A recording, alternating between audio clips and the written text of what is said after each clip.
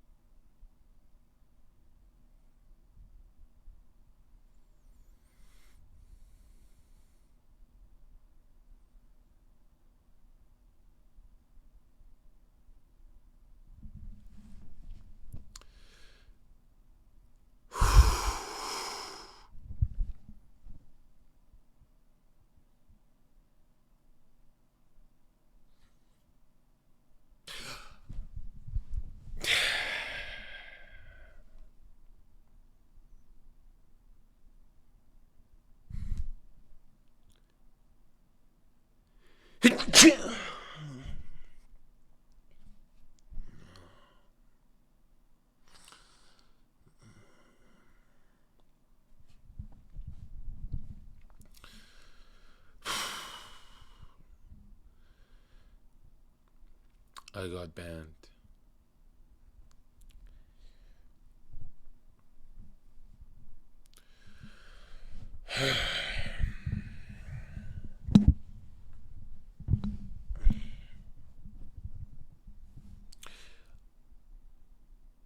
I got banned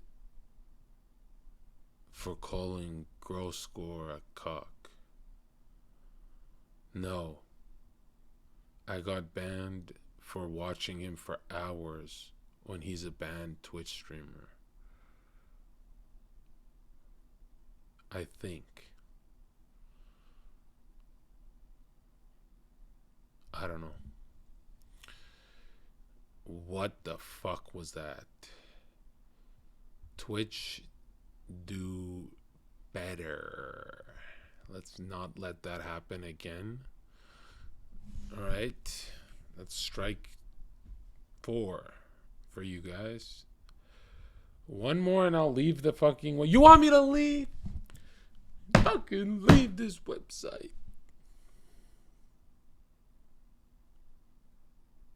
I feel so hurt, man. But I like the Twitch reduced it to half the amount of time for the ban length. I like that they heard me out. But don't let that happen again. Because getting banned in the first month of the year, come on, dude. I'm trying to be, come on.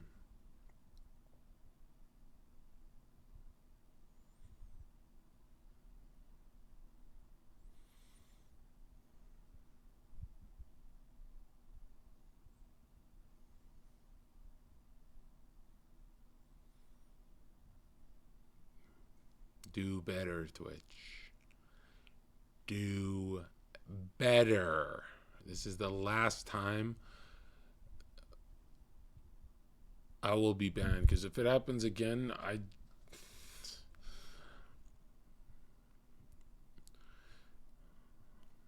don't know what I'll do.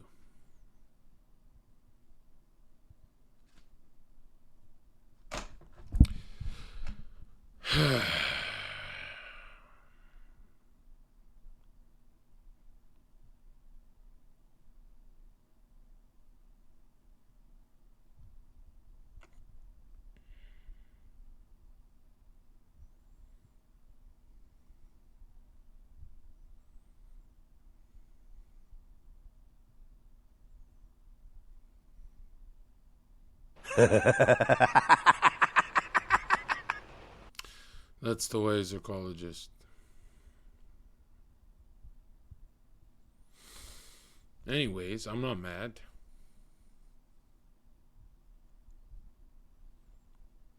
I'm seething.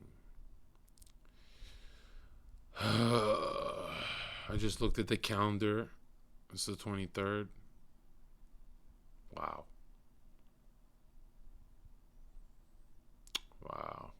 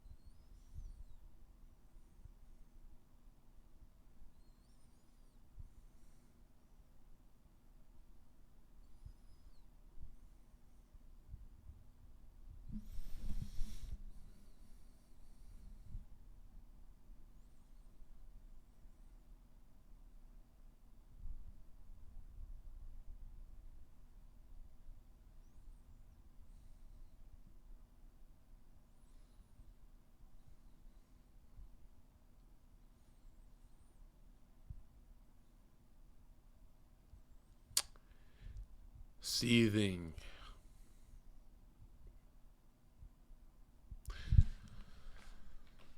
Fucking throw me off, man. They throw me off from my first month. Everything else was going great.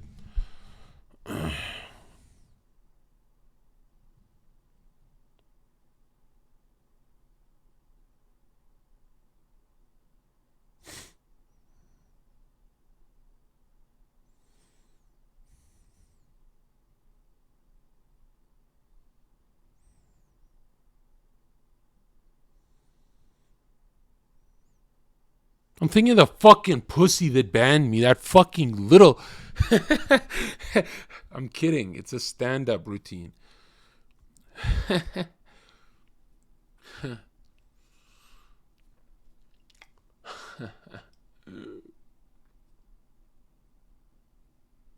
You know, like. Anyways, I'm not mad. I don't care. I don't give a fuck. It's bullying. It's bullying. Like, you know, it should have been. It should have been.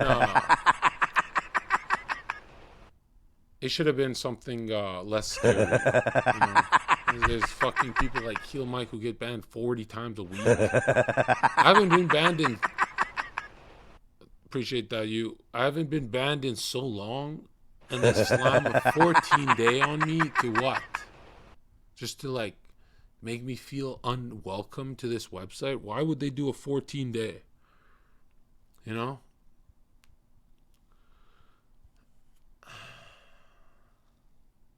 They're fucking with me. And it's like, dude, enough time has passed to where I want to feel like a little more protected. 14 days? Yeah, the appeal works, but like, don't give me that message of, hey, these other streamers get 40 bans a week and they never get a 14-day. They never.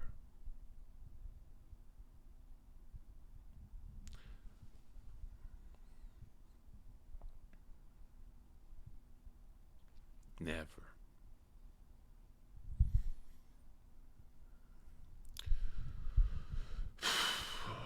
You copying Z's teeth, bro. Bro, honestly, Z's movement is filled with, like, the gayest fucking people, bro. Like, you guys are, you know, rest in peace to Az, but his movement's filled with the cringiest fucking losers. Like, you guys... Dude, I used to go to festivals, and I'd be like, why do they walk around with their shirts off? These guys are so skinny. You know what I mean? Like, the juice heads, yeah, I get them, but it's like... The movement's filled with some cringe-ass, pussy-ass bitches. You know what I mean? I like him and his brother, but I don't like their movement. And, dude, I can say that for a lot of people. You know what I mean? I can say that for... Who's someone you love, but their fan base you think is so cringe? That pretty much everyone. Yeah, that's everyone.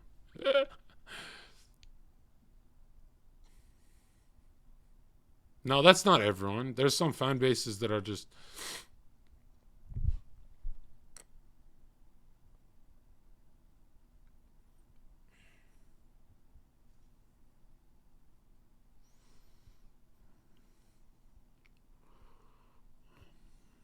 No, there's no flat earth. It's been fucking 3 years of that. There's no flat earth content here anymore. Okay? I didn't even know I'm converting fucking retards. Like, people making the worst arguments. Hey, John, I'm on your side, and I'm on TikTok making you look like an idiot. Why am I converting people if I convert 10 people a day, and they make horrible arguments that go viral, then they're like, they're counter converting millions of people by getting laughed at. There's no fucking point to that shit. It's not a shtick, though. Like, let me tell you something, right? You can tune in 40 years, and I'll never be like you. I will never, ever believe in the moon landing. I will never believe in any of that stuff, because that's like... That's stuff I believed when I was 14. Okay? So it's like been, what, 4 fucking years almost? And people still asking, hey, are you still a flat earther? Yes. Yes, I am. What is there new evidence of a fucking Mars rover? What do you mean? How are you not on this side? So, but I'm not doing that content anymore because one, there's no point. There's billions of people on Earth, and I'm kind of arguing for. I'm making their case really. Every time I spawn people on my side, they make me look bad. You know what I mean? That's why I was like, I gotta master those arguments because I don't want someone like Eric Dubay tuning in and being like, "Oh, John's making our movement look bad." So I was like, I'll master the arguments. I'll take some time, but yeah, I'm not doing that anymore. And hell, even if it's big views and stuff like that, even if it was like that, like the good old days, it's a headache, man. It's like you believe you're on a spinning ball and you're an adult. Just think of that. You believe you're on a spinning ball.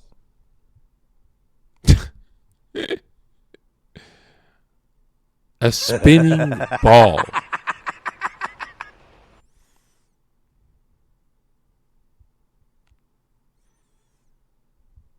Gravity is what you believe in.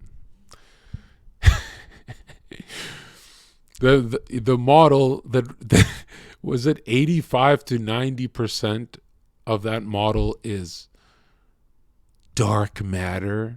And then they ask the scientists, what is dark matter? And they go, we don't know. Well, you don't know 80 to 90% of your own fucking model?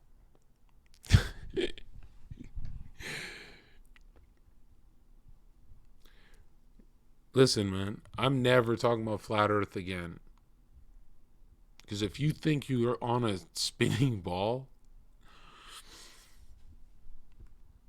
what about all the religions saying the earth is a ball? Which one? I cannot name one religion that talks about a ball.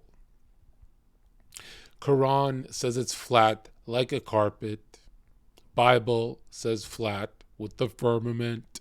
Norse mythology says it's flat. Old Testament, flat, obviously. Well, that is the Bible one. And even later in the Bible, it says 4 wings of the earth. Egyptians, flat. Sumerian, flat. Mayan, flat.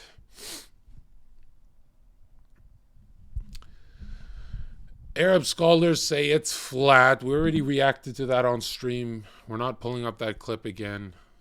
That's on Arab TV, actually, on mainstream television. Yeah. I don't even get how I don't get how anyone who does a little research can think they're on a fucking spinning ball. Like, you have to be retarded.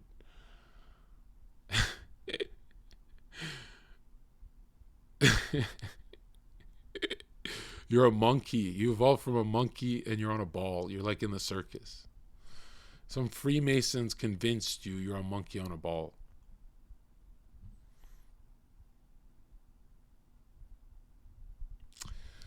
Oh, man. It pisses me off. And then a great man once said, Google average IQ, right? Most people are actually retarded, and most people think it's a ball. And most people believe in aliens too. Oh, I hate this topic, man. It's so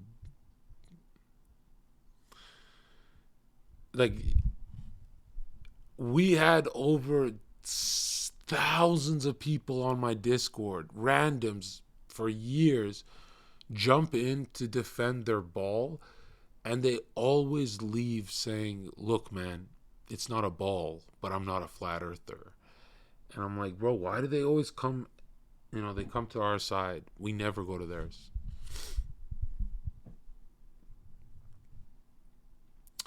You should start doing roids. Roids age you, bro. I'm too good looking for that.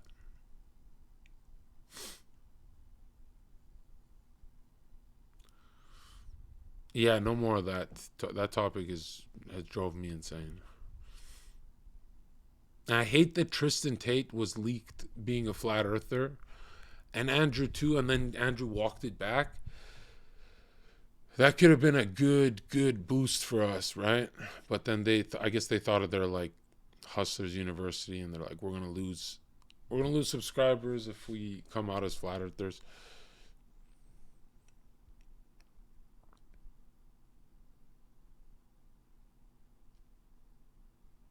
Am I too close to this fucking stream?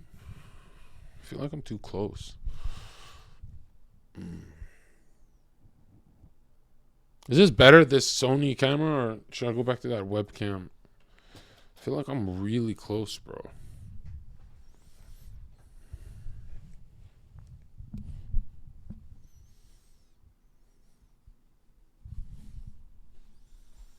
Yeah, I don't do pickup. But YouTube's going good, yeah.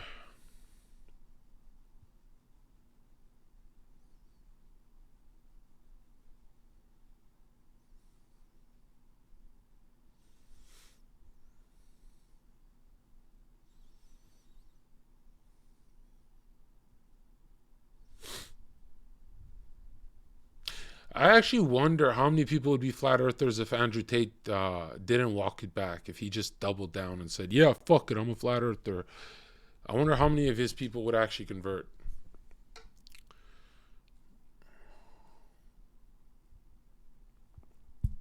That would have been big.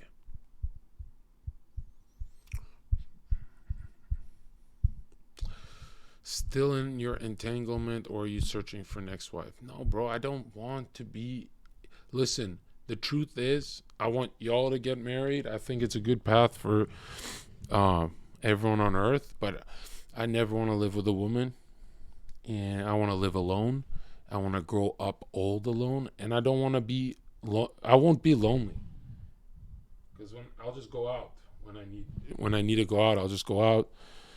But I don't want to live with a woman. Okay, just don't want to do it. I tried it, and I just spent all my time at work years ago. I just stay at the fucking picking up extra shifts so I don't have to go home.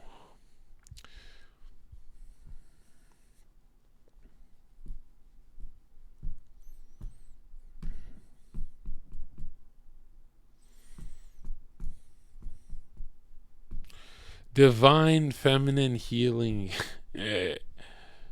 I believe it. I'm not shitting on it. I think everyone needs that. But you should see what I do when I'm alone. Like, I get a lot done.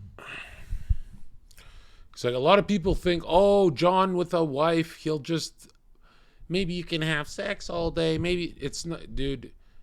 I literally follow her around the house talking shit till she's like on the brink of tears, and then I'll be like, oh, my bad. Because like the trolling is not like for stream. Like, you know how people turn on the troll to be like entertaining? No, I do it like offline to entertain myself, because like I don't know, I'm weird. So yeah, like living with someone like me is weird. It's fun, but then when it's not, I kind of ruin the mood. And yeah.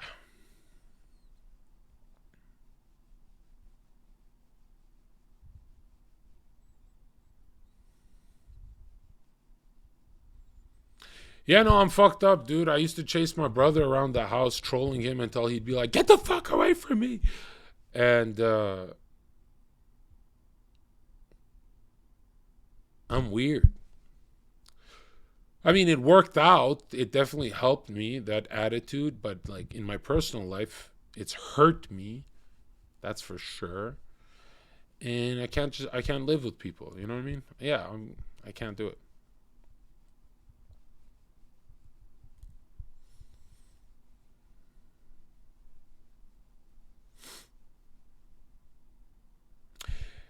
Can't do the marriage, cannot do the unity, can't, like, I like to pretend, I like to fantasize, but I can't. It's just me and the beanbag.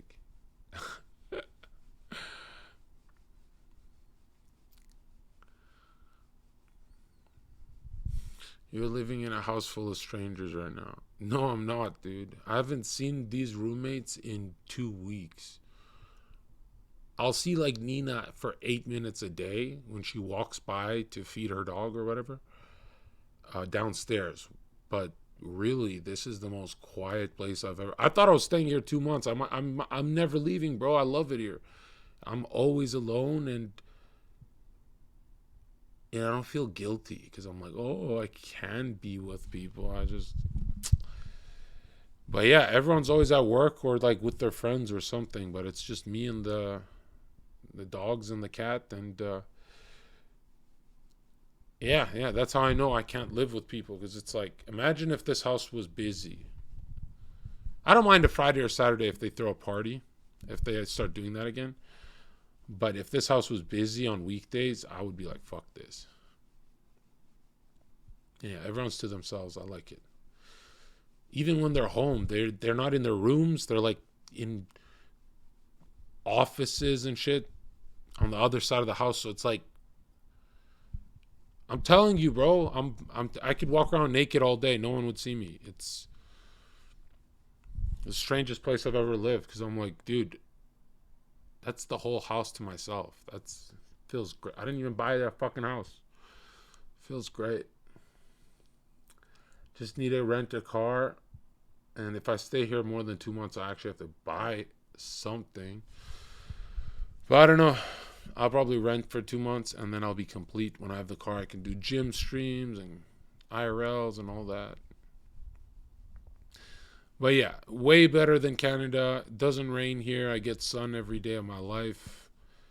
I'm super happy here. That's not convincing. I am. I'm not happy. Just not mad. Well, today I'm mad, but.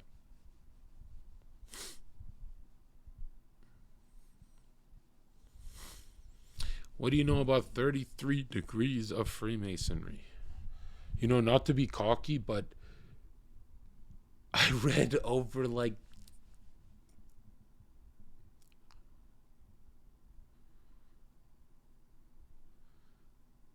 I want to this is a lie. I think I read more than 20 for sure. More than 20 books on, they're not all masonry. A lot of them are ancient practices, which pretty much is masonry. And it's mind-boggling to me how much I know about that topic. And when I YouTube all the people who talk about it, and it's not like a lot of views or anything. It's not like people do it it's not like Steven Crowder talks about that shit. Hell, Andrew Tate, Alex Jones, they don't even talk about it, because that actually requires you to use your brain. You can't, it's the Matrix, right? But I know a little too much, man.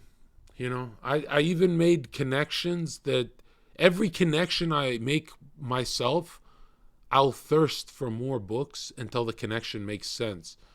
So, like all the Greco to the Roman connections, to the Egyptian connections, to the Oriental connections, to the Hindu connections of ancient practices, which is all encompassing the universal architect, right? They're one God of everyone in Masonry. And I'm thinking to myself, like, holy fucking shit, I know too much about this topic.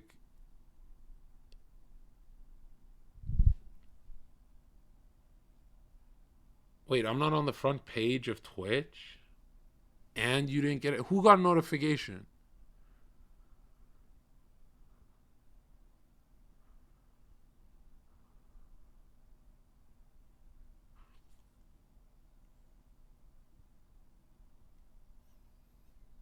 Okay, some people did.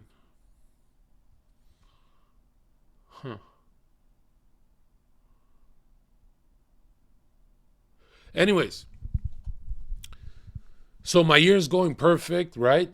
Last time I talked to you guys, I said I'm not gonna be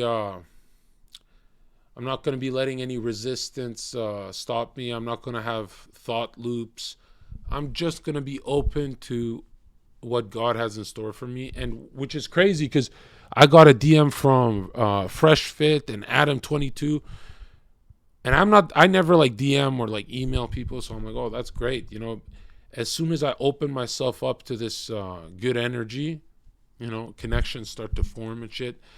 And that's always been my case where I'm like negative for months. And then when I'm positive for a few weeks, good stuff starts to form. So I got invited to 2 of those podcasts, which kind of sucks, Florida, LA, but whatever. So I might do that. And I'll definitely go on 1 for sure, if not both. Which is nice. It's so nice to be invited to shit when you're a small-time creator, because it shows like if you get invited to big shit when you're a small-time creator, they're really, it's really like most people need like fucking 500,000 on YouTube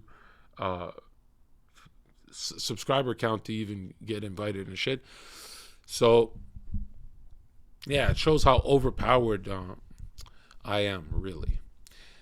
And anyway, so I finish a lot of these Masonic books.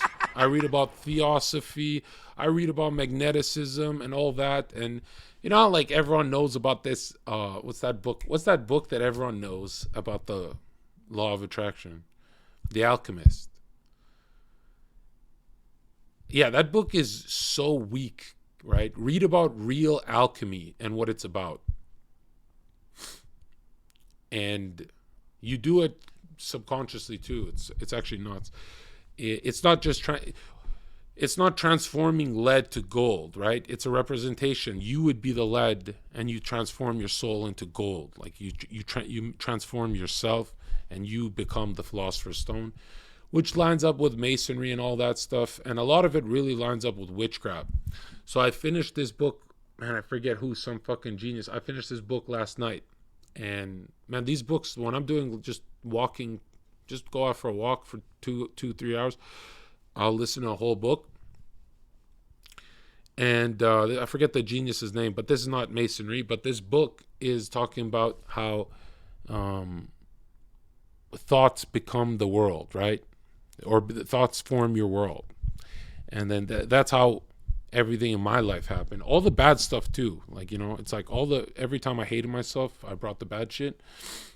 And as I'm halfway into this book, the book says, by the way, do not study occult, witchcraft, or theosophy.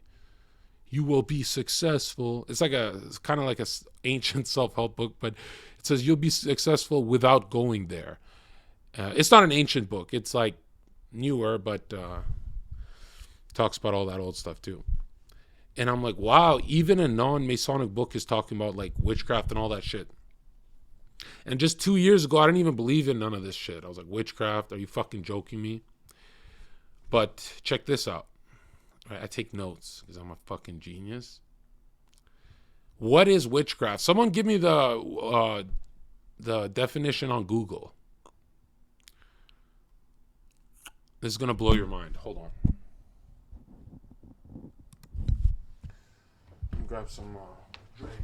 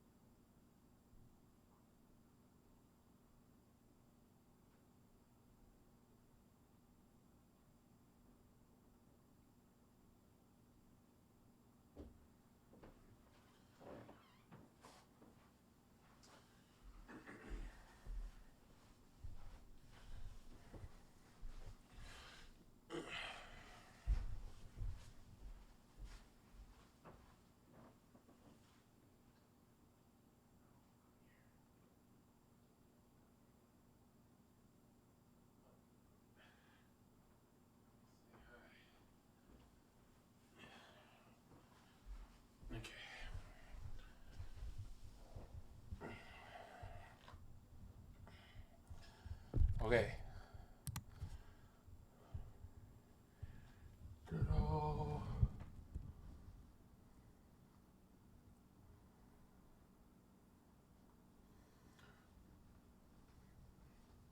Don't scratch me. Look at them. Oh.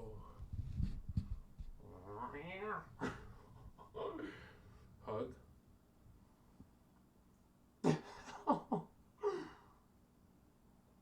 You can tell I've never had a pet before, but I definitely know how to get them to stay with me, right? I wonder if this thing. How do you know it's gonna strike?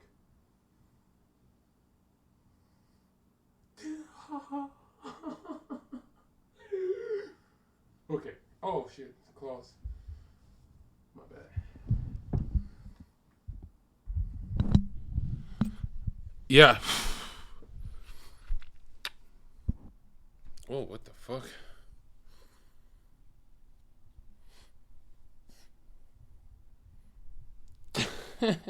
Hey, come back here. Yeah. Um.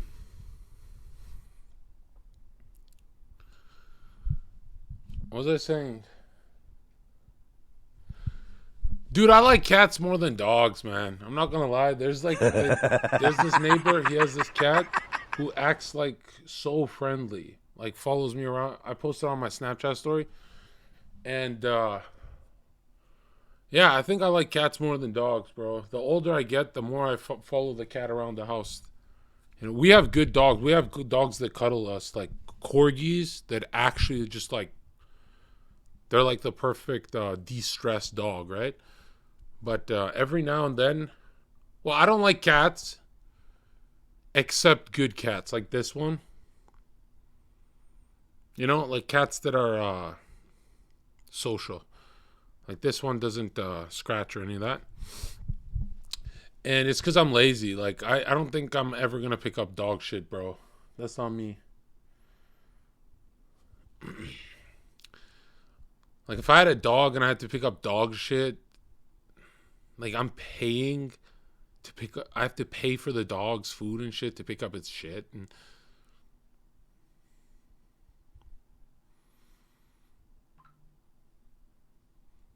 and dogs kind of gross me out sometimes. I'm not gonna lie. Like since dogs love me, they get all slobbery with me and shit. And cats don't gross me out as much. They don't. They don't. Yeah, dogs smell and cats like never smell. It's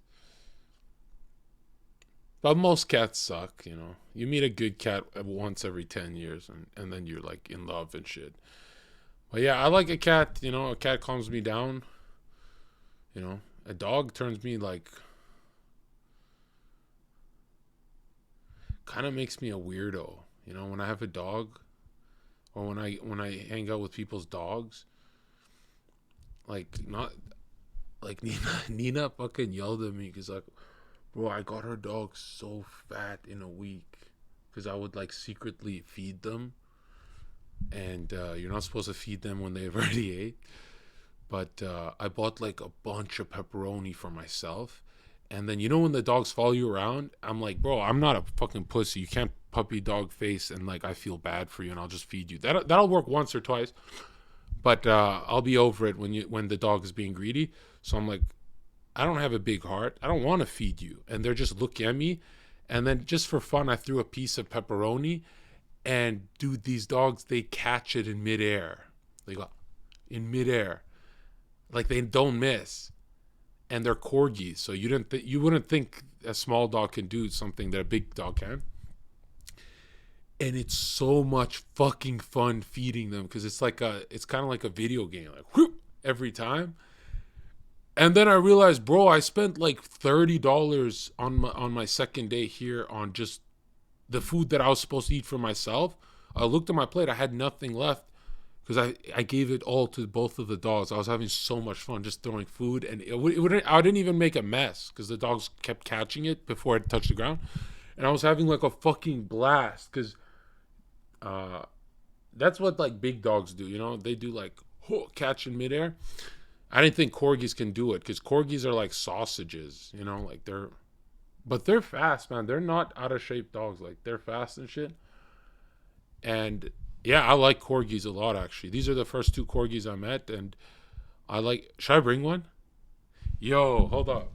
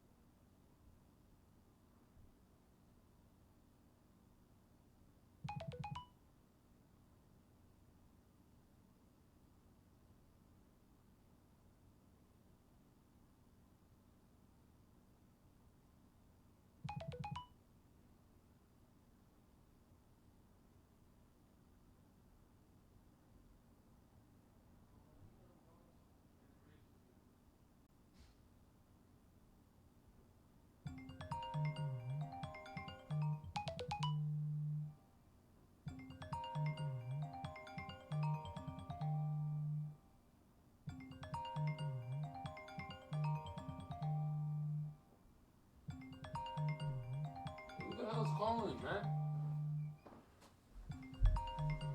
Wait. Ooh. Who's this? What the fuck?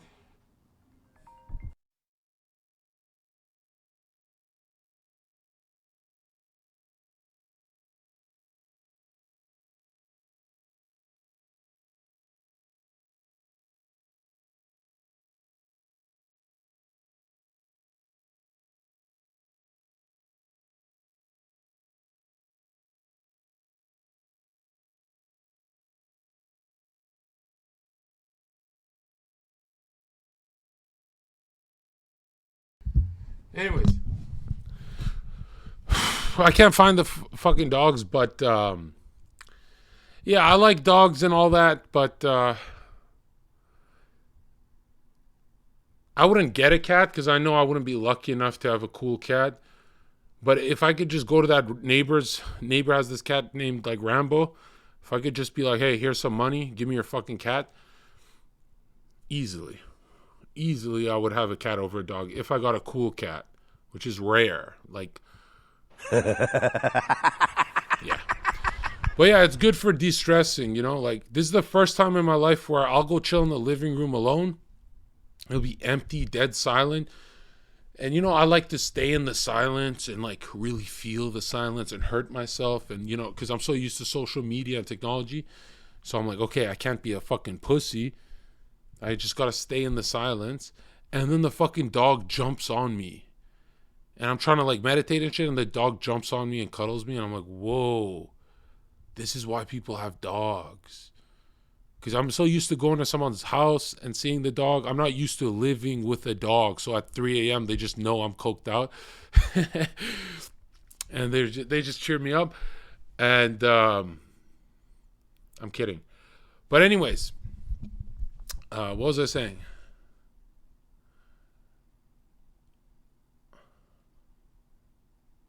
I'm glad to be back, dude. Like, this is so this week we're going to have podcasts. We're going to have people yelling at each other. Like, we're going to have a lot of the good stuff back because I need that. Anyways, I was talking about, right, witchcraft, right?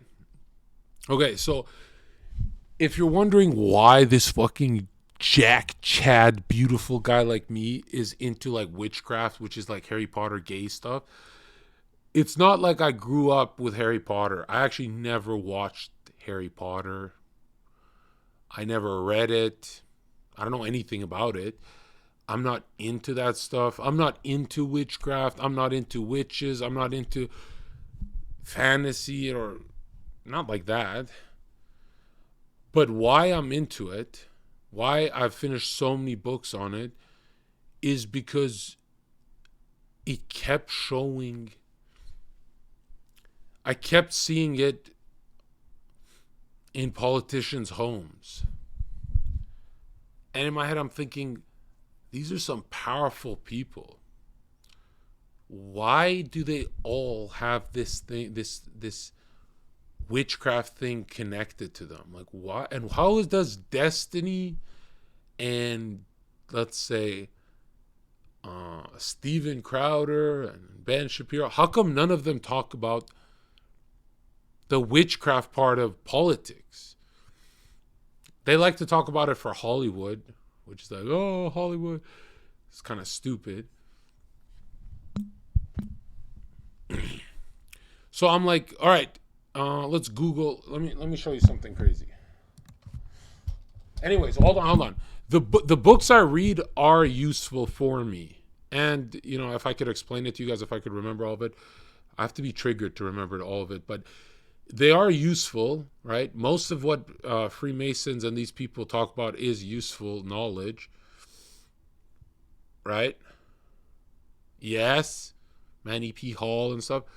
But, man, you get so much reading done when you are guided correctly. So I didn't have someone telling me what books to research. So I said, I'm not going to lie, men love power, right? When you think about why you want money, why you've ever wanted real money in your life, it's like a status and power thing. And for me, it's power, like move out of my way type energy, So I was like, okay, these are the most powerful. Who are the most powerful people in history? And what the fuck do they talk about in their books? So I started reading these books, and they kept mentioning witchcraft, but it wouldn't be like it would be like 10% of the book would be witchcraft. Most of it would be psychic initiation, or soul architecture. Trance-like states and weird kind of shit like that. So anyways, this is all I read. I'm pretty sure everything involving Manny P. Hall I've read, and like 3 or 4 times, because so easy to read Manny P. Hall or listen to. Manny P. Hall, Blavatsky for theosophy and all that satanic garbage. Okay, so Manny P. Hall, over 25 fucking books, 3-4 times each I've read them, and the authors are Manny P. Hall, the Blavatsky bitch, I forget her name, the theosophy lady, Albert Pike,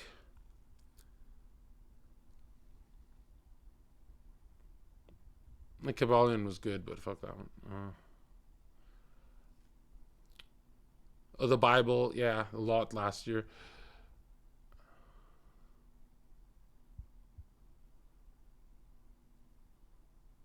Wait. Fuck, there's more. Hold on. Let me see here.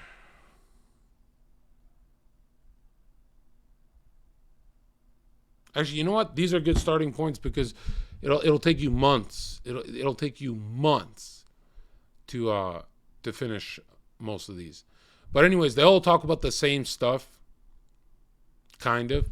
They all talk about ancient mystery schools, hermetic practices, and how there's 2 paths. You know that duality, that black and white checkerboard that is in Freemasonry? That's their gods. So here, I wrote a note here. Look, I write notes. And because I want to know what the fucking billionaire elites actually, because I know they don't go to church. Also, another thing, if I'm looking like a tinfoil retard to you, Nancy Pelosi hired an exorcist to come work on her home because she reads Manny P. Hall, and Manny P. Hall says there's psychic rays that can come out of someone's fucking mind and kill another person. Like, someone can actually hex you. Like, if you constantly have bad luck, someone's fucking with you maybe. And he also talks about how the most dangerous thing you can, the thing people suffer from most is not the most evil. It's creating demons by accident, right? So if you're a very negative person, you create demons and then they rule over you. But here, hold on, look at this shit. Ancients claimed that there was a hierarchy of demons that incarnated through the sins of man. So these demons only exist in more than a Carl Jung archetype form. They're like forces, and basically this is the way they explain it. Think of a human and a river of infinite impulses going through the human, right? A river of infinite impulses are going through the human. The more impulses the human denies, the closer he is to achieving purity, right? So abstaining from sex and blah, blah, blah, all does great things for the soul. All right, let's keep going. Hold on. Ancients claimed that there was a hierarchy of demons that incarnated through the sins of man. It's all man's fault.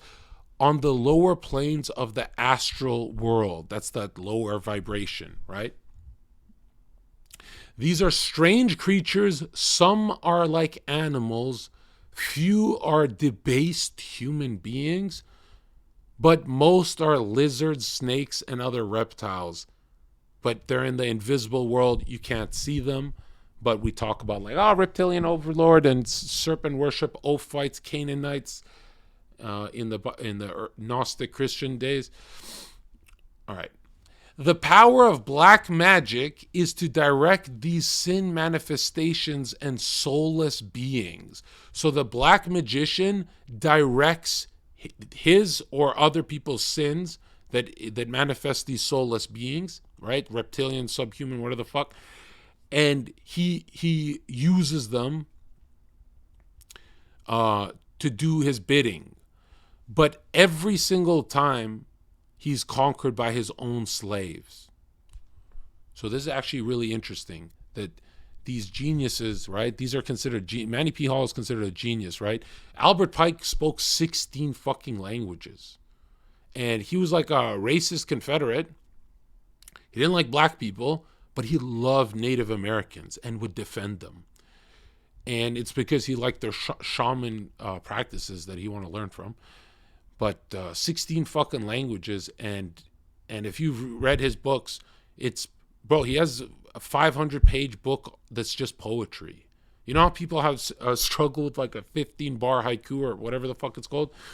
He does 500 pages of poetry. Like there's never be a break. And it's kind of intense to read. Like it's too much to read actually. But clearly that guy's not human. How the fuck do you know 16 languages and write like all these books and stuff? And Albert Pike is like noted to have wrote a letter predicting in his dream, because these guys who are contacted by Luciferian forces, they have visions, whether day or night. They have visions. But he had a dream, and he predicted World War I and World War II and all that, just like Nostradamus and those kind of figures. And but some people say that's fake. Who knows? Anyways, hold on. Look at this. Okay, so the power of the black magician is to direct the sin manifestations of soulless beings. This is Manny P. Hall, I'm pretty sure. Reptilian or subhuman. Those black magicians of chain... I wrote this note and it doesn't make sense. Those black magicians that have put chains on these demons always fall victim to their own reptilian slaves. And by reptilian, I guess they just mean beast-like. Like it's a beastly energy, right? And really that's what human is, right? You're a beastly guy watching porn all day, and you have to overcome that and go into the spirit. The black magician launches these invisible demons in the world through his own astral body. Listen to this, okay? Here's the soul contract, okay? This took me years to find out, okay? Because when you read this, you have to like compare it to other literature and see if it makes sense. So I'm positive he's talking about soul contract here. He says the black magician launches these invisible demons into the world through his own. Shut the fuck up, man. Shut the fuck up.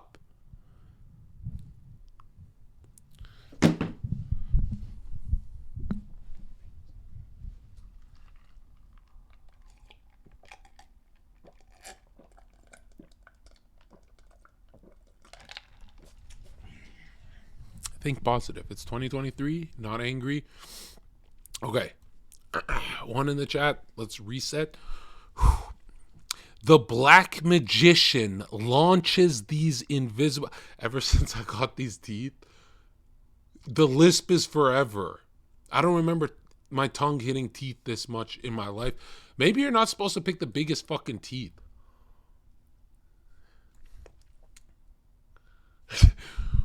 Anyways. Okay.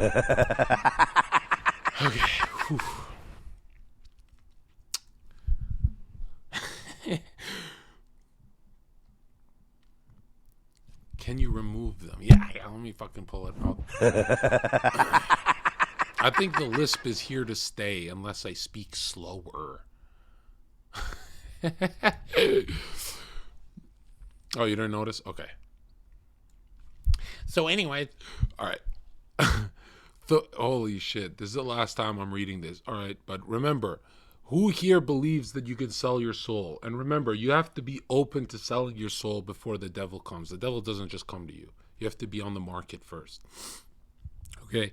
And we see that all the time. Okay? Unless you believe it's chemicals in your head, then you've been watching Destiny too long, and your life's gonna suck, bro. Your life is gonna...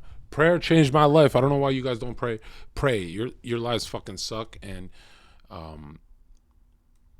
praying keeps you good looking. I swear it does. Okay. The black magician launches these invisible... Fuck, man. This subscription's throwing me off. I can hear it from the... Anyways. The black magician launches these... The black magician Hey, man. Okay. It's from the top. I feel like Tom Cruise. All right. Okay. The black... The black guy. All right, hold up. All right. I haven't streamed in a while. I haven't streamed in a while. Like I'm. Anyways. Sorry. I keep thinking of. I guess only my brothers live with me, really. So he knows. Like they call me the Joker because I have these days, and now that I can be loud at night. I'm not in my old home. I feel like you'll see the real me now. Yeah, but sometimes when I get the giggles, people get insecure because they're like, is he laughing at me? I can't go to parties because people will be like, is he laughing at me? Why is John laughing? They get weirded out. And sometimes I just laugh for no reason, man. It's the voices in my head. Anyways, the black magician launches these invisible demons into the world. It's a fucking blooper reel, man. All right. Sorry. I haven't streamed in a while. The problem, I'm going to close chat. I feel like I'm being watched. On a fucking dead channel. Okay. Let's do a long stream today.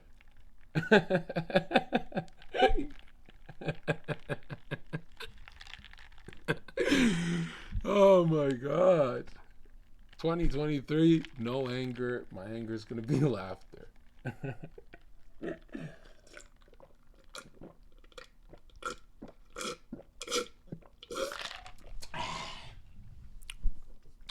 Let's go. Play this up one more time. Okay. They took it off. All right, ready? the What was I talking about? That's the problem. Let me reread this, bro. Because I've done this book 3 times and I hate doing it on stream because then I have to actually break it down. To me, it all makes sense, but to you guys, it won't. Okay. All right, here it is. All right. Sweaty. The Dark Magician. Okay. All right, but no. Okay, so I was talking about serious stuff. All right, let's get serious. We're talking about soul contracts. This is what I think. He's talking about a soul contract here. This is what Manny P. Hall, 33-degree Mason, is talking about. Right? I didn't do a year of these fucking books for no reason, man. I know he's talking about selling your soul. He says the black magician launches these invisible demons into the world through his own astral body. Remember, astral is a fire, your soul, astral fire, astral body. So he launches demons through his own body in exchange for the powers these demons will give him. So let's do that again. This is Manny P. Hall, the genius, okay? Multiple languages, just like Pike and all that. Genius guy. Why is he talking about this? I don't know. He's got a whole book on it. He says the black magician launches these invisible demons into the world through his own astral body in exchange for powers these demons will give him. Now, who believes in that? Because there's been Rosicrucians who talked about conjuring up certain archetypes and having visions and hallucinogenic states where when they come out of it, or sometimes during it, the man who was never instructed by an artist becomes a Da Vinci level painter and fucking just does a Mona Lisa when he's never painted before. And it's the demon working through him. And this really talks about choosing the immortal soul with God or mortal glory, meaning you're an amazing artist and rich and famous in the mortal world. Like you have a good life here. You're Will Smith of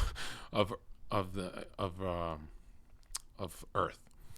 The white magician dedicates his soul to the immortal light. The black magician sells his for immortal glory. So it's the left hand, right hand paths. Just like witchcraft, why are all these Masonic practices identical to witchcraft? And why don't they just call it witchcraft? Why is the initiation like witchcraft? Why is everything they do? The real question is, what the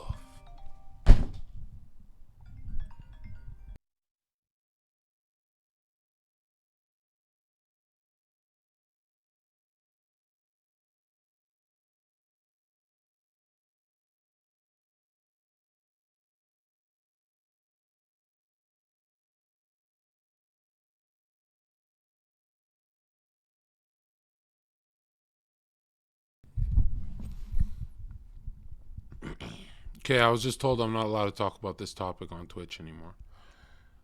Fuck, I had so much planned. And I was going to go through the whole book with you. So am I even allowed to say the book's name? Text.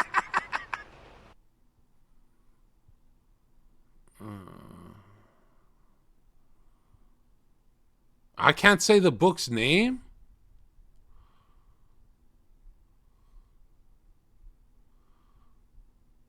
Alright, we'll switch. Damn, bro, this is a good book. It is on YouTube. Is it Secret Teachings of All Ages? No, that's like level 1 beginner shit. Like shit I did last year. Fuck it, I'm doing the book. I don't care. I didn't read the whole thing to fucking listen to the voices in my head. Um, Maybe I won't say the book's name. How about that? It's hard to find anyway. Like 4,000 views. So here I have a timestamp of Satan and Lucifer being a Mason's largest forces and powers. He says they aren't evil. So they say duality, yin and yang, solar, S-O-L, which is soul, and luna, right? Male, female. This is the duality that they work in. Alchemists work here. Witchcraft is more one-sided. And Masonry is more about the light. Apollo, 66th floor of Donald Trump's home. Trump had a Kabbalah teacher. Every politician, everyone who makes millions and millions of dollars have a Kabbalah bracelet. Search up Lionel Messi, Hollywood stars. This is not a conspiracy, and it's very close to witchcraft. But again, it's either the sun or the moon, meaning the moon is satanic. It's the coldest thing. If the sun were to disappear today, the man in this book says would crystallize, and the man would fall into the into a being of just matter. And if the moon were to disappear, then the man would burn up and become his astral flame, the soul, right? So they say you need both, and which is interesting because in Masonry, Satan and Lucifer are opposite forces.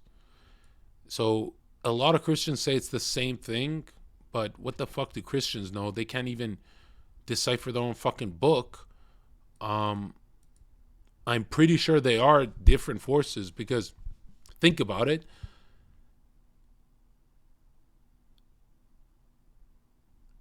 Their loving force is Lucifer, right? Oh, peace, inclusivity, we're all liberals, blah, blah, blah. That's Luciferian, right? It comes through a broken cross that's upside down, right? Search up the peace symbol from the 1960s sexual revolution. That's a Luciferian revolution. A satanic revolution would be a feminine one and not masculine, and a Luciferian would be masculine. That's the difference in Masonry. So when they say there's good and evil, what they're really hinting at is they're both evil. To me, that was mind-blowing, and I figured this out. I remember I did a stream about this. This is how I know I'm a genius. I did a stream about this like 6 months ago, and I said, wait, there can be no good without evil? Why do they want us to believe that? Why does everyone who tries to sound smart say, you can't have light without darkness? Of course you can have good without evil. That's what God is. It would be ultimate goodness, the good. Like Plato said. But the human works with these two hands, the left hand and the right hand, the solar and the lunar.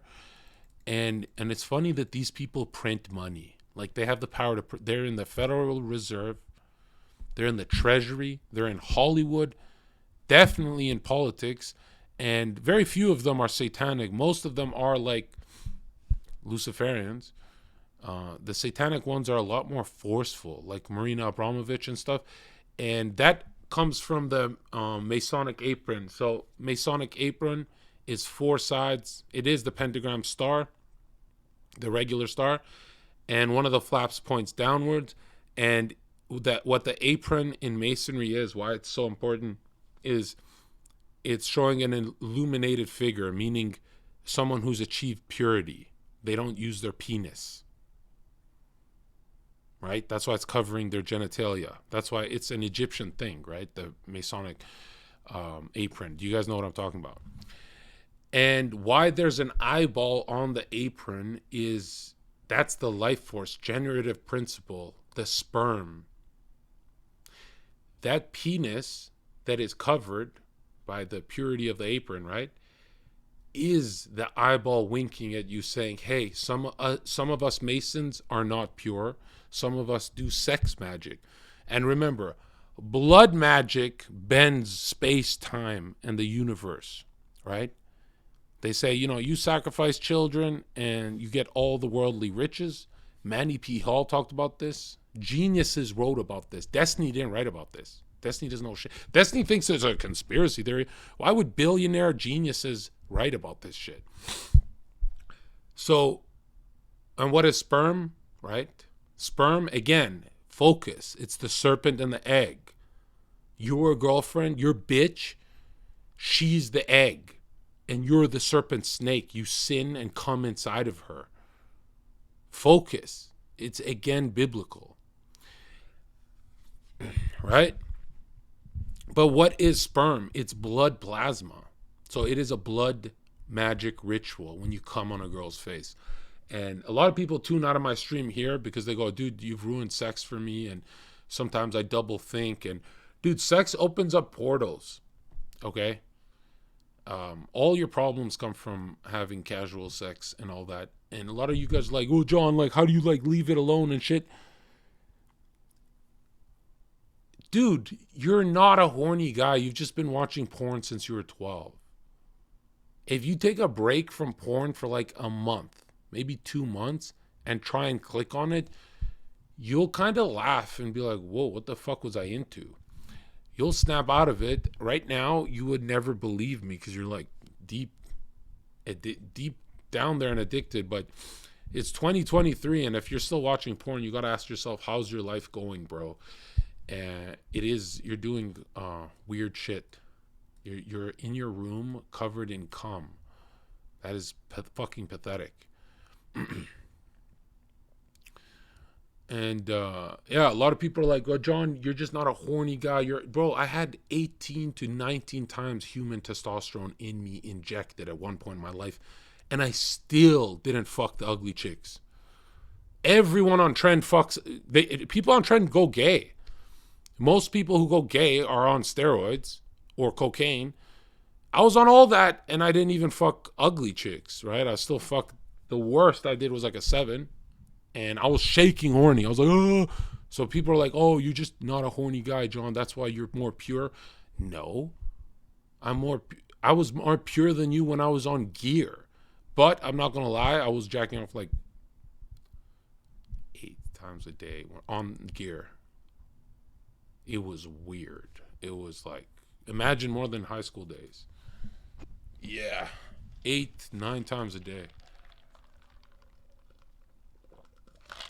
You think it's crazy, but remember, you'll have like 10 to 15% more blood volume on your biceps, your chest, your dick. So your dick heals very fast after you stroke it.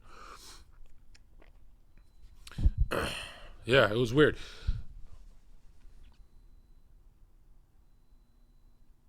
But puberty was fiery for me, though.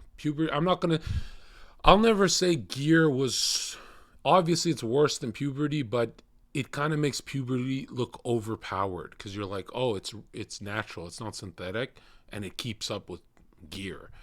But anyways, yeah, I always was like paranoid about who I sleep with and shit like that. Like I made a ton of mistakes. I'm not like a pure guy, but I'm so pure compared to the fucking demons flowing through my blood at that time that were trying to get me to do very impulsive, stupid things. And look, let me just word it like this, dude. If you have a stepsister and you're going through puberty, or you're on gear, or you're down on your luck, or you're on cocaine, or you're allowing bad demons in your life, or you're watching too much porn, you're going to fuck her. You're going to bang your... It happens to the best of us, man. I bent over my step and I said, forgive me. And she said, no, forgive me, because we knew we were sinning. But I started it. I was like, hey. And she's like, hey.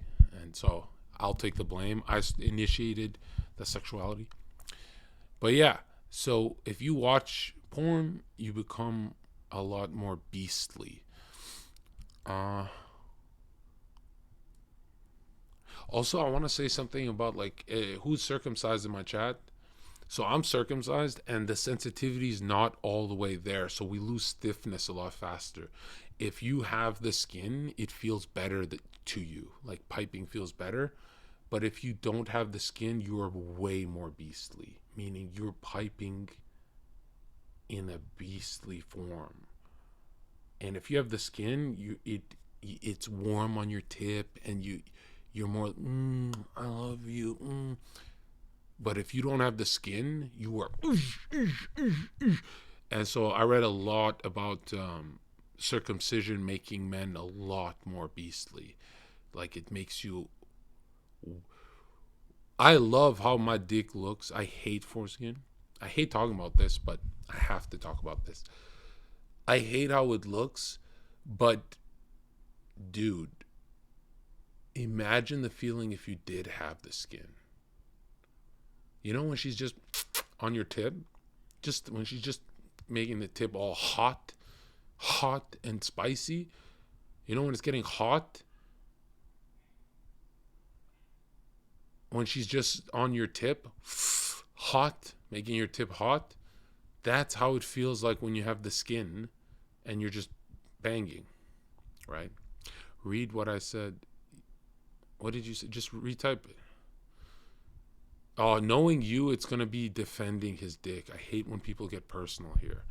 Actually, John, it feels better if you cut the skin because there's this imam who told me this and I have to protect my religion. Like, bro, why are you pretending? Circumcision is a sacrificial ritual for masculinity. Do what you must regardless of how you feel. I don't get it, you. Are you circumcised or not? What are you trying to say, dude? I don't get it. You are circumcised, but you're saying it's bad.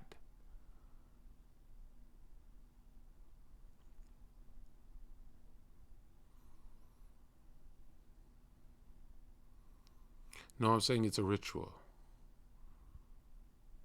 It's a rite of passage for men.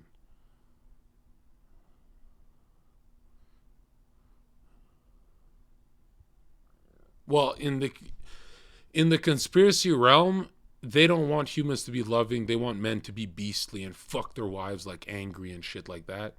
That's what that's what I'm talking about.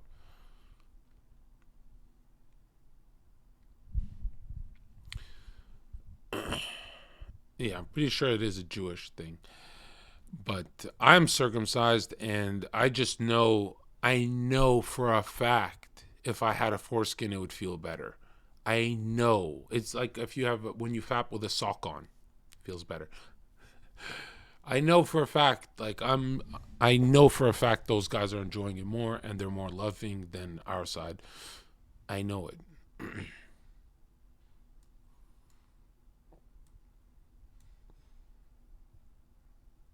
Like I kind of have to force being loving and stuff when I'm piping because I'm like, yo, I don't want to be what I don't want to be described as beastly. You know what I mean?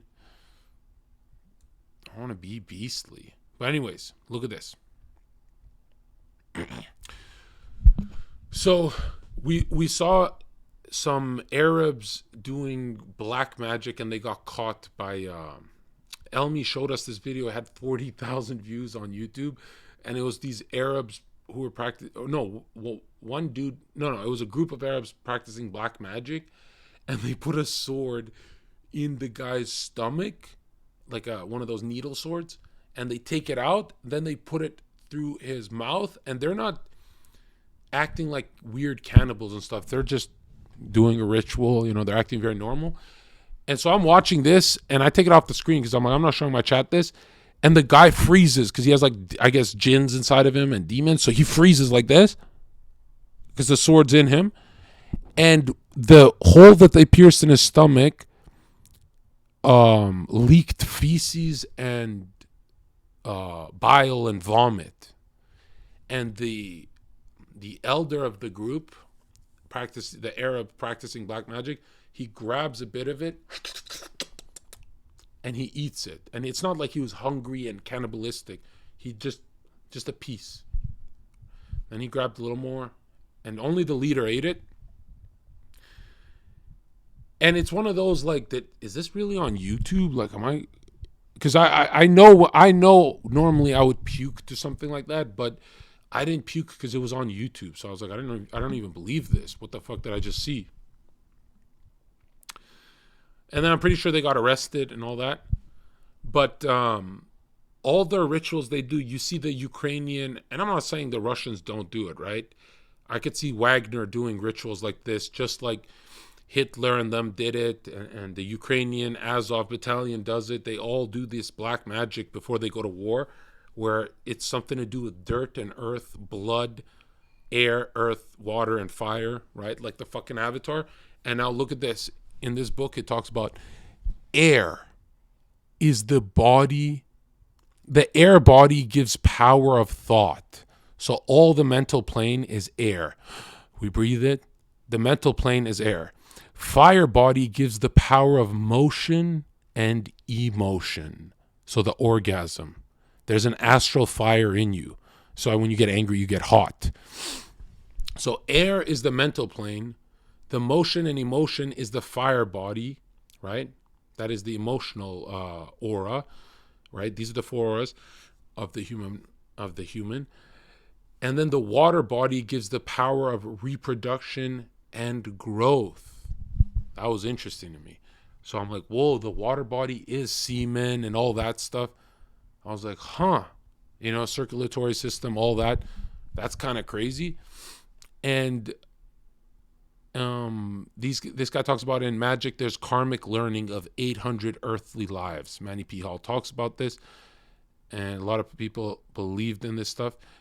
And the definition of magic, according to Manny P. Hall, is art of manipulating unseen forces of nature. Unseen forces of nature, okay? And I'm thinking to myself, okay, this guy's way more famous than Destiny. Why should I write him off as a kook? Like, he's one of the most famous authors of all time. He says, a magician is one who can juggle the four elemental bodies. And an alchemist transforms through them, right?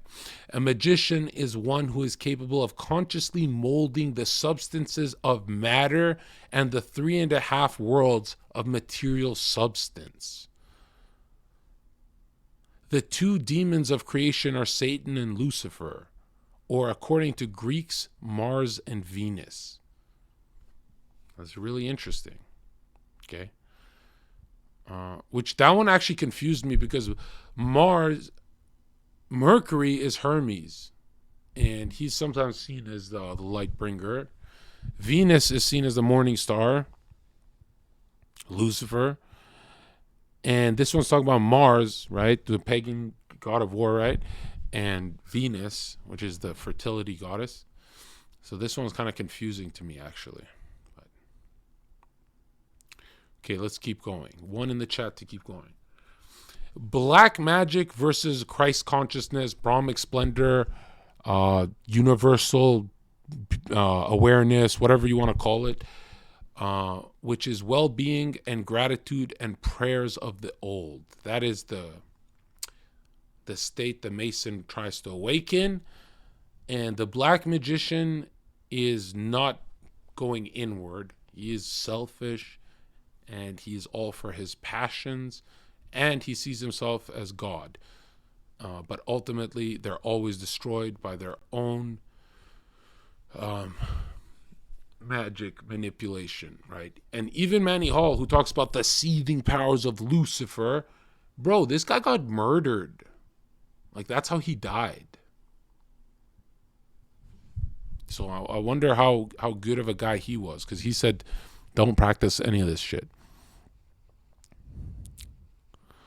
So he talks about Lucifer, love and peace, satanic forces, two paths. Well, that's what I got from that. He didn't actually talk about that part. Definition of alchemy is symbolic representation of the entire process of universal activity. So let me get this straight. Alchemy is the symbolic representation, okay, so we draw it on a board, just symbols, of the entire process of universal activity. Proof of immortality is in The Alchemist. Okay, so there's some alchemists who lived like 400 fucking years. He talks about that too. Psychic power of soul achieved by Platonic mystics, right? We study Plato and all those guys. Apparently, they had some psychic knowledge. Rocks and stars all have invisible meanings, meaning even a stone has vibration and an invisible meaning to it that you can't see. You have to unveil it. And when we learn how to read signs and symbols, this stuff will be easier to us. But they don't teach us. They teach us A, B, and C and all that stupid shit. Okay, alchemists / Rosicrucians. Manny P. Hall doesn't talk about this, but I made the connection. Okay, because I don't want to like misquote the guy, because then people will be like, Zherka's making up shit. Okay, so alchemists believe the same thing as Rosicrucians, but he's talking about alchemists only. Must purify the body and negate all living powers flowing through it. So I think he's talking about sexuality here, right? That is living power flowing through you. Must purify the body and negate all living powers flowing through it. All the ancient mystics, Gnostics, sages, saints, stopped. They practiced no nut, and they stopped. They never had sex and purified their body. So they were alchemists and achieved new states of consciousness.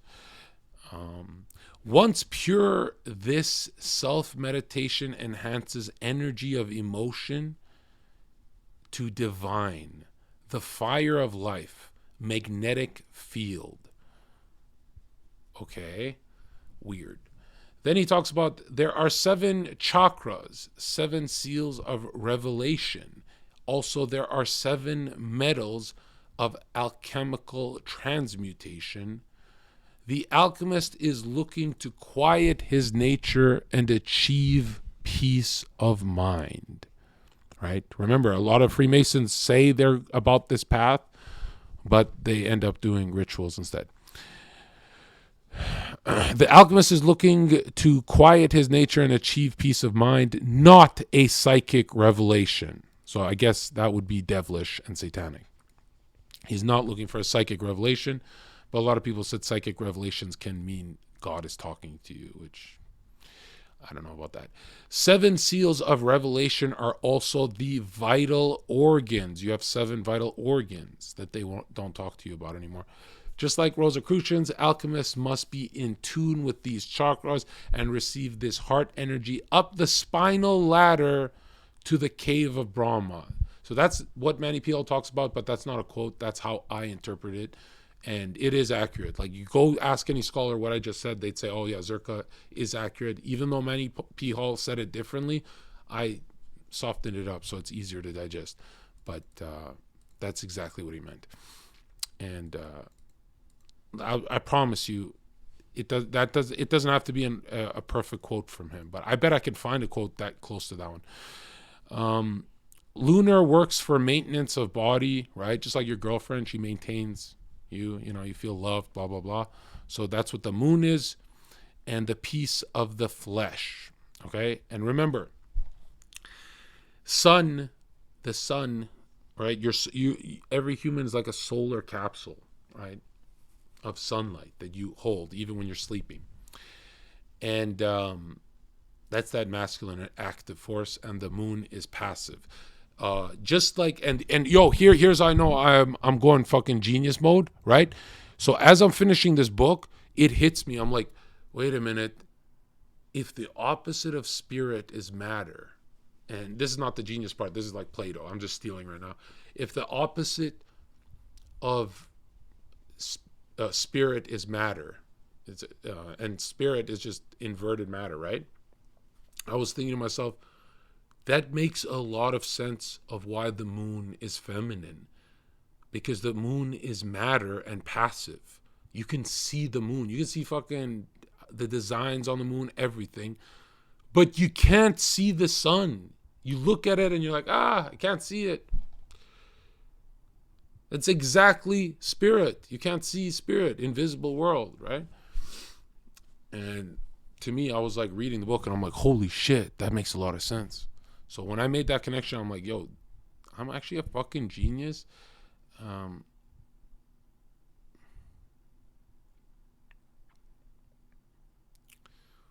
It's so weird to me how like geniuses are never spoken about in the mainstream. Like, they won't talk about Manny P. Hall, but they talk about Jordan Peterson. I'm like, dude, this guy's talking about electromagnetic auras in the human body. And that the only time you get sick is when you lie, cheat, steal, do bad things, and your aura gets weak. Which, yeah. There's like a universal principle that if you're a bad person, you just become weaker to the same evil you're doing in the world to happen to you. Not like karma of like afterlife, but karma during your life. Human soul must ascend 7 spheres, okay? So just like Jewish people with their 7 candles, I forget, Hanukkah or whatever, to arrive back to God, 7 heavens, 7 planets of antiquity, wandering stars.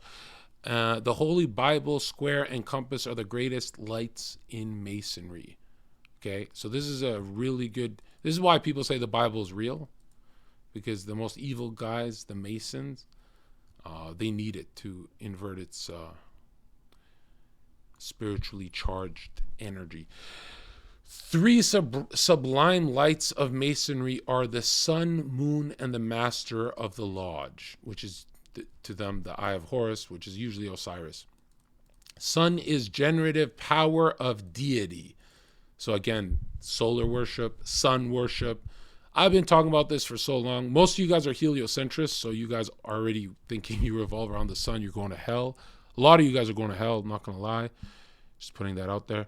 God is the source of its light, right? So generative power of deity. That's why they say the sun spews the sperm onto the womb of the earth, right? The sun rays. God is the source of its light, and I'm just tripping because there's this girl that you never suspect she watches these streams, but she said her mom loves my streams, and I'm like, I haven't done normal streams in so long. What the fuck? Your mom watches this stuff? You know, it's like mind blowing. It's like, I gotta stop talking about nasty stuff because, you know, I gotta stop talking about. No, there's like 4 moms who watch my channel, and I thought it was from my old content, but I'm talking about like recently. They told me, well, months ago they told me, and 1 recent. That's why I don't want to talk about fapping and stuff like that. I'm like, wow, that's making me look crazy. God is the source of its light. Moon represents passive capacity to produce in nature. Horus, Osiris, and Isis, right? Again, look in the Vatican, right? Search up the Jesuit order and you'll see what I'm talking about. Horus, Osiris, and Isis. Vatican, Israel, or Mercury, Sun, and Moon, okay? So these are their trinity. The blazing star that was Anubis or Sirius, as we call it, but then in Masonry became Horus, which is just Hermes, Apollo, Lucifer. It's all the same sun deity. And Osiris is the first. So Osiris, Horus, Ra, different times of the day until the sun fucking sets. But yeah. Now look at this. Every billionaire believes in this shit. Even Donald Trump, my guy Trump, on the 66th, that's a Masonic number. Well, that's a biblical number. 6 is east, south, west, north, right? Which is also like fire, earth, water, air. And as above, so below. So the 6 dimensions of reality, the material world, the devil's world. Even Donald Trump on the 66th floor, Google it. It's just a golden room of Apollo sun worship.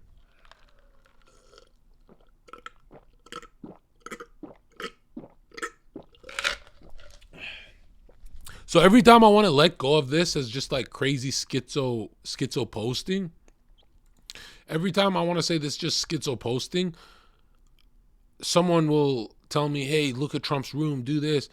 And it'll blow my fucking mind. Because I'm like, dude, I don't do conspiracy, bro. I do the truth, bitch. You want to explain what the fuck that room is?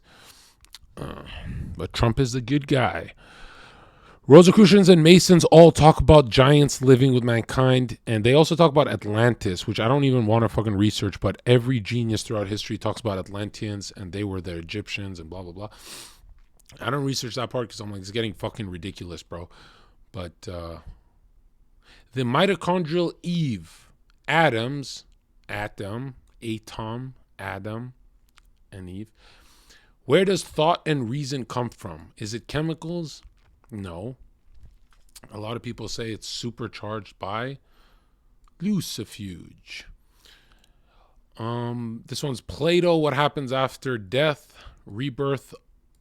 So he believed that a lot of Gnostics back then believed that you could be, if you fail, you get reborn as a woman, then animal, then plant, then mineral. They talked about that. Let me see. Are you enjoying yourself, chat? Okay. This took a year for me to read and compile. It's going to be all in a video with pictures, so it makes more sense. But every time I share this online, someone goes, hey, you missed something, and I add. So Albert Pike says, there is no book so little understood as the Bible and the Zohar, right? Which is like a poetic Jewish mysticism book. Masonry jealously conceals it and misguides people on purpose. He also said that.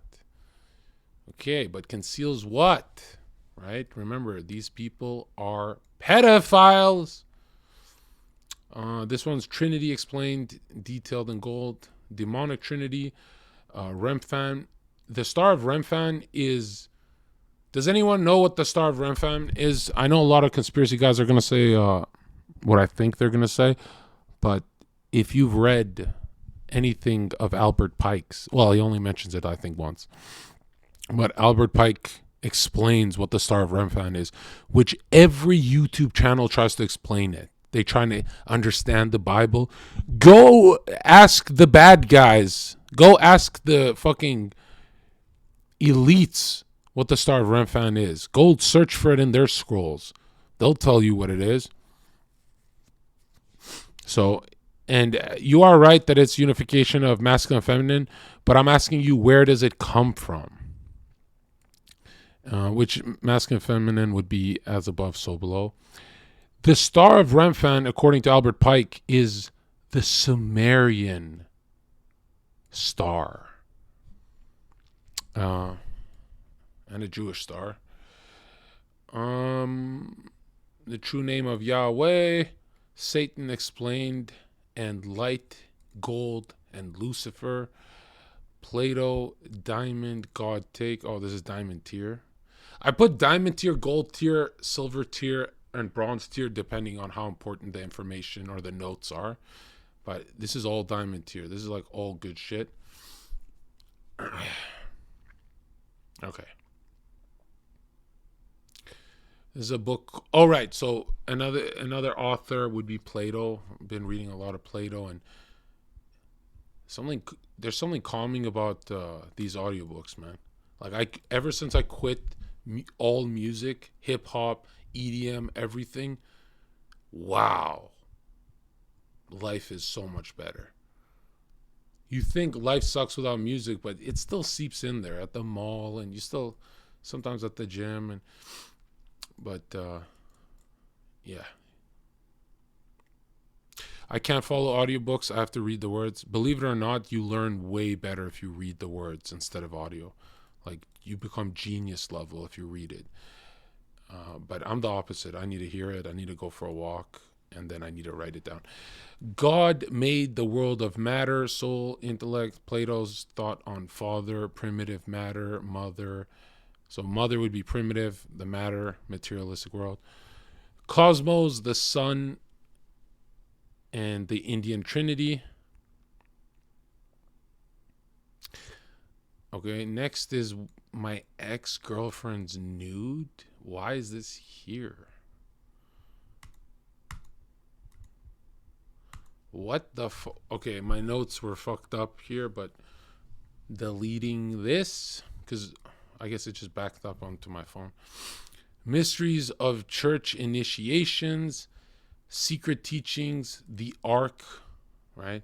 The Ark of the Covenant is like really hard. That's, man, I took a break from that one. That one's really hard to understand through these guys' point of view. And here's another picture. The fuck am I doing? And then there's more notes on top. This is so dorky. So Manny P. Hall, Aleister Crowley, Plato, Carl Jung is all I read about. The least is Aleister Crowley, especially because a lot of fucked up shit happened when I went deeper in that. The weird shit starts happening to you, dude. And you know, I'm really glad that the world is affected by thoughts, prayer, and meditation. Because, man, when I was a materialist, there was this thing called depression, and it was real. And now I realize how gay depression is. Like, depression is illness of the illness of spirituality. It has nothing to do with the chemicals in my head. I wish my grade school or high school teachers could see what I'm like now, right? Because everyone would be like, what happens if you get some money in your life, you know? Are you going to party, Zherka? Are you going to do this? As soon as the money calmed me down a bit, I started reading and becoming like old man. I'm like a sage, bro. I'm like an old man. And I know what I'm reading is not going to be useless. Because remember I told you guys I'm going to ease up on reading this kind of shit and focus more on the present and the task at hand. Well, I can't let go of it, dude. Like, as soon as I said that to you guys, the next day, I think I finished like 4 books in one day and did a couple of them twice. I'm not even bragging. They're interesting books. If they're interesting, it's not hard at all. And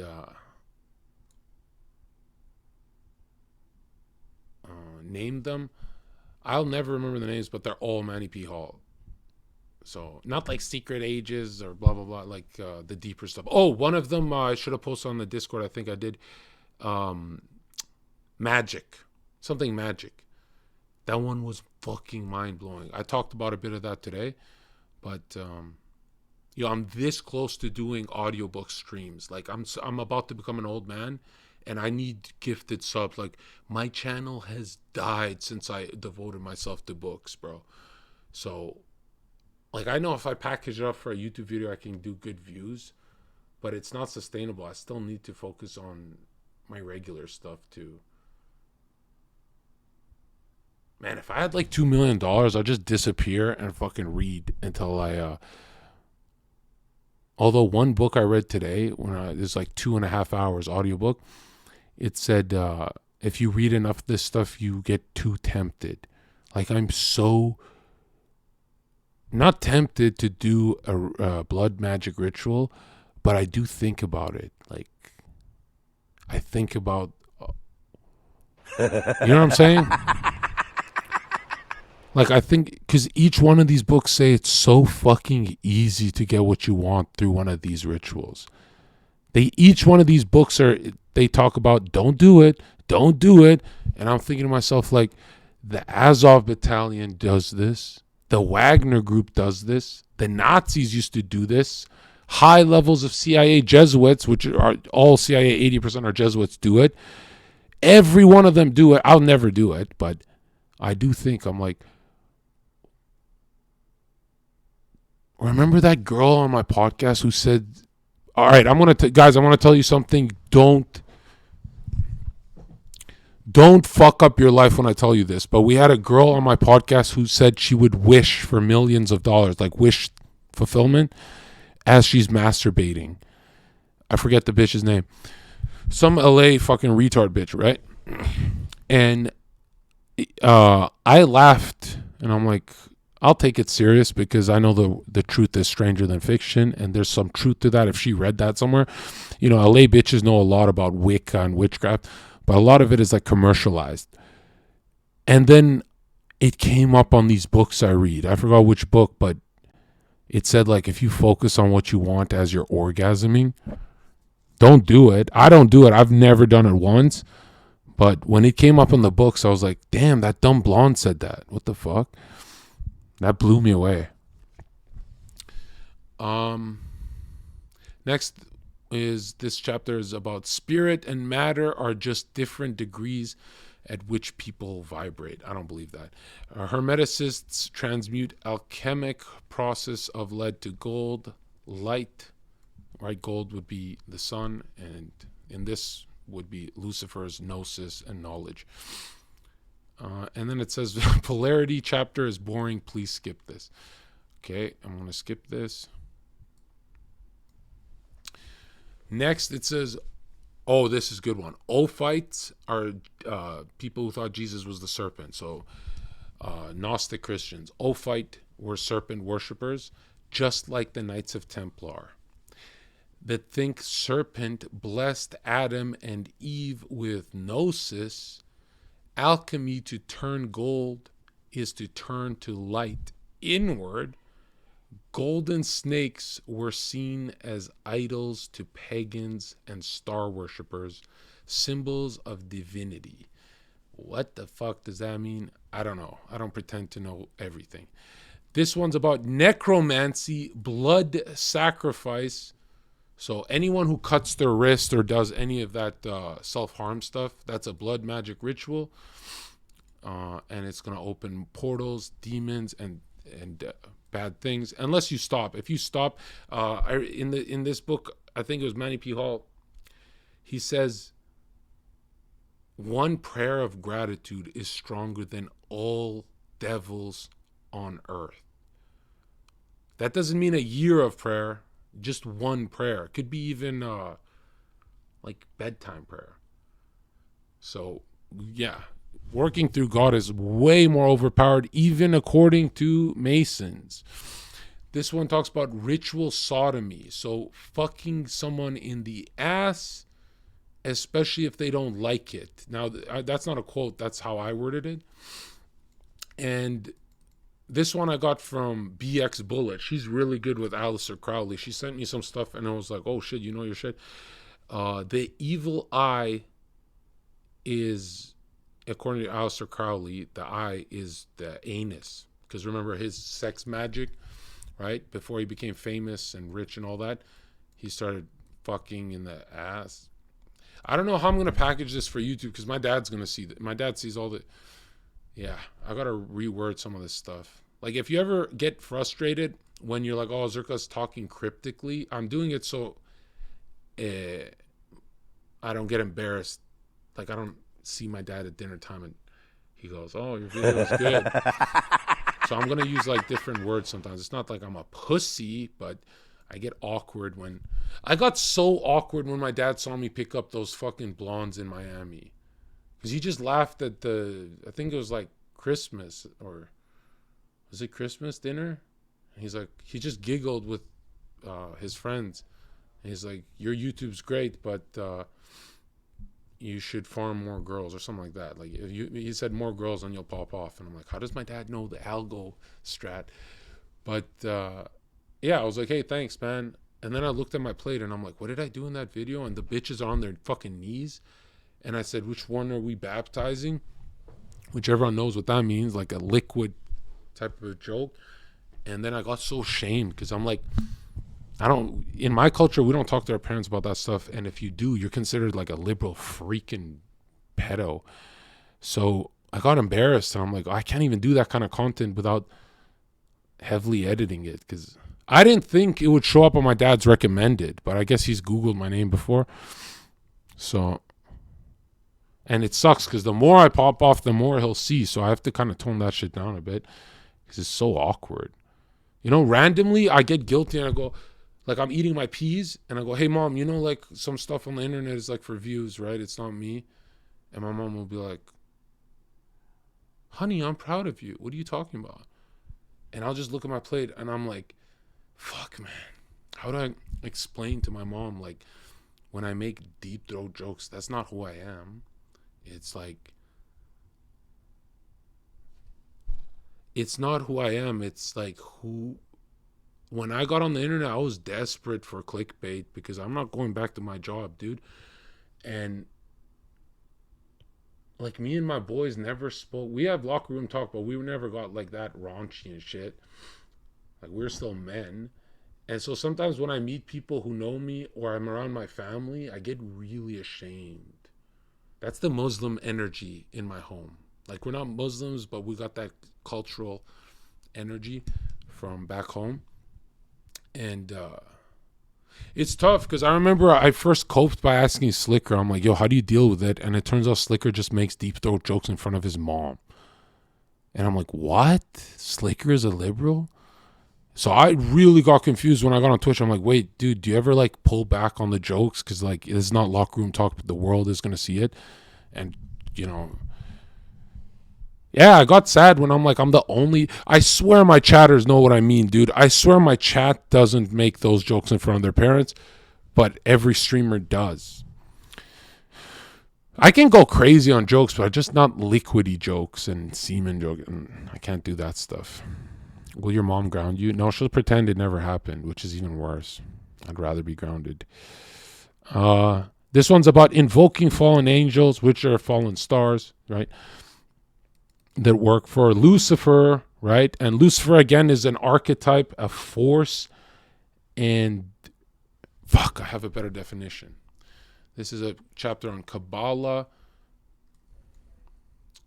Before I die, I'm gonna write a book. So I'll be the only dude to write a book that isn't going to be as viral as these guys' books because these guys are fucking using spirits. They're cheating. This one's about astral vision, okay? So here's the weird thing. Everyone in this chat who thinks I'm schizo about the stuff I talk about, my question to you is, what is dreaming? When you dream, what is it?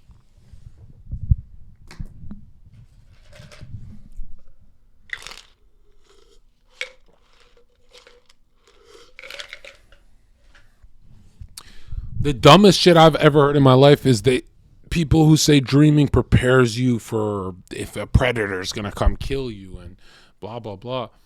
And I'm like, you're not hearing the question, you fucking retard. This one's about God's kingdom in gold, the stonemason's cube, blah, blah, blah, stupid. The World Cup, right? FIFA. Okay, we got stuff on that. Azazel. I think this is a Quran devil name. Azazel. It's also in Marvel, I think. Azazel is wrath. Mammon, which Albert Pike talks about too, is the pre-Christian deity of greed. Asmodeus is lust. Leviathan is envy. What the fuck? And Lucifer is pride. And this is how all these geniuses and saints and sages, sage coming from the word saint, this is what they all talk about. Beel is gluttony. Beelzebub is gluttony? What the fuck? The fly, the second prince of darkness, or second in charge compared to Lucifer. Well, some say he's more powerful and stuff. By the way, greed is real, okay? The demon of greed is real. It's not just a word. It's like a force that penetrates you. A lot of fucked up shit in my life happened to me to make me think like this. Where I'm like, I can't do regular psychology. Because, dude, how many, no offense to like my family, but how many therapists do you know that are fucking retards?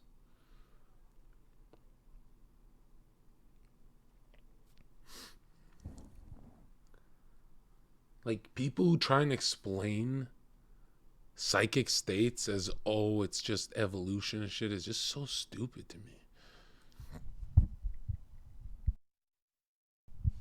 You know why I'd bet all my money I'm in the right? If billionaires didn't have these books, they don't have any other books, they have these books that I'm talking about, then I wouldn't give a fuck. I'd say this is all fake ghost mumbo jumbo shit. I'd still believe in God, but I wouldn't even fucking look into it that much. This one's about Eye of Horus and the ritual, diamond, unholy trinity. And dude, this is what I mean by you can't run from who you are. I said I'm going to stop reading these books. As soon as I got banned, I jumped on the beanbag and I finished all of them. Like, Blavatsky's the last bitch, and I'm pretty sure I'm gonna skip Crowley because his shit is just fucking evil. But it does make me think that it's like, why do these guys talk about there's two paths, either solar or satanic? And that, like, why? Like, sometimes I think, do we have to go with Lucifer? Why only two choices? Why can't we go with God? And it's like, the God path is a faithful, simple life. And these books also talk about anything you obsess over is going to hurt you. And I'm like, I'm really obsessing, dude, because everything I thought last year, my biggest fear is getting involved with someone. I didn't have friends by choice, but getting involved with someone, I kept seeing them take me to jail in visions. So I kept preparing myself to destroy their life if they ever turned on me, which is sad. You know, like, if you care about someone, why would you prepare to go to war with them? But that's how I am. And I kept seeing visions of them take me to jail off a lie or off a mistake. Not like I slapped the shit out of her and I go to jail, but like, let's say if I fucked a bitch and cheated, that she'd just take me to jail and say this guy fucking is a rapist, or, you know, whatever. Because I know, like, the people I deal with are just as intense as me, right? All the girls I've dealt with in my past, I don't know what the fuck it is about me, but, like, you know what I choose. So anyways, I kept thinking she'll take me to jail. And then she got locked up because of me and said nothing to the police about me. She could have really took me down about other things too. And I'm thinking to myself, holy fuck, I spent a year reading about all this fucking spirits and satanic shit. And they say you manifest everything you're wishing. And you don't believe that because you don't know you're wishing for the worst.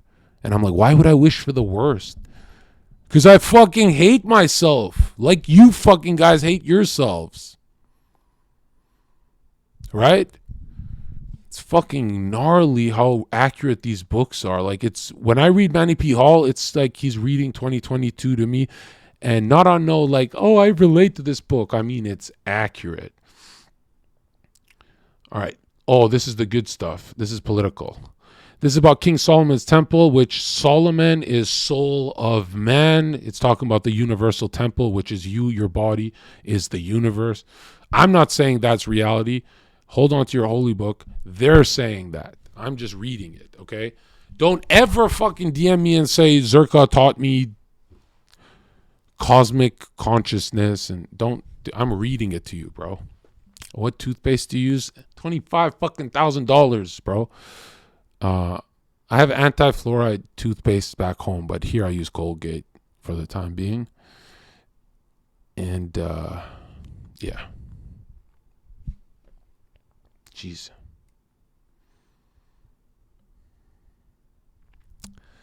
Okay, next. Where is it?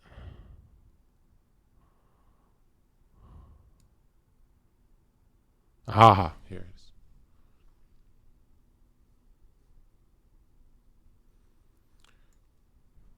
This one talks about the tabernacle. Da-da-da-da.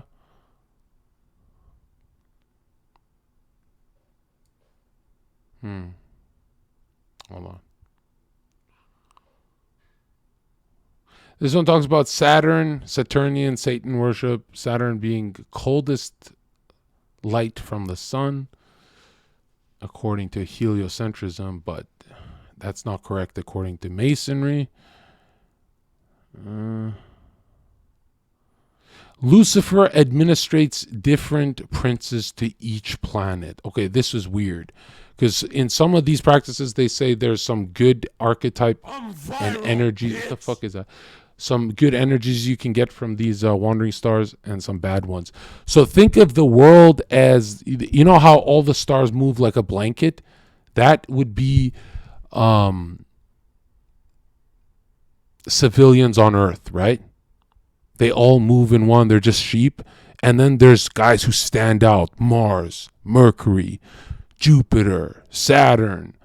So those would be like the top G's of the star system, right?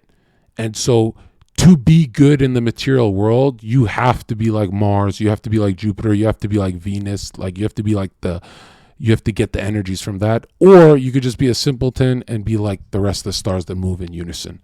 That's what I got from it. So a lot of people draw their energies from that, and the worst one is obviously Saturn, which is Kronos, like the father of evil.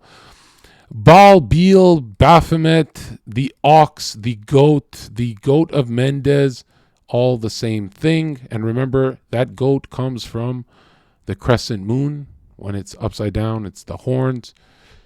I think that Vit guy talked about it. What the fuck was his name? I can't wait to do a change my mind on a campus and start bringing all this content to the students' fucking face. Like, you didn't learn about this in college? Okay. Walter Veit, yes. This one's about Moloch and Beel, Book of Enoch, Fallen Angels, blah, blah, blah. Okay, skip this. This is stupid. Okay, now look at this dude. What's his name? Life of the Rocket Scientist. Fuck is this guy's name, dude? Who's the guy who invented the rocket? This is going to blow your mind. Jack Parsons, right?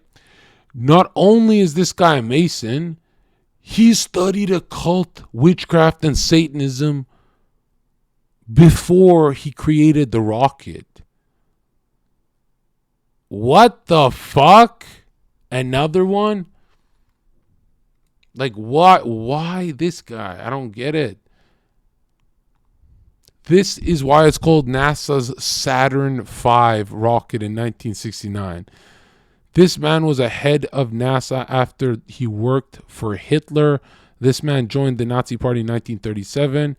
America harbored Nazi war criminals. Everyone knows Operation Paperclip. And this talks about Days of Noah, 36, Saturn worship, and the hexagram. Okay. Then there's Led Zeppelin. Yo, this is going to blow your mind. Led Zeppelin, 666, OTO, and Zoso societies. Jimmy Page, disciple of Aleister Crowley. Okay, there's another fucking multi-millionaire top of the industry. Led Zeppelin, follower of Crowley and OTO, Ordo, Templo, whatever. Jimmy Page, a disciple of Crowley, known Luciferian Satanist. This is what's bothering me. It's like, can you be both? Can you be a Saturnist, Satanist, and a Luciferian at the same time? And I'm really pissed when people say, yo, it's the same thing, Zherka. No, it's not. Manny P. Hall says it's not.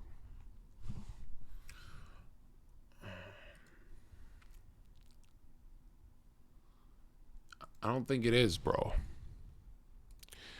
Look at this book they have, man. This is mind-blowing. Oh, I should really show you guys the pictures. Fuck. Ancient Egyptian, Roman, and Greek fallen angels are considered gods, always half man, half beast, and evil, like the Baphomet, Sphinx, all that stuff, and the Roman and Greek ones. That's in the movie 300 as well. Extraterrestrial equals star demons. Okay. Every single Hollywood movie is about genetic manipulation and beasts. Is that true? Satanic band Black Sabbath. Holy fuck. I forgot all rock music is satanic. Is that to be edgy, though? You think that's just to be edgy?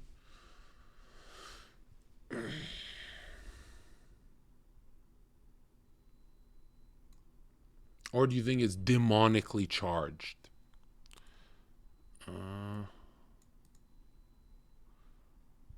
else we have? This is what made me schizo for real. Hillary Clinton, go on Reddit, Hillary Clinton email. Bitch talks about sacrificing chickens to Moloch. Why? Why would a politician want to be edgy? You know, you can say the fucking Black Sabbath was trying to be edgy, but not Grandma Hillary. That's stupid.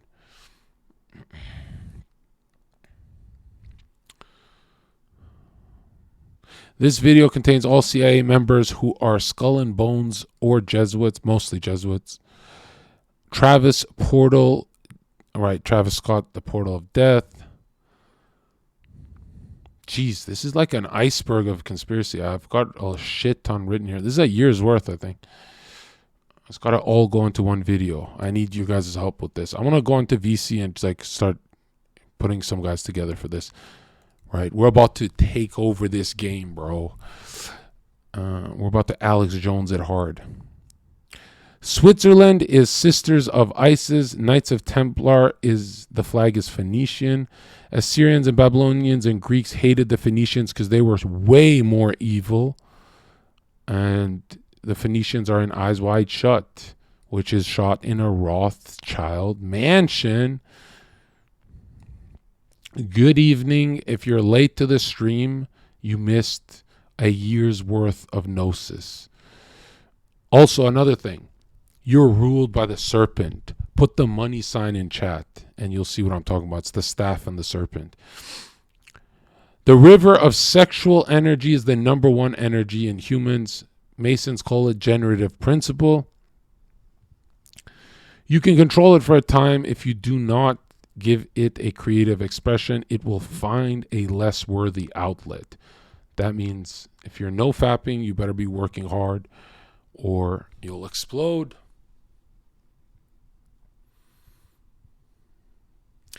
Gaseous substance finally shoots up to the pineal gland through meditation. So it shoots up the spinal column.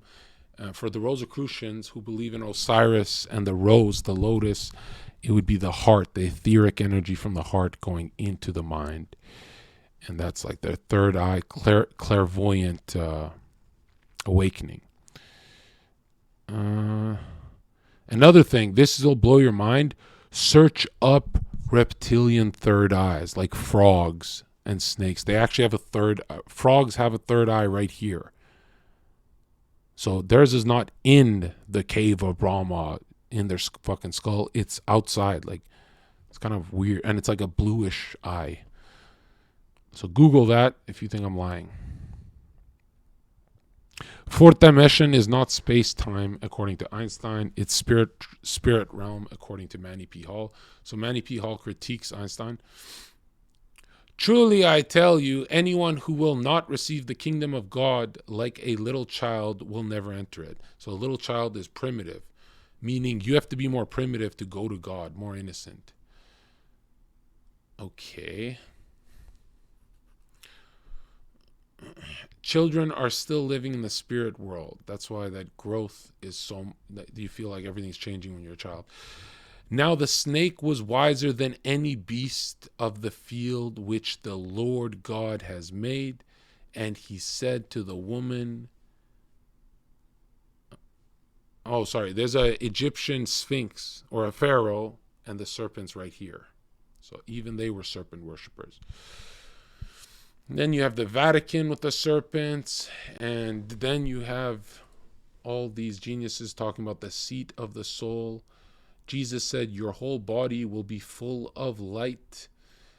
Siddhartha Buddha said, intuition and clairvoyance. Buddha also said spiritual awakening, realm of thoughts. They all talk about the same thing. And Jacob's ladder is penile in different cultures, as explained. I forgot what it was. The true meaning of Jacob's vision in the Bible, Jacob's ladder to heaven, penile. What was it called? Pineal? Yeah, it's a little different, but you get where that's coming from. Okay.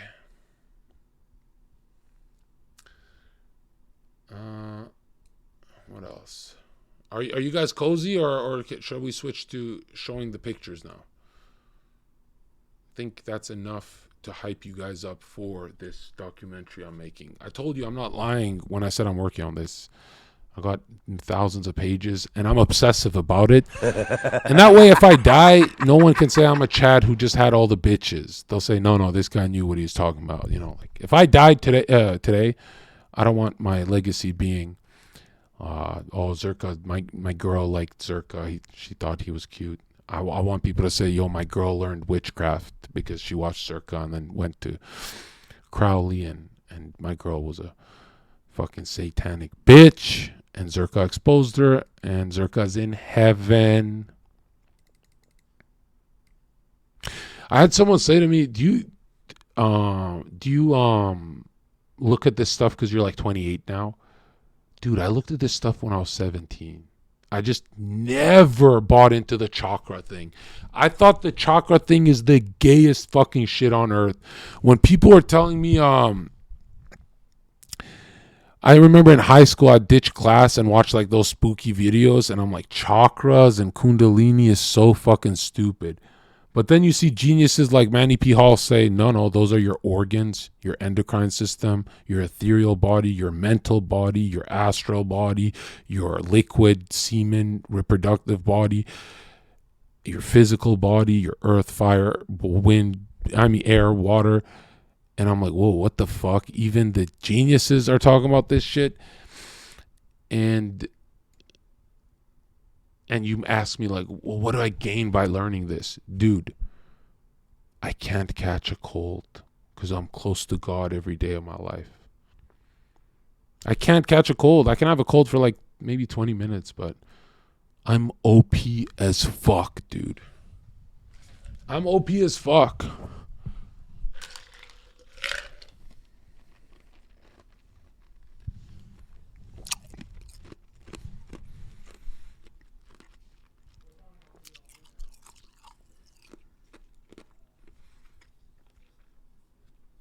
I'm OP as fuck, dude. I can't catch a cold right now.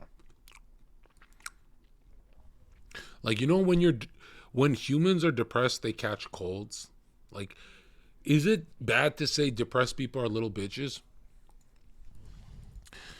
I know that's bad to say, but if you read enough of the good stuff, I'm not saying it cures you, but I'm saying having the materialistic perspective for depression is the dumbest way to fucking look at it. Did you see Dana White firing Francis Ngannou? Look, I know I'm going to get a lot of hate for this, but fuck Francis Ngannou. Fuck him. Fuck him. Fuck him. Fuck Ariel Helwani. Fuck anyone who says he's like a G and he's sticking up for his... Bro, what fucking business could you go to where you say, Dana, I want to be the highest paid heavyweight of all time, and I want to be allowed to move out of my contract into a boxing match after I'm done taking your money? That's got to be the greediest fucking shit I've ever heard in my life. Bro, if you say Dana scams people, I don't give a fuck. I'm not arguing you. You know, you win, whatever. But Francis got a hell of a deal. At the peak of his age, like at the peak of his physical fitness, he's blowing his fate, his destiny on a money boxing match in his head that he thinks is going to happen, which it probably will, right? I don't know if it'll be with Tyson Fury, like you said. I seriously doubt that. But since anytime these guys go into boxing, you can't predict that shit, you know, because like if people want to see it, they want to see it. But goddamn, any other fighter doing what Francis did wouldn't bother me that much. But if I could just talk to Francis one-on-one, I'd say, you are such a fucking idiot that you think you're not battling time. You know how long it takes to get a fight going? You know this is the best God gave you these powers, dude. And you're actually going to piss them away for money. And dude, let me tell you this. Conor McGregor is literally the most embarrassing fighter of all time. He has the greatest Faustian story I've ever fucking seen in my life. If he stayed in the UFC after he fucked up Alvarez, he would have been the MMA legend of legends, especially if they could get Khabib away from him for a few years, which they could have.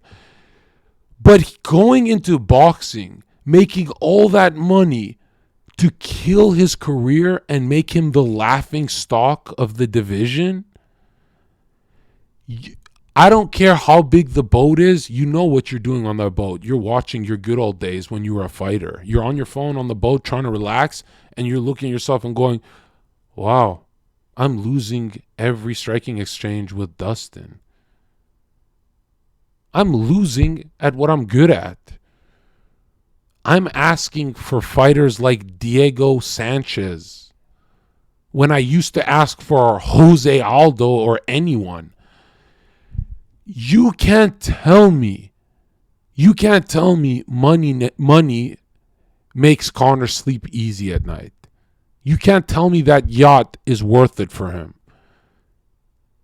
The fact that he can't come back to MMA because everyone will fuck him up, literally anyone in the division will fucking shred him. I know the athletes are like, man, God gave me powers and I chose money. And you guys look at me like, well, Zherka, you would have chose that boxing match with Mayweather too? Yeah. I'm a fucking retard as well. I would. But Francis Ngannou doesn't even have the deal on the table. He's just kind of like, maybe. Francis let me down big time, right? Because what happens when Francis and these guys fight? They lift our spirits and inspires millions of people, especially poor people. Francis Ngannou has the ability to save millions of poor people, but now he wants to do it in a way where he goes, I'm a high-paid boxer, and I guess I sound like a fan, but Francis Ngannou has to be the biggest ungrateful piece of shit I've ever seen in my life. That he thinks he's going to get better over time. Really? You know when Dana said that he was offered the highest paid heavyweight of all time deal, you know that wasn't the first deal. They've been negotiating for years. Dana didn't even respond to his fucking DMs. It's all through lawyers. So there's no way he wants to let go of his MMA status to be another Conor boxer. There's no way. And why are we pretending like Tyson Fury wouldn't kill Francis in the boxing ring? Francis is the greediest piece of shit of all time. He's not making a stand. He's cringe as fuck. And it comes down to, do you believe in God or not? If you believe in God, the money doesn't look that appetizing to you. Right? Conor McGregor, he was acting like he did when he believed in himself and was grateful of his skills, but eventually Conor's story is pretty satanic, right? As soon as he chose the money, everyone started kicking his ass. And now Francis is going down the same path. And you can see Dana White is probably like, man, letting Conor do that. Yeah, Dana got like $100 million off that because he didn't let him. He followed him. You know, he's still under contract. But now Francis is like, oh, there's more money out there. But I'm looking at it through as like a fan's lens. There's no one I was looking forward to fight more than Francis. And he did that to me. So fuck him. Fuck him. Honestly, fuck him. Okay? Fuck him. Yeah, fuck him. I don't give a fuck. Fuck him. All right? And if I ever do what he does, then fuck me too. But yeah, fuck him. Fuck Francis. Fuck him. Fuck him. Fuck him. As soon as he came out with the, I really think that I made the right choice by standing on 2 feet and knowing what I am worth. And I'm like, dude, you're offered the highest paid heavyweight title of all time, or money of all time. You're offered the fattest contract of your life it's not even a contract that you want to negotiate because he said yes to it. All he wants to do is be a free agent to a boxing match as well, which is like, why the fuck would any business allow that? Why would I sign you as my fighter if you're going to go fight for someone else? Why would I fucking spend all this money on a giant promotion machine if you're just going to my competitors and backstabbing me? If it was too little money, I would be on Dana's ass and call Dana a bitch. But Francis likes the money. He says it's a good, like you can tell, he says it's a good deal. He just wants to be a free agent. Which is like, there's a shot that Francis pisses away his fucking legacy. There's a big shot here. Okay? 9 times out of 10, he'd lose to someone like Tyson Fury. We all know that.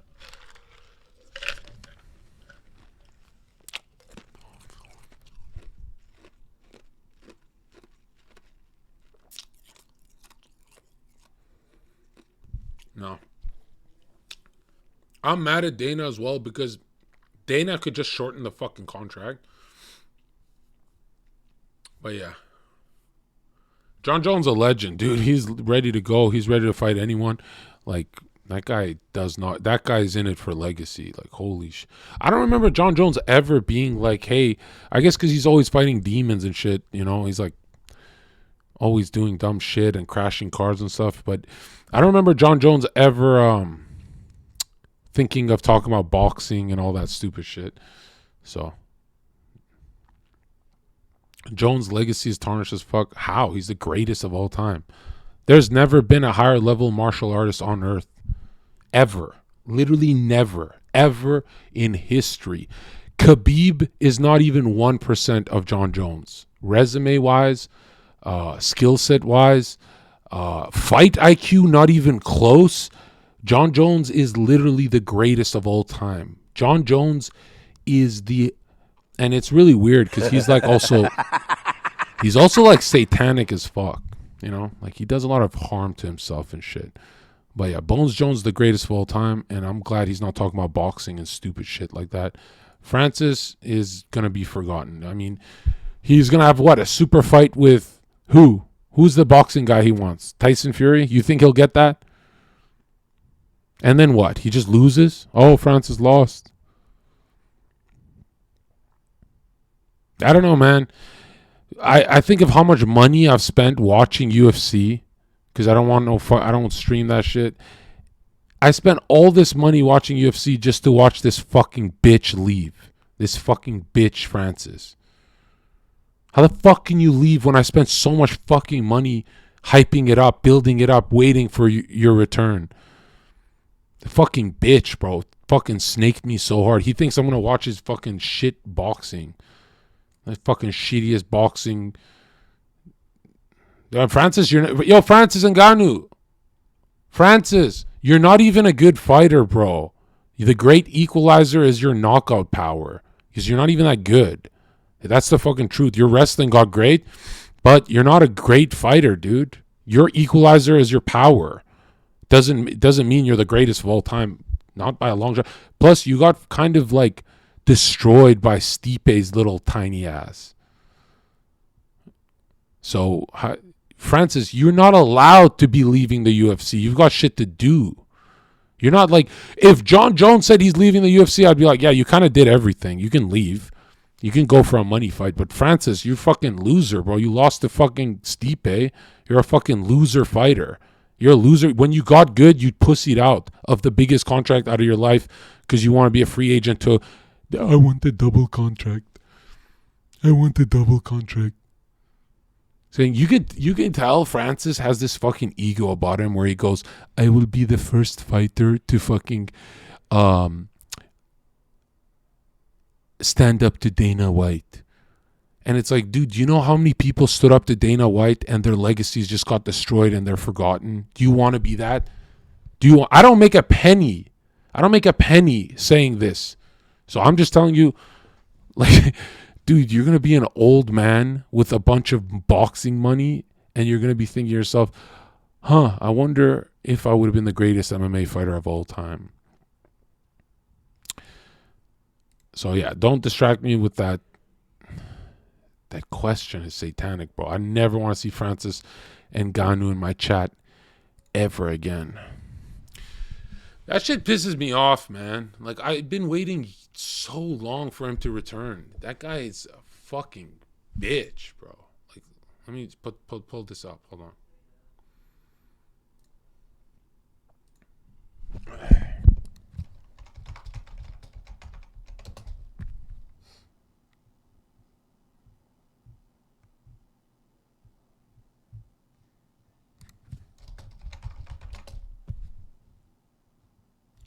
Where is that? Yeah.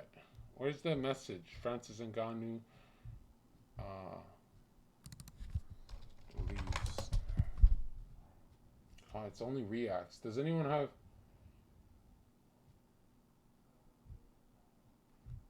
Why can't I find Francis's video? What the fuck?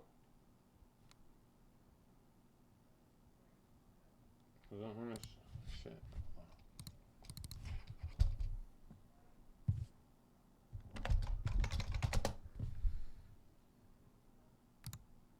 Oh, here it is. Why I left the UFC. Here it is. Look at this guy.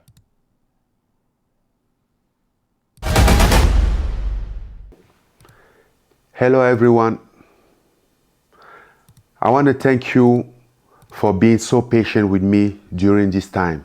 From my last fight, my surgery, and my negotiation behind the scene with the UFC. I want to thank the UFC fans who have supported me during this time, and thanks to the UFC for the past 7 years. I want to share my excitement for the heavyweight fight between Jon and Ciryl Gane. It's going to be a very exciting fight. I'm going to be watching that fight. But we all know the term undisputed means nothing here. Yes, it really means nothing. But I will still be excited watching that fight. You're going to fight arguably the greatest fighter of all time. You'd be the highest paid heavyweight ever in UFC history. Or you think there's more money out there to fight somebody who isn't the greatest of all time, somebody who is a lesser opponent. I mean, you'll have to ask Francis that question, but in my opinion, that's what it is. They have also said that I'm scared of fighting Jon Jones or somebody else, which I don't know where they came from with that one. That sounds very ridiculous, in my opinion, with all due respect, because I've been calling for this fight for over 2 years. I've been waiting for this fight forever. And I've been fighting guy even with one knee, with injury. And now, why do I be scared of them? Why I feel even more confident? No, I'm not scared. The only thing that I'm scared of is to be trapped. It's not to lose my freedom, which I value very much. You guys know how the UFC contract can be restrictive, and as an independent contractor, you don't really have a say in that contract. You don't even have a right. So I can't do that. If you don't want to be here, you don't have to be here. Anyone who doesn't have to be here doesn't have to be here. You know that's not true, right? You know how restrictive the UFC contract can be for a contract that's supposedly for independent contractor. So there's not really a lot of things that you want or you can do when you are in that contract. They decide for you. I signed my last contract in December 2017. Even at the time, I knew it wasn't a good contract, but I know I have to earn my position, become a champion, have more value. In order to negotiate a better deal for me, I need to add more value to myself. And that's what I've been doing in the past 5 years, you know, and which is okay. I never really complained with that contract, no matter what happened. The only thing that I wanted is the right to deliver that contract, to terminate that contract as I should, and into the next one. I do believe that I have that right, at least. I mean, that's called freedom, to be able to terminate a contract in order to start another one. And if the new one doesn't suit your condition, you're also free not to sign without going into a bad blood, So that's how I feel about it. It's just unfortunate that we didn't come to a term. 2 years and you don't come to an agreement, but you're offered highest paid heavyweight of all time. Dude, you're not being exploited. The UFC wants you to do MMA fights. That's why they want to lock you down. We, the people, want you to do MMA fights.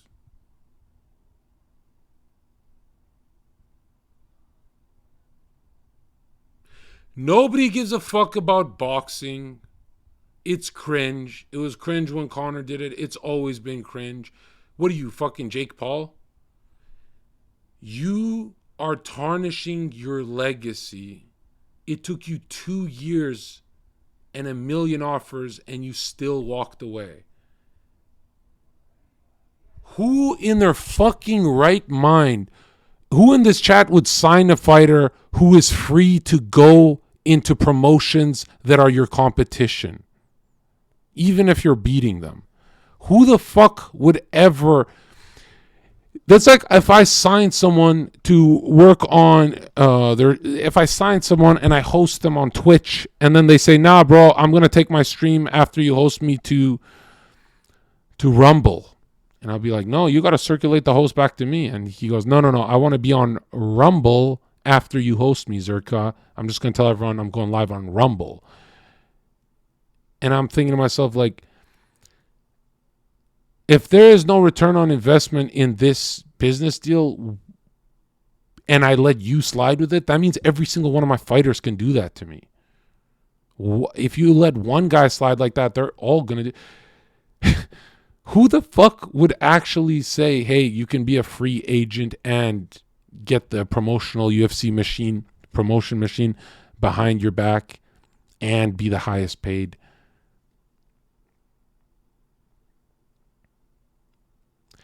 Is it crazy that I'm saying it's fucking greedy what he's doing? Because I'm like, yeah, Dana White's a greedy guy, but no one in this chat would allow Francis to do this to them. If you guys were in Dana's shoes, nobody in this fucking chat would allow Francis to do this. Nobody. And the idiot in chat who said Conor would, dude, Conor never left the UFC. He got paid $200 million, but half of it went to Dana White because he's under Dana's contract. Yeah, Dana got $100 million off that Floyd boxing match.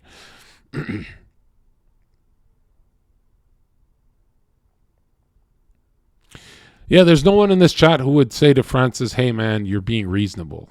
Okay, that's the truth.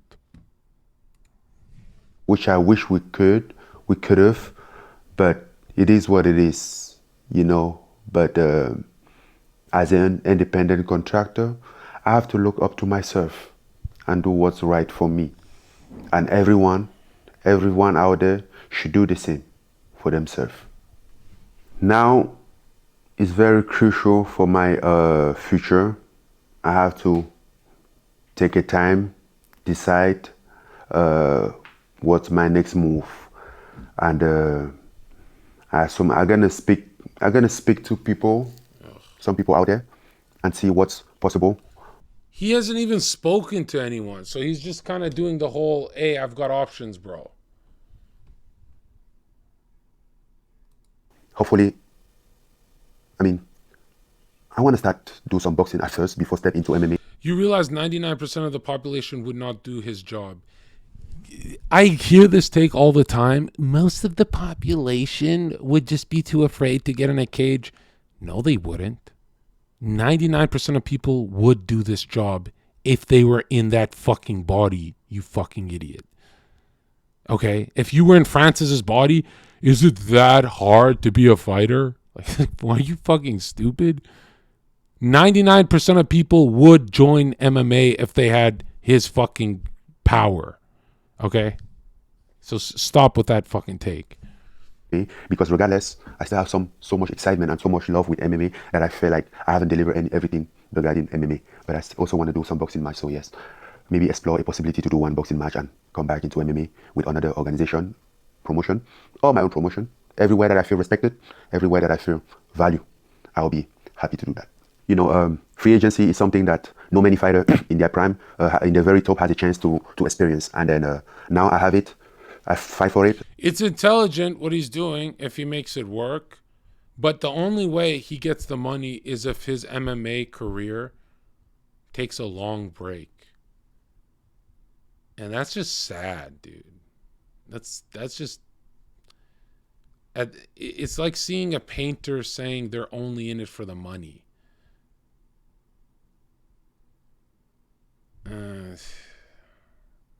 I don't know. I'm those kind of guys that, like, I love when fighters say they love to fight. I go, okay, I'll fucking buy your merch. I'll support you. If you say you love to fight, I'll watch. That's inspiring. But if you're like fighting for money and... Dude, you're getting offered the biggest contract. I fought for it for the past 3 years. I have it. And I really want to do a better use out of it. And remember... Yeah, what's that quote? There's nothing sadder than wasted potential. A lot of things. By the way, that's why I don't like Khabib, right? Khabib got out early. That's wasted potential. Khabib got out when his striking got good. That's just sad. Like, in the beginning, he looked like shit on the feet. And then when he got good, when he was always safe and cozy, even against Gaethje, that's the Khabib we're paying for. We're not paying for early Khabib. And, yeah, he got out and, yeah. He's trying to bash me, to devalue me. But no matter what, you have to remember who the real king is. The best heavyweight in the world. I'm the best heavyweight in the world. And I don't care what they say out there. No, you're not. You ran away for money because you know in your head that if you're the best in the world and you KO Jones in the first round, you're going to go to superstardom. But you don't want to risk it because you're a fucking pussy. You have the KO power to kill people and you're afraid like a small little child. Imagine if Francis believed in himself more, he would get the money he wants with the legacy. He'd do it all. He would do all of it. But he's just obsessed with Jake Paul and boxing. Yeah. Hey, man, I'm the man. You know, I'm the best. Yeah, you're trying to convince yourself there, champ. King. Yeah, you don't deserve that belt. You're a fucking joke. How about that? Wasted all that fucking money on you to pussy out like a greedy little bitch. You know, people are like, oh, John, you would sell out fast. Bro, it took me 3 fucking years to get a check mark because I can't bite my tongue. It's not my nature to be as fake as these fucking pussies. It's his nature to fucking focus on money when he... Bro, if you don't have KO power, that's fine. Go for the money. But you're Francis Superhero Ngannou. You can literally make any clip happen. You could get 100 million views on your next fight. Like, you can do crazy shit and you don't want to risk it? Why the fuck did I pay for your fights, you fucking pussy? Fucking scammed the shit on me, you and Dana. Why the fuck did I watch your story, your legacy, so I can see you fucking box? Why don't you golf, bro? That's the same thing as you golfing. Like, nobody gives a fuck about that shit. I spent all that fucking money building up this hype train so you can pussy out like a bitch. Yeah, since you greedy fuck, I spent all that fucking money on you and building up this Francis hype train for you to get greedy and give us dog shit boxing matches for money that you are getting for being the highest paid heavyweight MMA fighter of all time. Anyway, you want to be a free agent in the promotion that made you? There is no business on earth that runs like that. You are so powerful, you can be the biggest star in the UFC easily, but you do not want to risk it because money is a more secure path for your greedy pussy bitch ass. If you see me in person, I was joking about this. If we never cross paths, you're a bitch. Touch me and I sue fast because I got good lawyers. Don't be mad. I am the one who got scammed as a fan of yours. I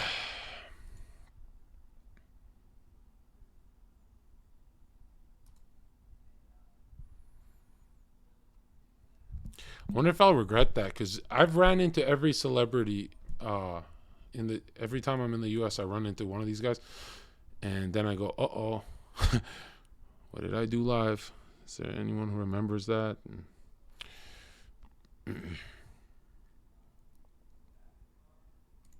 Pat, as a CEO, because right now we're having a conversation with a certified badass fighter, UFC heavyweight champion. Boom, there he is. But you're CEO. You run a company with how many thousands of general independent contractors? Sure. Just like he's an independent contractor. He's an employee of UFC. Put yourself in Dana White's shoes as the CEO, as the person that's bringing the brand together. And now you're Dana White, and you're sitting here talking with the Francis Ngannou's of the world, the Conor McGregor's of the world, the John Joneses of the world. How do you process what Dana is going through as a CEO, saying, sorry, Francis, here's what we're willing to do, here's what we're not willing to do, through the mind of a CEO? Well, first of all, UFC is not UFC without Dana White, period. Whether people like this guy or not, it doesn't matter. I have so much respect for the guy. He has got a very hard job, hands down. So to me, whatever they're paying Dana, they're not paying him enough, period. That's not a $20 million a year guy. He's worth 350, 400, whatever the payout was when WME bought him at $3.5 billion. I think he was a... Jeez, I want to say that, but I'm worried I'll go to hell if I say that. They're not paying Dana enough. I don't know if I want to go that far. 10% guy. I know that Dana is the UFC, but geez. I looted a little bit. He got $300 million. Dana's a $50 million a year guy. He needs to make that money, period. That's that guy, okay? Maybe I would even vouch for him being a $100 million guy. Some people may disagree. That's that. So let's set Dana aside. Let's set Dana's value aside. You don't find people like Dana. Dana's a once-in-a-lifetime, generation type of a promoter and a guy like a commissioner. So you put David Stern there. You put even Godel, that's not liked, but he is getting the money for the right guys there. There's only few people like him there, right? Okay, so now let's set that part aside. The next part is, I don't know. I mean, if you got 48% as the EBITDA, give or take, their margins are 35 to 50%. You got the margins to be able to afford to. If they get what? The margin the of what? margins EBITDA. are EBITDA. Their EBITDA. Their EBITDA margins are very high. They make They make a lot of profit. Who? Very profitable. UFC. You say how much? 48% is the number we saw when we looked at the reports. Jeez. 48%? 48%. Explain EBITDA real quick. Just Yeah, if you have to look at the margins, it's 35 to 48%. It's public information. No. You're saying it's higher? You mean what the UFC is make or the fighter? No, not fighter. What UFC makes. Oh. Yeah, what UFC, not what you make. So, for example, your fight with Gane, what did you make? You made $500,000? The margin, pay the statistic that's going on now, like they make between 80 to 85%. They EBITDA? make 80 to 85. Yes, they made between. But the number I looked at their financials where it shows 48% is. So let's just say you do $1, they're keeping 48 cents. That's the margins. No. But not on the fights. This is after employees, staff, home office, compliance, lawyers, legal. Okay, here's why the UFC is kind of they are snaking the fighters, not just the Reebok deal, but dude, let's say you want to buy Jon Jones merch, he gets pennies off his own merch because he's not allowed to sell his own merch, like those lion shirts with the Jones thing. He talked about that. It doesn't even go to him. It's kind of like, that is brutal, dude. Because are you really promoting the fighters or what are you doing? But you can tell what the UFC is because they don't even promote the names of the fighters. UFC 271. Bro, nobody's keeping track of the fucking numbers. Well, all of that. Maybe not on the event staple, but I mean the whole. This guy says idiots run the UFC. No, geniuses do. Like evil geniuses run. Dude, UFC used to be like $1,000 a year business, right? Before it was with Dana. It used to be a piece of shit. Whole organization on the amount of money you can see their balance statement too. Where do you find it? It's public information. It's not hard to find. it's a formula. Earnings before depreciation, interest, Mm-hmm. and amortization, EBITDA. Taxes, Taxes, yeah. yeah. But the point is, they have room to pay more. They have room to pay more. So let me ask you, the strategy you see, because even for somebody like you may say, well, I want to follow this guy's playbook to get paid what I believe I'm worth. Who do you think has used the best strategy in UFC to make the most money outside of Conor? It's really hard to use a strategy in the UFC. I think the way that the business is set up, like they pay you whatever they want to pay you. They let you pretend that you're negotiating while you're not negotiating, because either way, you're still in the contract. Like you will have a let's say 40 months contract. By 20 months, they will come to negotiate.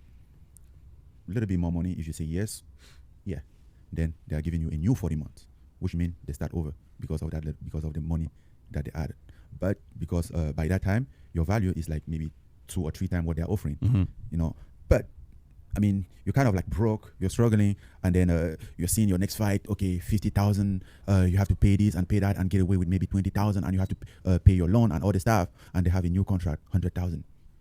It's really hard to turn that down when you're in that position. Yeah. You know, even though you know that that's not your value, but it's a You're cornered. You're money. cornered almost. You're cornered. So then let me ask this other question. Then And I think everybody in the UFC being in that position, they always have a step ahead. So what if you go on strike? I mean, you no, just you don't want to do that, because that's not the right strategy. Okay. Hold on. If Francis gets a big money fight in boxing, I'll take back what I said and I'll say that was an intelligent move. But if he gets some like if he gets anyone under an iconic name like Fury or whatever, then I'll be like, ooh, shit, you fucked up. You can go on strike. If you want to say that, go ahead and finish your thought. Yeah. Well, no, I was going to say you had the MLB strike, the NFL strike. It's not the best way, but if you're backed into a corner, what other option do you have? I don't think that's the strategy. What do you mean go on strike? Like he's saying, 50 of you guys say, I'm not fighting until you pay me better. That's what he's saying, going on a strike. Protest. Yeah. Protest. The top guys in the UFC say, we're not going to fight, we're not going to do any events, we're not going to do anything until you meet what we're asking for. Okay, so this is the thing. Because you were struggling, you were expecting your fight for the $50,000, can't do which is what a lot of people in the UFC they do, and even for less than that, and they have even borrow money for finance their training camp or whatever. So they are expecting that money to pay back. And if you tell this guy to go on strike, why he has a $50,000 coming up, who can like save him from the guillotine, like release his neck a little bit. Come on. $12,000 is a lot of money. You're about to piss off Francis, bro. You're about to get knocked out over here trying to go on strike. It's not me. I'm just trying to explain you how he works. So therefore, a lot of people will not go on strike. Not because the UFC has the power to cut you. I'm going on strike. Oh, really? You're doing that? You're out. Not the right move. No, you're doing that? Yeah. You're out. Yeah. Then you don't even have that 50,000 anymore. What next? So a lot of fighters, they don't want to compromise that, because that's only what they get. You know, they don't have a saving. They live day by day, fight. And that's why, like, when they don't fight, they go dry. Yeah, so for me, what I think about is how you can add. So the game plan, what Conor did, Conor has a drink, Proper 12. They sell for $600 million. I don't know what percentage he owned, a third of it. He got a couple $100 million. And he was able to get a fight to be sponsored by Proper 12. So his drink's out there. He always sits there. So that means there is some way to leverage your brand. So Yeah, but Conor's a star. Francis is boring. Like, when you think of dumb reality shows and how much people get paid just for personality, you see what Conor's worth. And then you see someone like Francis who's like, he's got the fight skills, but he's boring when he talks. And you go, oh, shit. He's like definitely not worth Conor money, because he's not generating that kind of clickbait. So Conor, Floyd Mayweather, they're stars even if they were golfers, bro. They're stars even if they were like in a different sport. Francis is not that. I would never compare him to that. So maybe a Francis Ngannou may not be get sponsorships from Nike or Adidas, but maybe your camp is going to come out with a product that you're going to say, hey, let me build equity around my product and let me leverage UFC to increase the value. See, I kind of love that Conor sold at 600. I kind of thought, I thought that was the greatest. That was such a genius move, because he knew he's going to get fucking raffle stomped in there. This product that I have, appreciate you, Dad. $50 million or $100 million or $300 million. Maybe, and that's what I'm sure that's what almost everybody in the UFC is doing, because everybody at that point you understand that you need another source of income, but not everybody has a chance to be in that position and to get things work that True. well. You're right. You know, I might be underestimate the sponsorship that I'm having today. Not underestimate, but believe that I could have better. But there's a lot of people that I just looking back, Conor's a retard. He should have done what Francis is doing right now. But, He's like had money signs in his eyes. Women to have what I'm having as far as sponsorship, because they don't even have that, you know. So they have even less power, not even to negotiate, even just to talk about it. Francis, are you getting more money from sponsorships than fights right now? Yeah. Okay. Is it 4, 5, 10 times more? Is it 10 times more? Not yet.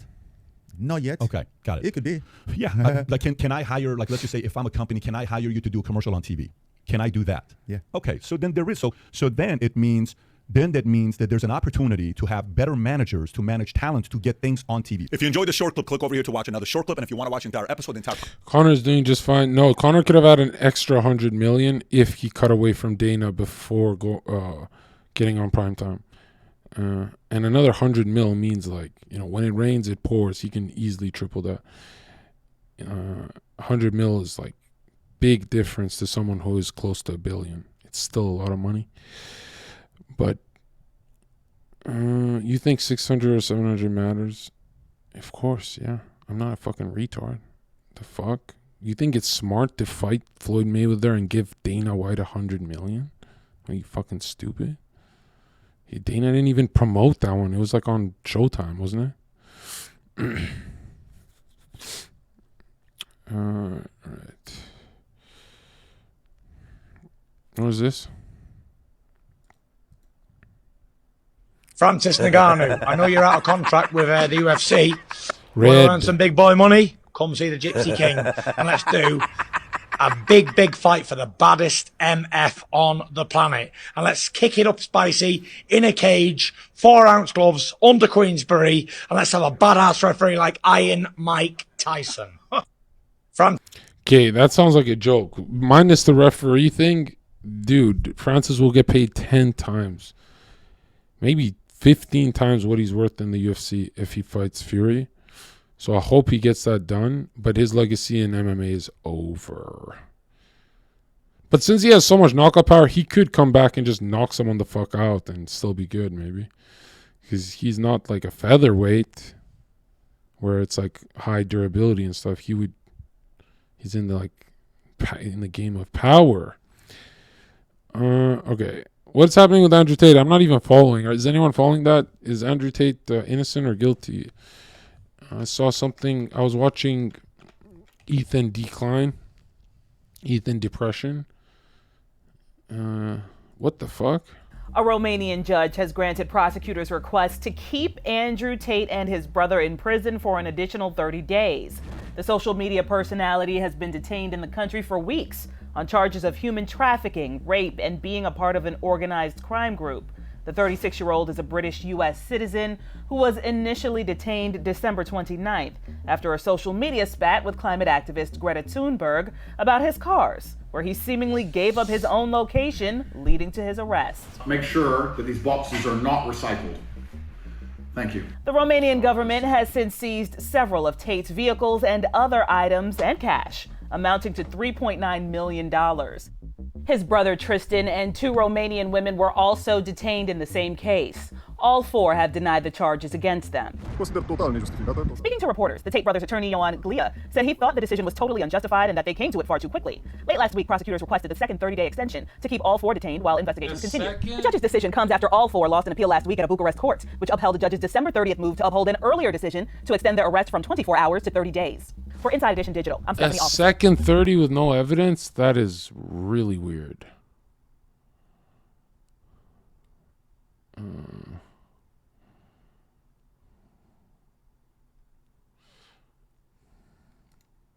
Okay, Aiden Ross thinks Twitch should ban hot. Flat out say it, bro. I do. I love this, dude. Aiden Ross going through the steps individually of like of radicalization and like doing like no fap and all this other dumb thinking that it's actually making him better as a person is pretty funny. He is now going back on it. Mr. I have a porn star in every episode that I've ever had is now like, actually I decided like no more hot tub streams, bro. We're gonna back me on this. Twitch, I believe heavily. I saw one person that lost a lot of money to gambling. You guys banned gambling. You guys moved on quick. I think we have a problem, Twitch. I think there's the hot tub streams, bro. I think it should be banned from Twitch. I think this is such a funny take, dude. This is like, first of all, are people even still doing hot tub streams? I feel like that meta is over. Why the are you complaining about like a dead meta? Is it? Are they still doing it? I feel like it's not as popping as it used to be. Is he like running out of content so we just hitting the incel note? Is that what it is? He's just like, what can I say, bro? You idolize not only like an alleged trafficker who's currently in prison. Even if he didn't do and he just operated like a webcam business. How do you still not see that inconsistency there? You know what I mean? Which he did. You know what I mean? He didn't run like an ethical webcam business. But even if he had, and he wasn't in prison right now, entertainment right now over it. If he just like ran a totally above board, normal, consensually conducted amongst adults webcam business, you still idolize him. It's just such a funny experience because it's like you are so clearly, it's just misogyny. That's it. When you love the pimp, the guy that's doing the sex cam business, but you hate the women that are doing it on their own site, on their with their own control over their own lives. You're like, those people, they shouldn't be able to do that. But like I also do love the the GOAT, Mr. Andrew Tate himself. Hot Tub Streams at 4.7K viewers right now, lower than Football Manager 2023. There you go. Has Aiden ever actually listened to you? Yes, he does. He listens to me for 3.5 seconds. And he understands what I'm saying. And then immediately after, he listens to someone else and forgets everything I told him. Aiden Ross is like, yo, we need to ban hot tub streamers. Also Aiden Ross. But remember, this is him doing it. I think it's more like he's fine with like, when he says like, I want to ban hot tub streamers, he's saying like, it's only me that you should get the hot tub content from. You know what I mean? Only me. Only me. Only I get to do the hot tub content. You shouldn't be able to do the hot tub content on your own. And here, I'll use terms that Aiden will understand. If he keeps going down this pipeline, he's going to turn into like another Sneeko. He's just going to be banned from everything. He just needs to save himself. It's good that he's working out. It's good that he's like bettering himself. These are concepts that I'm on board with. But this like no-fap, weird right-wing shit is not good. It's rotting his goddamn brain even further when it was already a crevice for the most part. You know what I mean? It was hollowed out. And now it's like, there's just moss. When I was Aiden's age, I never watched hours and hours and hours of porn stars on live streams or YouTube videos. At the most, it was like a few minutes on a porn website actually having sex. A few minutes is all I needed. But dude, Zoomers watch hours and hours and hours and hours of porn stars. Every joke is about dick sucking, and it's on Aiden's stream. And there's like this creepy pedo vibe to someone as small looking as Aiden talking to porn stars. Something really creepy about it. It's cute, it's funny, it's creepy. It's a little creepy, dude. I'm not gonna lie. I don't remember doing that when I was young, bro. In there, you know, we had some Cass and G though. Choosing to listen to them more than people telling him they're wrong. He ultimately agrees with Tate more. That's why he listens to them more. Yeah, it's just a very funny take to just be like, yeah, dude, on God, we gotta ban hot tub streams. I said, little bro just wants to corner the market. The way I see Aiden is like a vector, in the same way that I see Bradley Martin, who I think ultimately has like a much kinder heart, I would say, and is older, so he's a bit more mature than Aiden, like a lot more mature than Aiden. Like me and Ethan look at guys like this as like as not like an individual, but a person that is representative of broader perspectives. This is not one person. This is millions of people. There are a lot of young men who feel exactly the same way, who operate with the same mindset, who don't even think about it, okay? So if you can convert some people by individually constantly trying to engage in this war of attrition, trying to actively de-radicalize people, especially when they are when they're listening to you. I mean, I still shit on them. You know, it's not like I don't criticize them. I do. There are a lot of consumers who feel this way. There are a lot of men who feel this way, and this is a decent way to try and tackle the problem. How do you not get tired of his dumb deaf ears? What do you mean, brother? I repeat the same thing a million times every single day. It is probably one of the most important parts of what I do is the repetition. This is all I do. Anyway, it might not be for you, but this is what I do. This is coming from the dude who has countless porn stars, OnlyFans girls on the stream. Make it seem like bait unless he plans on changing that up. Definitely still a fine line that a lot of these hot tub streamers write on Twitch though. Like, dude, come on, Jake Lucky. It doesn't matter. The hot tub meta is dead already to begin with. But ultimately, what is unethical about the hot tub meta? Like, who's it hurting? Here, Andrew Tate's Secret Society. Chances are that 6 months ago you didn't know who Andrew Tate was, and the chances are that now you do. Andrew Tate's a former kickboxer. He's now a social media influencer. Last year he was more Googled than Donald Trump or Kim Kardashian, and his content's amassed hundreds of millions of views. His enthusiasm for misogyny, cars and wealth has delivered fame, thousands of fans, and many thousands of dollars. He's also being held in Romania as part of an investigation into rape and people trafficking. Tate denies all the allegations. Do you ever wonder why some people... Did we ever watch that Vice documentary on Tate? You've never heard of before, all of a sudden appear everywhere. And that clip we just heard, well, that was the journalist Matt Shea, who gained access. How are we still milking Angry Tate? That's my answer to you. The only people that get this bent about like Andrew Tate coverage is like literally Andrew Tate fans who are just like, dude, come on, just stop. He got owned already, please. To Tate's compound in Romania. To get inside, I agreed to it. Yeah, I don't know what the Saturn necklace means, but I know that when you engage with demonic spirits, demonic symbols just come to you, right? And make no mistake about it, Hassan Piker, by accident, is like the most demonically charged streamer on the website. You think I'm trolling, and then you hear him say, man, what's wrong with children watching bikini streamers all day?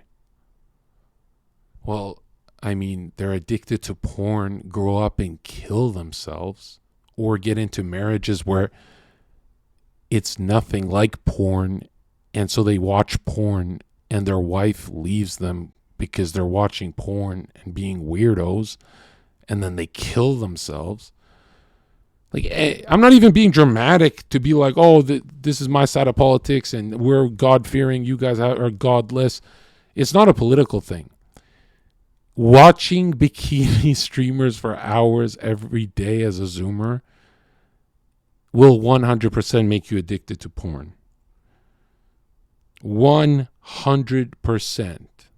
Because these guys are already watching a lot of porn. When they're not watching porn, they're watching porn stars in bikinis on Twitch. And Hassan's the kind of guy that goes, don't platform that. You don't want it in the minds of millions. So you want children to watch bikini streamers all day? That's what you want in their minds? I've never in my life seen someone defend every corporate position, but with the confidence of, I'm doing it for women, bro. I'm like the women's champion. Deep down, every girl in the hot tub meta, if you talk to, I've talked to all of them offline, they all admit that it's pedophilic. Offline, when you guys think I'm saying this so I can like, oh yeah, I'm ending the meta. I'm not doing shit with this small channel, bro. Trust me, I'm not gaining anything saying this.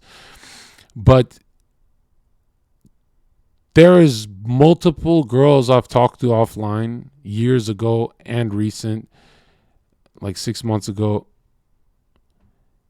They know children are watching it. They just pretend they don't know that when they're live. But they know. They laugh about it offline. They know. Everyone knows. Under a professional cage fight in Romania. I know he's gonna lose. I'd rather milk this shit than talk about Ukraine not getting potentially German tanks. Okay, this is like at least closer to my plane of existence. But it's also kind of fun at this point because he's in jail. Wow, he's actually in there. Along with 100 Tate super fans. Matt Shea, welcome to the Media Show. Thank you. You made this film. This is the guy who snaked the brothers. It's called The Dangerous Rise of Andrew Tate. I wonder when you first decided to try and make contact with him. Well, I was actually first brought onto this story by a brilliant journalist and producer called Jamie Tozin, who's been following Andrew Tate for years before he became famous. So by the time we were filming in his compound in Romania, we were positioned in such a way that he was just, the calls for him to be deplatformed were just happening. We had a kind of inside view of him and his inner circle dealing with that. And how do you go about requesting access to Andrew Tate's compound and requesting an interview? Well, I think Andrew Tate was and his team are quite aware of the fact that any publicity, even bad publicity, would help them. And that was perhaps one of the reasons they decided to let us in. I think what they didn't realize was that we were also simultaneously doing an investigation into him that ultimately led to us speaking to, for the first time, some of the women from his past who alleged that he raped and abused them. And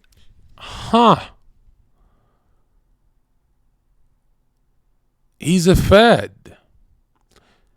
Not like a police officer, like answers the call every time the police call for information. When he and his colleagues agreed to let you into his compound and to film, did they give you conditions? Did they say, well, you can do this, you can't do that, you can ask this, you can't ask that? Well, we were always upfront with him that we would be making an objective documentary and telling all the facts as we saw them. But yes, when we were there, there were attempts to control our access. We're moving on from the pointing and laughing phase of the dancing on his grave phase, and let me tell you this shit. Thank you. Leftists are like permanently concerned about like enjoying things. Like, why can't you just like, this is perhaps the most ethical way to consume it, because it's like, he already is like facing legal consequences for his like horrifying. A better question. I'm not going to ask you guys, is Andrew Tate innocent or guilty? I'm going to ask you guys, would you defend Andrew Tate right now? Let's say you're at a party and someone says he's guilty. Would you say innocent until proven guilty, or would you actually get angry and be like, no, he's innocent? Because I'm actually having a lot of trouble doing the whole. You see a lot of right wingers just do the whole, they'll just go out of their way to defend Andrew Tate, and I've never really been like that. You know what I mean?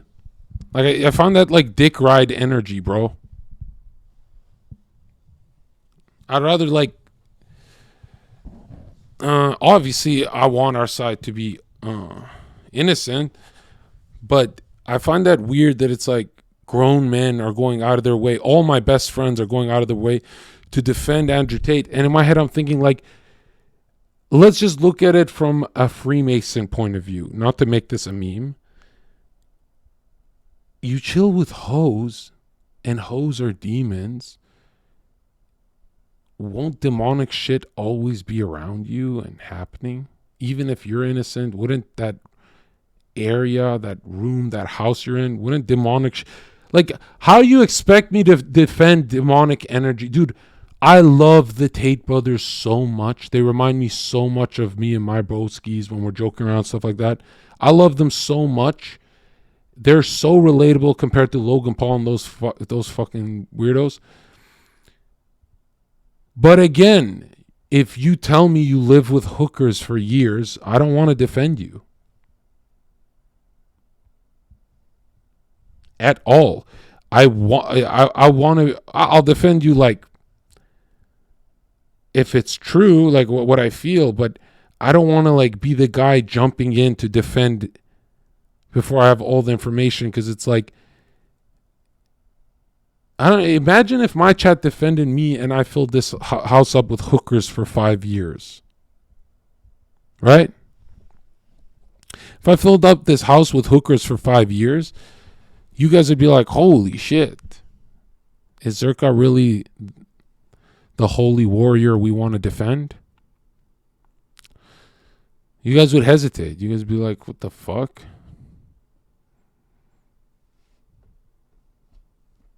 I guess I'm bitter because like I saw our own guys turn on Trump for DeSantis, but they won't turn on Andrew. And I'm like, dude, why did everyone turn on Trump? And Trump's a lot more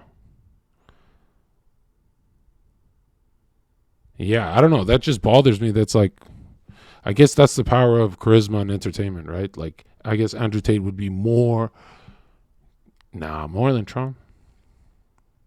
Yeah, Andrew Tate is the new MAGA. Yeah, exactly. Actions. Like, what are you now mad that like we're having a little enjoyment out of this? You know, it was infinitely worse. It was infinitely worse months ago when he was not in prison and he was just like running around and doing all this shit. Chaperones constantly. We were told, don't go in there. That door's locked. If you try and go in there, someone will put a gun in your face. We had, sort of tall, scary, intimidating, strong men behind us when we were interviewing everyone, monitoring our questions and all that. So, okay, look, another reason, like I want Tate to be innocent and stuff like that, and I think they got nothing on him so far. Besides that audio, I guess the Fresh Fit guy said it was a deep fake. So, which I saw some deep fakes and I'm like, oh shit, those things exist nowadays. But yeah, what was I saying? Fuck, man. What was I saying?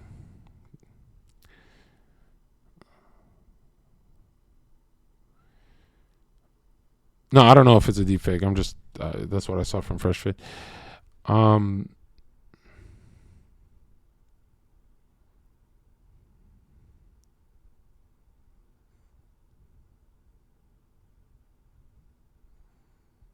What the hell was I saying? There's something.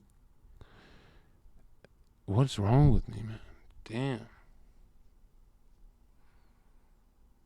Damn. It'll come to me. To speak about your film, and Andrew Tate's story more broadly connects directly to how media content is made, distributed, moderated, and consumed. And oh yeah, demonic energy. Yeah. As much as I like Andrew Tate and his brother,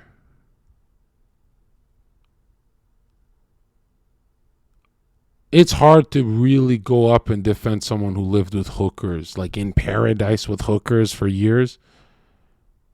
It's really hard to defend a pimp. And this is not a hit piece where I'm like, I'm jealous of Andrew Tate. I'm saying I had so many chances to live with porn stars and stuff like that. And I remember turning it all down. And I remember saying how the world would... In my head, the world would laugh at me if I did that. But the world loves Andrew Tate because he did that. And he's Mr. Spirituality of today. That's a fucking knife in my heart if I've ever seen one. You know what I mean?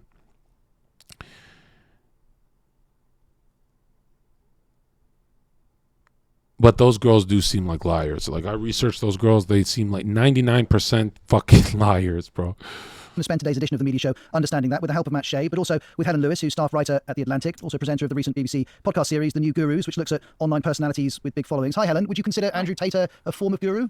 Oh, it's going to be fun. He gets proven innocent, Lamau. Yeah, that'll definitely mean that he was definitely proven innocent. If anything, it'll be funny because, like, he literally said he could bribe his way out of a Romanian prison, and that'll just be the truth again. But, like, if you actually unironically think he didn't do any of the shit that he's, like, locked up for, I don't know what to tell you. He has literally admitted to things and has also, like, tried to educate others on doing similar things for years and years and years. So I don't know what else you need, but I guess you don't really need anything. You're just at that point, you know what I mean? Chris can admit to all this shit on camera, and his fan base will still be like, nah. Absolutely, he fits very fine. Not to be a snitch or anything, but wasn't Hassan Piker, like, didn't he admit to going to, like, a hooker house that got closed down for human trafficking? Like, why is Hassan talking about this case? Isn't this one too... Like, if I was him, I'd be like, ooh, this one's too close to home. I think I'm going to skip this topic. Into what's known as the kind of manosphere. So these are a suite of gurus who attempt to tell young men how to live. And, there is a very strong ideology behind them, which is a form of masculinity has been lost. And, having watched Matt's excellent documentary, the thing that strikes me is it's very much like a 13-year-old boy's idea of what it means to be a man. A guy goes... No, man, it was closed for tax evasion. Well, they say every single hooker house has, like, human trafficking going on, even the cleanest ones on earth. So they say every single house. Like, you can't do a hooker house morally. You just can't. Up and she says, my name's Alpha Wolf, and how Matt did not laugh at that point. But it's like so much stuff on the internet where it is both ironic and not ironic, in the sense that they're saying... That was one of my favorite moments, dude. I swear to God. It was one of, like, when the guy, like, unironically, like a 50-year-old man, a whole ass adult, you know what I mean? Just this accountant looking ass I'm Alpha Wolf. Like, bro, are you... What? Something has failed in your life so... Right. Oh, now I remember what I was going to say. Andrew Tate doesn't know shit about Freemasons when he talks about it, but his dad was CIA. And that's kind of spooky. And another thing is he has a master hypnotist as his second in command, which is identical to those hermetic practices of hypnosis.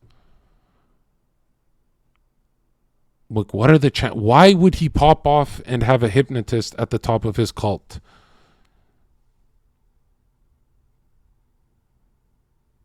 Like the highest level hypnotist. I forget the guy's name. That's kind of crazy to me. Severely for you to behave this way. I'm a misogynist. Of course, everyone calls me a misogynist. Also, you know what I'd love to know? I'd love to know if you have millions of dollars and say outrageous shit and you say all good stuff like Andrew Tate, would you go viral or would you take over the whole algorithm? Because a lot of people say that he's a plant. That's why he's like being viral is like, yeah, on a couple of platforms, but being viral on everywhere you go as Andrew Tate, that is a plant. They always say that's a plant, right? And then you think of his political message and you go, oh shit, he could be a plant. I don't know. I could see someone going hyper viral, but not the most Googled and take over the whole game. I can't see that without being a plant. But I go back and forth on that because sometimes in Andrew's eyes, I see fear. Like he doesn't know what's about to happen. Or maybe he thinks it's like a burn notice. Like he's a plant, but they might burn him. So sometimes the CIA does shit like that. Who knows? And there's understood to be a performance there. By the way, leftist people who are like, why are we doing this still? Me, are feeding into the same exact... Thinking he's not a plant means you think anyone can really do that on their own, which we know isn't true. Wrong. If you had a Bugatti, a fighting background, and you are smart when you speak, and you take over the vacuum of MAGA, and you have a bunch of employees pushing your content for you giving them millions of dollars, pretty sure anyone could go viral if they have these attributes, right? Like, didn't that Mo Vlog guy, he just got some nice cars and then he popped off? Like, a lot of people do that, right? Appreciate that, Wes. I can see someone going viral, but taking over the whole internet means it has to be a plant. Especially the banning and unbanning part. Shit that like Andrew Tate stands are doing in here by being like, bro, you're riding his dick so hard, So enjoy that. Enjoy your moment when you get upset about this coverage. Because check this out. Hassan Piker at his biggest wasn't even close to Andrew Tate. Right? Because when you think of how fast Andrew's rise is, that's the alarming part. Where Hassan's is more spread out. And you can't see Hassan on every media. You have to find him. He's not just going to pop up on everywhere you see Hassan. Oh, I open Snapchat, I see Hassan. So, like Hassan is like a weaker plant. Right? He's a TYT YouTube plant. But Andrew Tate is like, feels like a CIA plant. You know? But then again, Andrew Tate's 1,000 times more entertaining than Hassan. So he would be bigger. You know what I mean? But I go back and forth on that. Because if I say he's not a plant, someone always comes to my chat and goes, see, I told you, bro. And I go, damn. I mean, they always give you heroes, right? Order out of chaos. You and the Andrew Tate Stan fan base is in unison, operating in the same way at that point. But it is also serious at the same time. And that's something I think journalism really struggles to grapple with. It's saying that someone is putting on a show for you. But all right, let's watch that fucking documentary. Is it good? I saw bits and pieces. I saw the hypnotist part. Andrew Tate, Vice. Do you ever wonder why some people who you've never heard of before all of a sudden appear everywhere? Okay, that's exactly what I mean. Did you hear what he just said? Do you ever wonder why some people who you've never heard of before all of a sudden appear everywhere? Andrew Tate! Andrew Tate is an Anglo-American kickboxer turned influencer whose extreme misogynist videos have helped make him the most viral man in the world. Bang out the machete, boom in her face, and grip her up by the neck. Like, shut up, bitch! On December 29th, he and his brother were arrested by Romanian police as part of a rape and human trafficking investigation. The Matrix has attacked me. A few months before their arrest, I was in Romania trying to get access to their so-called secret society, the War Room. The War Room is the most powerful network on the face of the planet today. Andrew Tate. To get inside, I had agreed to endure a professional cage fight in Romania. I know he's gonna lose, but wow, he's actually in there. Along with 100 Tate superfans. We shouldn't be slaves, we shouldn't be working 9-to-5 jobs. I need to grow, I need to get better, I need to evolve. I'm not tough on myself. Nobody else will be.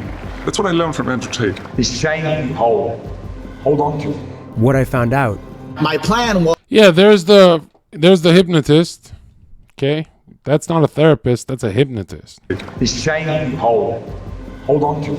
What I found out. When was the last time I saw a hypnotist? It was the right-wing 2016 movement. I know there was one for Charlottesville, but lower level. And yeah, it feels like an operation. Out. My plan was to sow anarchy. Is that this recent arrest appears to be just the tip of the iceberg. This is definitely a hit piece. I don't care. The real story We've clearly conquered the internet. began years ago. There's not a single female complaining on the planet. Do you think there's not a single female complaining? Have you seen one? Tell me. My ex-boyfriend was radicalized by Andrew Tate. He was sweet and I guess vulnerable to being brainwashed by Andrew Tate and his cult. People don't know what he's done.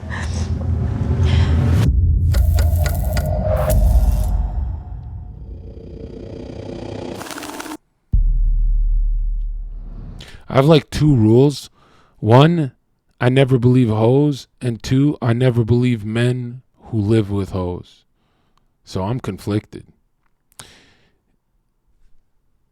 You can tell I'm like the worst populist, you know. I'm supposed to ride or die right now for him like everyone else in my movement. But I never trust people who live with hoes, man. If you haven't heard of Andrew Tate yet, it's only a matter of time before he pops up on your newsfeed. His videos have been viewed over 11 billion times, and in July he was more Googled than Kim Kardashian and Donald Trump. He's been called the king. No. This video's obviously garbage. This is Vice. This is fucking garbage. Vice, actually, interesting enough, was it was co-founded by Gavin McInnes, who interviewed Kanye and Fuentes. That Gavin. So Vice took a weird, crazy left turn. I like Vice as like, oh, it's entertainment, but I've never watched one Vice video where I said this is the truth in my life. Even before, you know how now it's too obvious? Even when woke stuff wasn't that obvious, I never took it serious. Ever in my life. It was always CNN to me. CNN was garbage before Trump for me. Way before Trump. Mainstream media was always garbage for me. The only time I feel like I'm getting less programming and more kind of like population control truth. You know, they give you truth to keep the population kind of at bay, is from Tucker Carlson. Right? People hate Tucker Carlson, but there's a lot of truth in what Tucker says. And I just can't believe people say Tucker is the guy riling people up for crazy shit. He's not the guy. of toxic masculinity. He has said that rape victims should, quote, bear responsibility. Now, Tucker does kill me for the 9/11 take, right? He says rape victims should bear responsibility. Okay, I don't think anyone in their right mind would say that unless in the context of it saves more lives if you look at it that way. Hey, daughter, don't go to a rave and do drugs. They are going to rape you. And she goes to the rave. Bad stuff happens. She comes home. The next time she's invited to a rave, she goes, oh, wait, there's demons out there. You don't just say, go to the next fucking rave, right? That'd be creepy. Like, hey, daughter. Is that, if I had a daughter, I'd call her, hey, daughter. I wouldn't say her name. I come from a weird home where we call our parents by their first names. We shorten them, though. Like, Albanians don't do that. So, like, even Albanians look at me like, bro, you guys are some military, man. Isn't that weird? Like, that is the least, from all my trad energy, that's the most lib energy, I guess, right? Like, I call my mom by a kind of like a nickname and my dad nickname. That's very weird. When I see other, I've never seen Albanians do that. Just my family's strange like that. For being raped. We're about to enter his compound in Romania, which was raided earlier this year as part of the rape and human trafficking investigation that led to his arrest in 2022. Is that true that you sequestered an American girl? She's not even pretty. This girl's average. She's ugly. I don't have time for this bullshit. What about the rape accusation? That's not true at all. See, sometimes I'm like, Andrew's a political operative, but he doesn't know how to answer some questions. Like, I don't think anyone in this chat would say, yo, she's ugly, bro. That's the last thing I'd say if she asked that question, right? I'd make it like, hey, man, there's a narrative, right? You guys are going with a narrative, and I don't appreciate that. But I would never say she's ugly because it's... Yeah, I just don't get it. He's sometimes such a good political operative, and sometimes he's like a frat boy. Little frat boy, like Marco Rubio. Hello. Look at this snake. Is this Andrew Tate's house? By the way, dude, never trust someone who looks and sounds like a little bitch, because it's not that they're evil. The pressures of the world make them bite and backstab you because they can't take it, right? A caveman will hurt your feelings to your face, but a little bitch will always backstab you. You understand?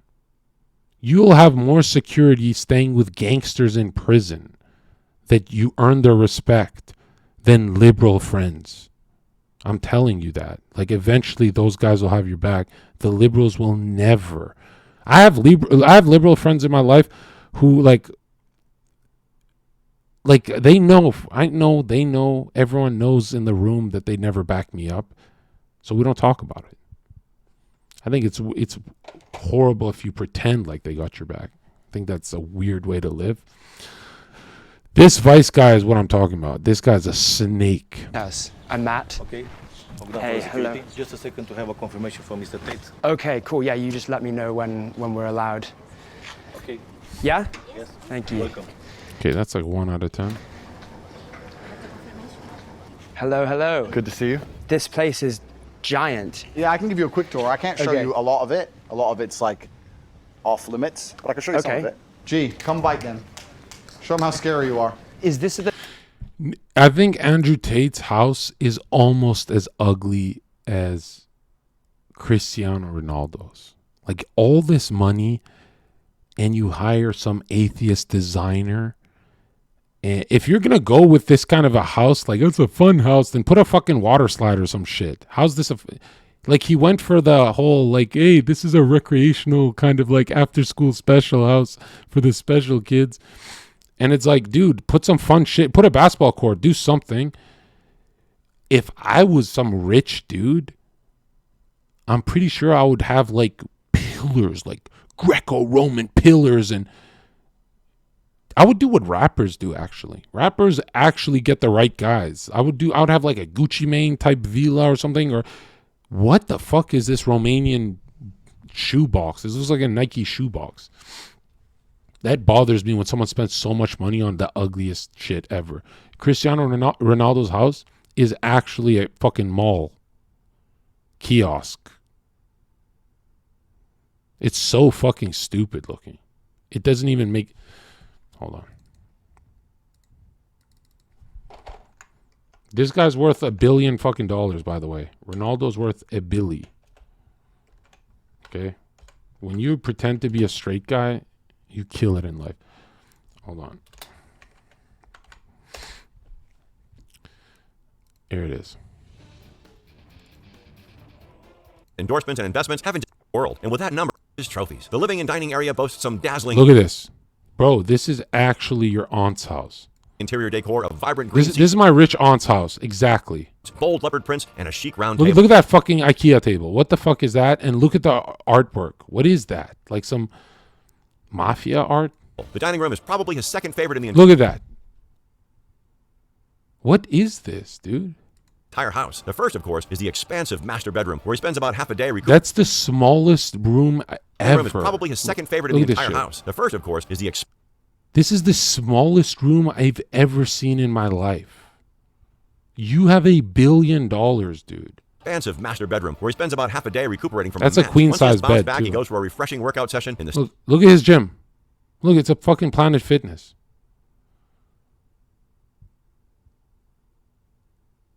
Really? state-of-the-art home gym. This is a highly private and secure area as well, so the paparazzi have no hope of catching a glimpse of him lounging by the massive swimming pool or soaking in the hot tub on the deck. There's even a small Gorgeous. football pitch on the Look at property. him. Security cameras are positioned all around and even on the road leading up to the house. And for added security, the metal fences surrounding his mansion go up That's to 8 his feet in fence. height. From quiet and secluded to slap bang in the middle of the concrete That's a jungle. Home Depot Cristiano Ronaldo fence. also has a home in New York City and in Trump Tower, no less. The $18.5 million That's his other home. This is like an Airbnb you get when you finally date a 7 out of 10 and want to celebrate and fuck her in different positions. Like, what the fuck is this? $1 loft in Fifth Avenue spans 2,509 And now this is your rich aunt's place. Even shittier, actually. square feet. The unit is located in one of the L-line spaces in the tower, making it a special category of apartments, giving him a view of the Hudson River, Empire State Building, and panoramic views of Central Park. The interiors are done by Juan Pablo Molino, whose expertise lies in maximalism, so there's no shortage of Molino. opulence. Every single area looks classy, and the pieces of furniture are just sublime. The apartment has 3 bedrooms and 3 bathrooms. Look at that. That's depressing. And 2 of them boast large marble bathtubs. The gourmet kitchen is fitted with Michelin star. Look at the kitchen. Dude, you have $1 billion. Now I get why Trump did the all gold shit. I get it. Our restaurant grade equipment too. Interestingly, the same home was the inspiration That's nice, but that's not even... Oh, it's from 50 Shades of... behind Christian Grey's bachelor pad. There have been rumors that Ronaldo might buy another unit in the same tower, one that's a lot bigger with marble floors and wood paneling. It has a price tag of $23 million. It hasn't been confirmed yet, but we're sure it's not a lack of fun stopping the deal from going through. But you can't really holiday in New York. To get away from routine life, he also has a holiday house worth It's not even his house. This is a random house. $1.7 million in the sunlit shores of Marbella. Set along the Costa del Sol coastline, this beautiful vision and white mansion Okay, this one is legit. features a built-in theater, an LED driveway, and an infinity pool. Inside, it's completely modern and minimal with an open-plan living, kitchen, and dining area and an outdoor dining area. The marble bathrooms have floor-to-ceiling windows by the shower, so you can enjoy the tree-lined property and still have privacy. The home resides in an area referred to as the Superstars cul-de-sac, thanks to his uber-famous residents. Among them is UFC star Conor McGregor. Maybe one holiday house in Italy wasn't enough because Ronaldo went on to buy 2 more. The interconnecting villas sit on a hill, offering spectacular views of Turin. The home in northern Italy has lush green vegetation all around it. Look at the home that he actually lives in. Hold on. Hi guys, coming in. This is where I live. Let's go. And more. Many kisses Oh my of mom. fucking god. You know what I'm talking about. This is some flat shoebox house.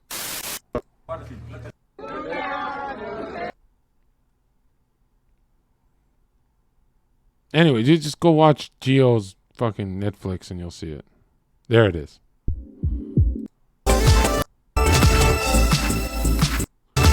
Bro, me and my brother laughed so hard because they're like, well, Ronaldo, so when you're relaxing at home, what do you like to do? He was like, I just like to do stuff that, I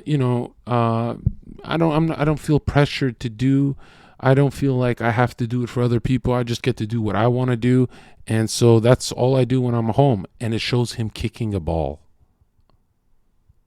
And me and my brother are like, wait, don't you get pressured to play high-level football? So when you're home, you just kick a ball? Look, why are you wording it like this is your downtime? It was just weird, but I guess respect, yeah. Limits, but I can show you some of it. G, come bite them. Show them how scary you are. That's a Is nice this dog. the normal level of security you have for your house every day, or is this just for us? This is the normal level of security I have in my house every day. I'm prepared for all eventualities. It's better to be paranoid. I kind of like cars. I can tell, yeah. This door leads to... I can't take you in there. That's classified. Up on there, I can't take... See, when he talks like that, in my head it just rings he is not a plant. Or he's a plant that likes his role. He's like RPing hard. You in there either. It's classified. You do know if you go to any off-limit areas like security, you're going to intercept. So when I point classified, I'm basically saying don't make them put a gun in your face. Got it. TV, which I never watch. World title belts. I was 4-time kickboxing world champion. And what's this painting over here? That's my brother. Who else lives here? Is it just you? I love Tristan, I live bro. with my brother. I think you get the best Tristan's version of yourself based. if you live with other competitive men. I don't have loser friends. I like sitting down with people and discussing how we can make money from the conflict in Ukraine. That's what I enjoy. I don't want to talk about TV. Interesting. Okay, cool. Hi, by the way. Sorry to interrupt. I'm Matt. Georgia. Georgia, good to meet you. What are you up to, Georgia? Working. Working. Working. Okay. This is, The woman I'm trying to speak to, Georgiana Noghel, would also later be arrested with Tate in December, Georgiana, 2 coffees, please. accused of assisting him in his human trafficking operation. Hey.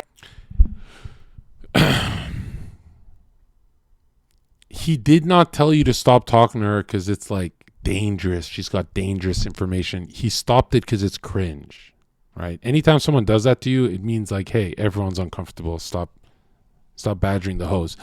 And another thing is like,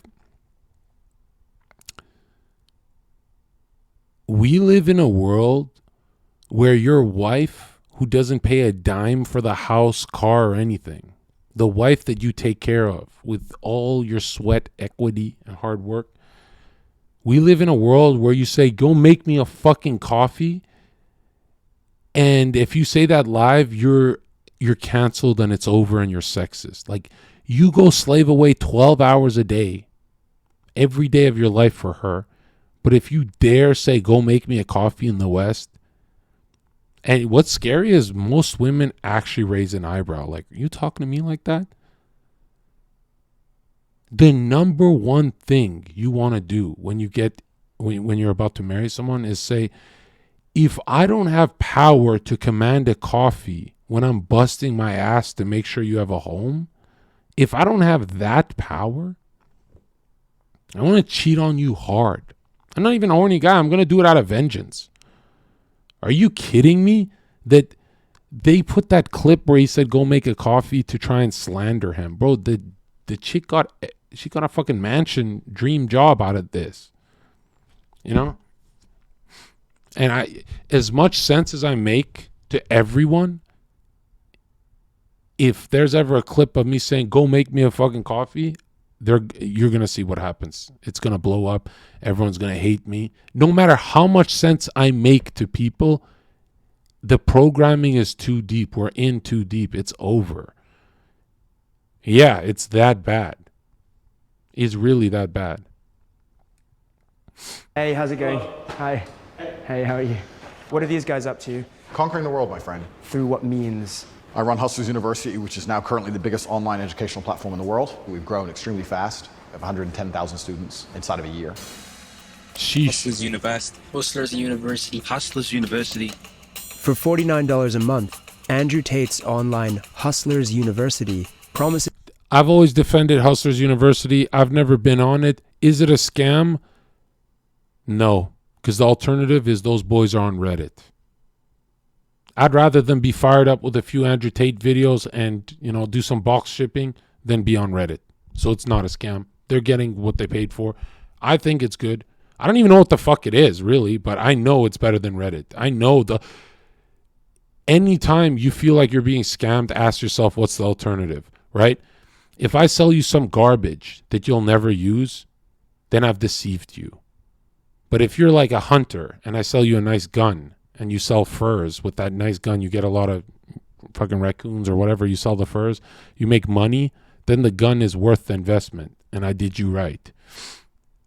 I don't think Hustlers University is a scam business.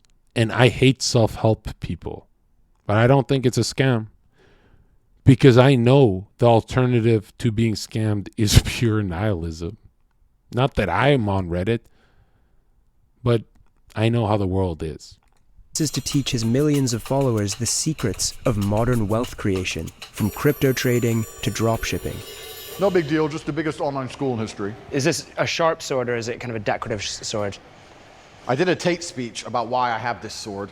A Tate speech is like my YouTube channel, Tate Speech. Yeah. And I talked about how the #1 problem with the world is that not enough men walk around their houses with swords. That's up there for sure. Because if more men walked around their houses with swords, so many of the world's issues could be fixed. But you have to extrapolate it.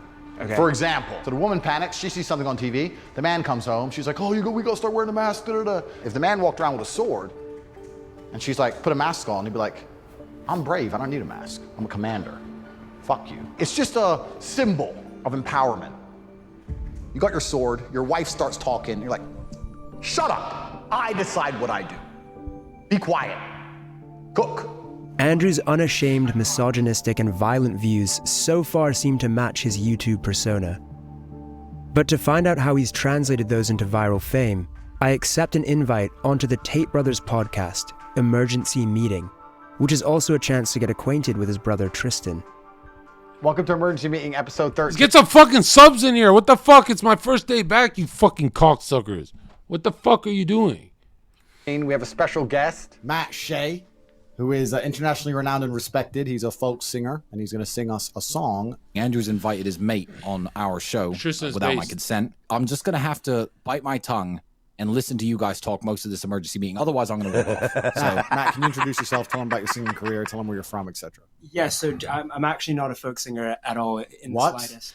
This is what's weird to me.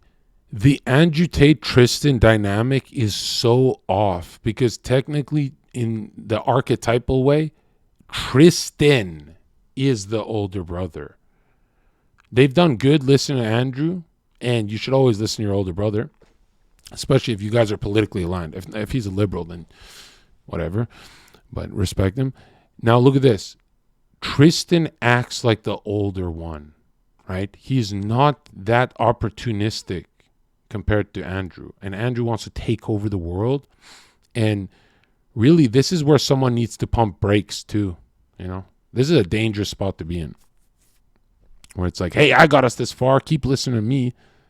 But remember, Tristan isn't blinded by ego. Right? He's close, but Andrew's actually blinded. He has sunglasses on. No, sorry. What? Are you calling my brother a liar? You lied this to me. case, yes. Let me ask you a question. Have you ever seen the clown that hides from gay people? This joke is so cringe, bro. Have you seen him? No, I haven't seen the clown that hides the gay So people. you've never seen him? No. Strange. Is he here somewhere? Strange. Well, yeah, he's right here. I see him. I see him. I find it so weird how people like Andrew Tate, who said, I'm not going to give a man CPR. That shit's gay. That's the funniest shit I've ever heard. Right? Sincerely Fate donated $20. Hey, let's go. Fate content with all the bias experienced theories. Thank you for combating mainstream confusion. Also, welcome back, King. Appreciate that. Appreciate that, Sincerely Fate. And Andrew Tate, who says funny shit, there's always this funny guy in my group of friends who they're just naturally hilarious, but then they focus on cringe jokes. Like, I'm thinking of Uncles too. Where have you seen the clown that hides from gay people? And it's like, dude, you're a funny guy. You don't need to do this one. Like, you don't need to do the Google jokes. All right, let's be nice to our vice friend. So let me be nice to him before he does a hit piece. This is definitely a hit piece. I've warned my brother that this is a setup, and this is what everyone. I don't care. I'm uninterested. I've clearly conquered the internet. I'm clearly unstoppable. I'm like the Borg. You've invited the liberal news media to come. They can all come. Just Tristan's so smart. I would never allow Vice in my home. I would meet them somewhere. because I'm wearing a gun, I'm violent. Is that how it is? Just because I got knives all over the table and I'm a kickboxing world champion, I'm violent. If you are wearing a gun and you have knives, that does make you a little bit violent. No, it doesn't. No, it doesn't. Makes me security aware. I don't want to sing a song. I haven't sing said like you anything. promised. It's If a you setup. think I won't kick Vice out of my house, I think. A few more minutes, or are we done with it? No, you can sing now, or you're off the pod. During an ad break, Andrew breaks character. I hate when people used to say this about me. Oh, Zherka, when we turned the stream off, you chilled out. Yeah, I'm exhausted. Doesn't mean you didn't piss me off like the little bitch you are. I'm not breaking character because I can fucking... No. We're in a room with 1,000 people watching. I'm going to call you a bitch. But what do you think? I'm going to just follow you to bedtime? Hey, you're a bitch. You're a bitch. You're a bitch. You think I'm going to keep that energy up all day? No. We're done after the fucking stream. And then I don't want to even talk to you. You're a little bitch. 30-second break. Chatting shit. Another 5 minutes and we'll get you out. It could mean breaking character, but it's like, just because when people say breaking character, it's like, hey, Andrew Tate doesn't think I'm a bitch. Yes, he does. Yeah, he's breaking character, but he still thinks you're a bitch. Yeah. You can talk shit back. You can annoy us if you want. Don't worry, no, I know. I'm just not very good at it. I'm not very good at talking shit. We've had a long career. We have to do... See, Andrew Tate's ego thinks he can charm anyone, even Vice. And like, you got to know, how do people get paid at Vice? It's not being your friend, dude. I'm not very good at talking shit. We've had a long career. We have to do our normal... See, Tristan is not even worried about charming the Vice guy. He's thinking of other things. He's actually the older brother here. Broadcasting. Okay. Kick him off the pod. Cool, man. Have fun, guys, yeah? Bro, this is going to be the worst documentary about us. What they gonna say? They're going to put you in jail. Unless you're a plant. I fucking hate this. Is he a plant or not, Chad? I don't. He's a plant who's getting burned. Like that show, Burn Notice. He has lots of cars and money. All the women love him. He's sexist. Oh no, please don't put that on the internet. Who cares, right? Whatever. Within minutes of being on their show, the Tate content machine snaps into action. Here's why you should never allow Vice or any liberal mumbo jumbo in your house. Just think of police. People like people who say, I got nothing to hide. The police can just come into my house. Dude, Google YouTube police planting weed on people. Like, that's a thing. Police actually plant weed on you. Some police do. Like, nothing traumatized me more than when our political side was all about Blue Lives Matter. And I'm like, whoa, am I with the boomers? You know what these cops done to me? But yeah, it's like, I wouldn't allow police in my house, even if I got nothing to hide. I'm not allowing any of them in my house without a warrant. What the fuck? Same with Vice, same with all that. Oh, yeah. Wow. Already. Wow. This is You viral. promised to sing to me. If you think I won't kick Vice out of my house, you can sing now or you're off the phone. Tate brothers embarrass Vice reporter. Actually, I take that back. I want to make sure that my army's fighting, ethically and following the... 18,000 likes, 246 comments, 66 reshares. Oh, I accidentally liked it. If you had to go to war, would you call your friends? Let's see what people are saying. Tate win, as always. I'm impressed how easily he runs over weak men's arguments. It isn't Tate posting all these videos, so who are all these people? Tate Brothers Embarrassed Vice Reporter was posted by a fan account that has 58,000 followers and 3.9 million likes, and is just posting loads of videos every single day. Right in the description of his account, it says, looking to level up your life, start here. It's a sign-up link to the Hustlers University. Another account, and again, a link to the Hustlers University. He's got a clever formula here.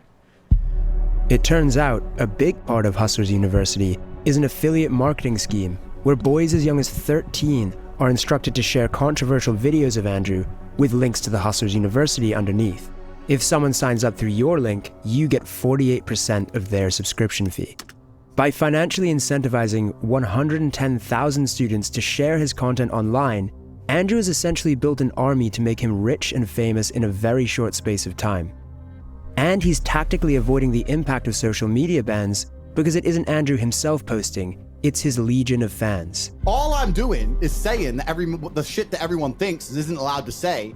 So that's the reason I'm all big on the internet. I'm starting to wonder whether he's just a living meme. You're a loser because your mentality is loserish. Some kind of viral marketing campaign to swindle money from confused young men. You never had the life I had, ever. Or if he really believes what he says. All I am offering is the truth.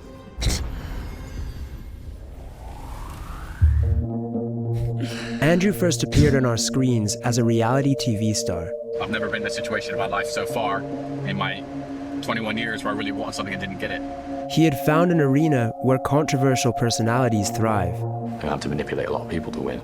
But something happened when Andrew was on Big Brother, one of the biggest reality TV shows of all time. This is Big Brother. Due to events in the outside world, Andrew has had to leave the Big Brother house. He was reportedly removed from the program when a video surfaced of him slapping his ex-girlfriend and then beating her with a belt. Hey, you stupid bitch. I didn't say the word listen. Did I say listen?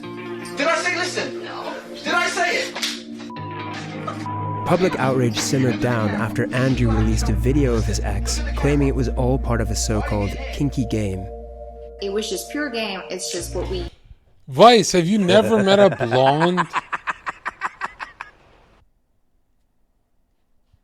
That's every single fucking blonde on earth. If you don't play crazy with them, they just leave you. Right? If you've never been with a white chick? Like, why are they trying to like incriminate this when she says they're playing? Used to there. But what the public didn't know, and what we can now reveal, is that around the time that Andrew was playing Truth or Dare in the Big Brother pool, the UK police had informed the production company that he was under investigation for 2 incidents involving other women. One of rape, and a further of physical assault. In May 2021, Tate made reference... This is when I used to watch Andrew Tate, when he had like 20,000 followers. And I used to watch like every day. I'd be like, oh, fuck, man, this is the best guy on Fresh Fit. Reference to his arrest in an appearance on the Fresh and Fit podcast. I was like, who are you? And they're like, you're under arrest for a suspicion of assault of this dumb hoe. And I'm like, wait, this is dumb hoe? They didn't, but I'm going to protect her anonymity because I'm a nice guy. Dumb hoe. During the same period... Yo, we got invited to Fresh Fit podcast for... they know what I'm about, so they know I'm on their side against the girls. So we're gonna go and I'm gonna go fucking I'm gonna go Masonic on their shit. I'm gonna look at these girls' knives and be like, you are programmed by Freemasons. The Tate brothers were recruiting women for a webcam sex business and creating the first of their many online courses teaching other men how to do the same. I am her everything. It doesn't matter if I fuck someone else because I'm her everything. She has nowhere else to go. It was called the Tate PhD, or Pimping Hose degree. She was a fucking... Okay, NFL guys, NBA, rappers, they all do that. Their girls got nowhere to go because they want to be with the star and they just cheat. Okay, it's not just Andrew. Hoe, and I spotted it instantly because she didn't humble herself when she was supposed to, and I'm glad I didn't waste any more time on her because she's never going to be doing like my other girls do, living in my house, letting me fuck other women, remaining loyal, and fucking bringing me coffees and doing as I say. Andrew has closed down the Pimping Hose degree to focus on the Hustlers University. Luke, your screen's compromised, yeah? So keep it super fucking vanilla. But with a historic rape allegation in the UK, and the Romanian police now looking into him for rape. Oh, that's crazy. So if they get a strike, they actually slow down on the extra red pill content because they don't want their pages down. I thought they just make new, but okay. And human trafficking. I want to find out more about his methods of recruiting women.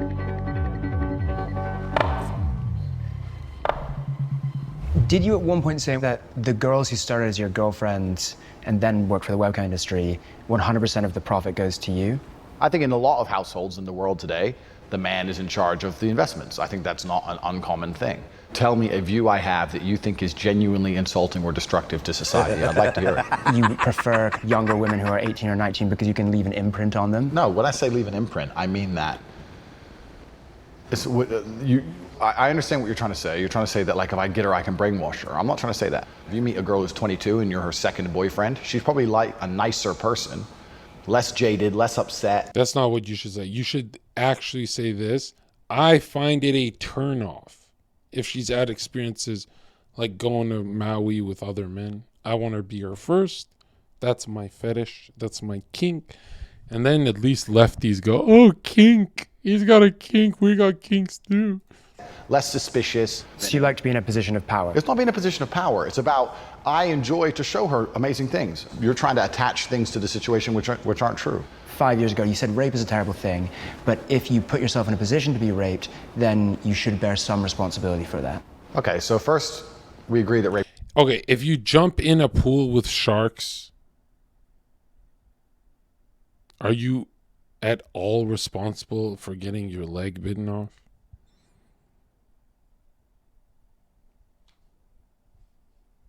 That's pretty cut and dry. I don't think I'm manipulating you, bro. I think that's a really good analogy for that rape thing. Rape is a terrible thing. The point I'm trying to make is the best way to prevent yourself from being raped is to have a degree of personal responsibility and not put yourself in positions to be raped, as opposed to standing there saying that rape shouldn't happen because, or men raise our boys better. You know what else shouldn't happen? That's not the same for sure. Yes, it is. Girls who like hood rats, who stay with gangsters, who have guns and are murderers and are gangsters, and girls who get fucked by those guys, they talk about the excitement of being around these psychopaths. I was around those kind of fucking people. That's what a shark is. Happen? Robbery. I want the freedom to walk down the road with $1 million in cash. Well, they're talking about rape, though. Look at this fucking idiot in chat. If someone carries around a gun and will kill you for a gram of fucking coke, I'm pretty sure they'll rape you too.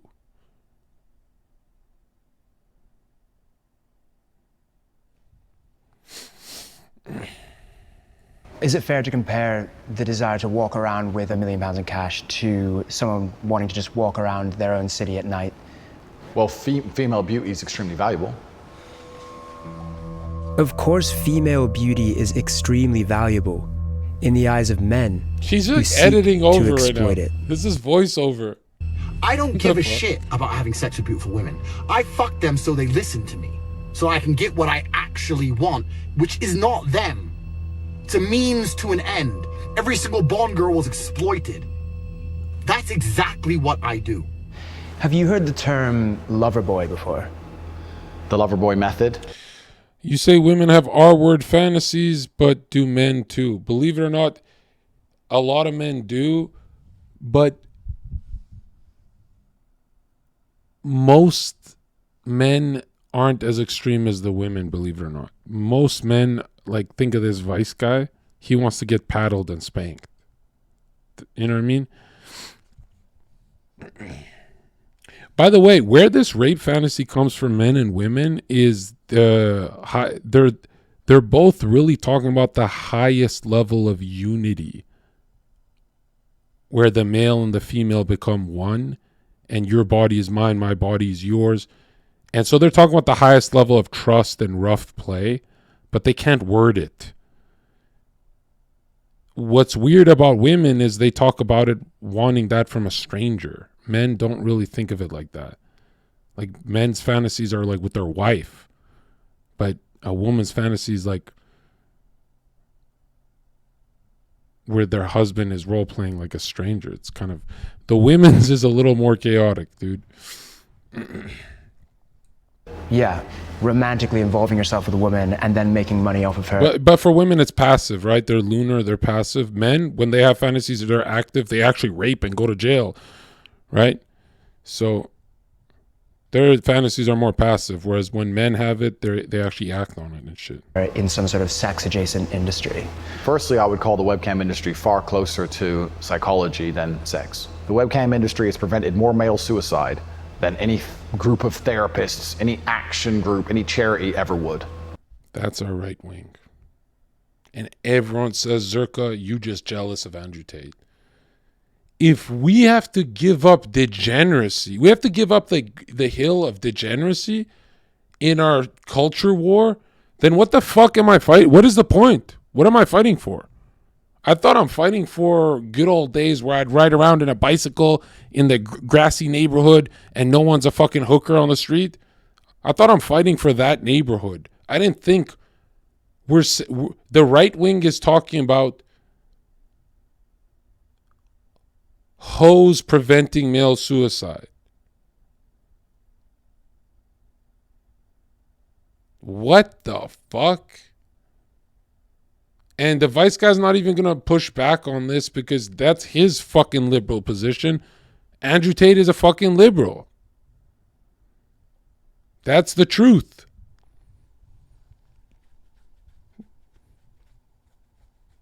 I hate when you think, well, John, that's in the culture war, that's just the sexual component. That's everything. The sexual component is the only fucking component damaging the West. That's everything. That's what took away marriage. That's what took away the family. That's the only thing you should be saying no to. You're not supposed to say, actually, it's preventing male suicide somehow.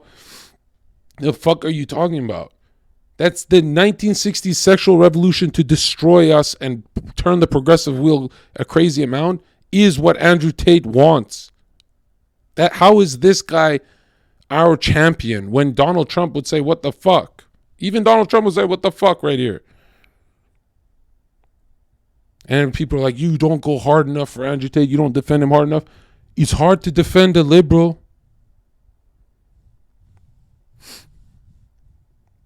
It's really hard to defend a liberal. That when Vice 100% agrees with you on a macro issue,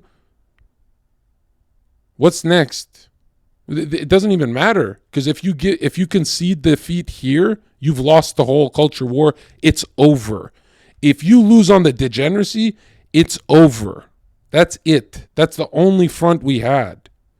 That's the one place we had, and we gave it up for the pimp Andrew Tate.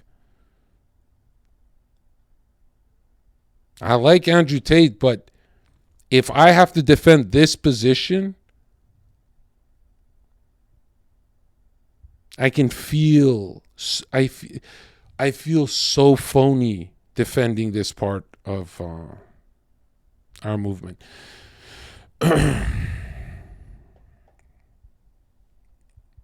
Our movement's so childish too, where it's like, I'm a real man, bro. What, you don't like titties, Zherka? Yeah, I like tits, bro. I don't like tits at the fucking park when I'm walking my kid. How about that? I like tits in private. How about that? Well, you don't like titties. Zherka just doesn't like tits.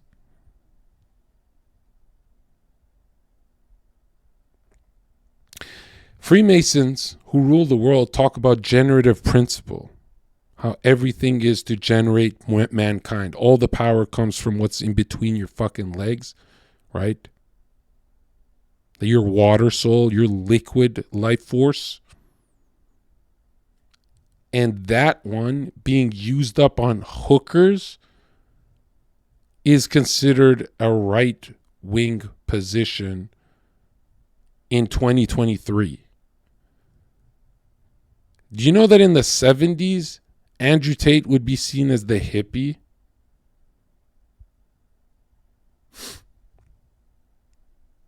And I bet Vice isn't going to push back. Watch, because they love this take. Are closer to psychology than sex. The webcam industry has prevented more male suicide than any group of therapists.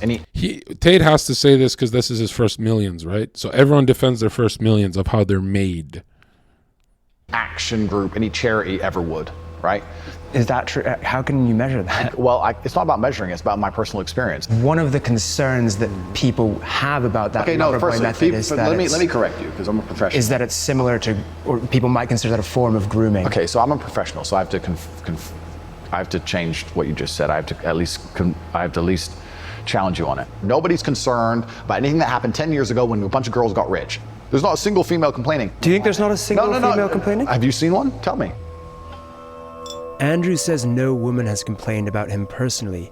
He won't let us speak to the women who work for him, so for now it's difficult to verify this claim.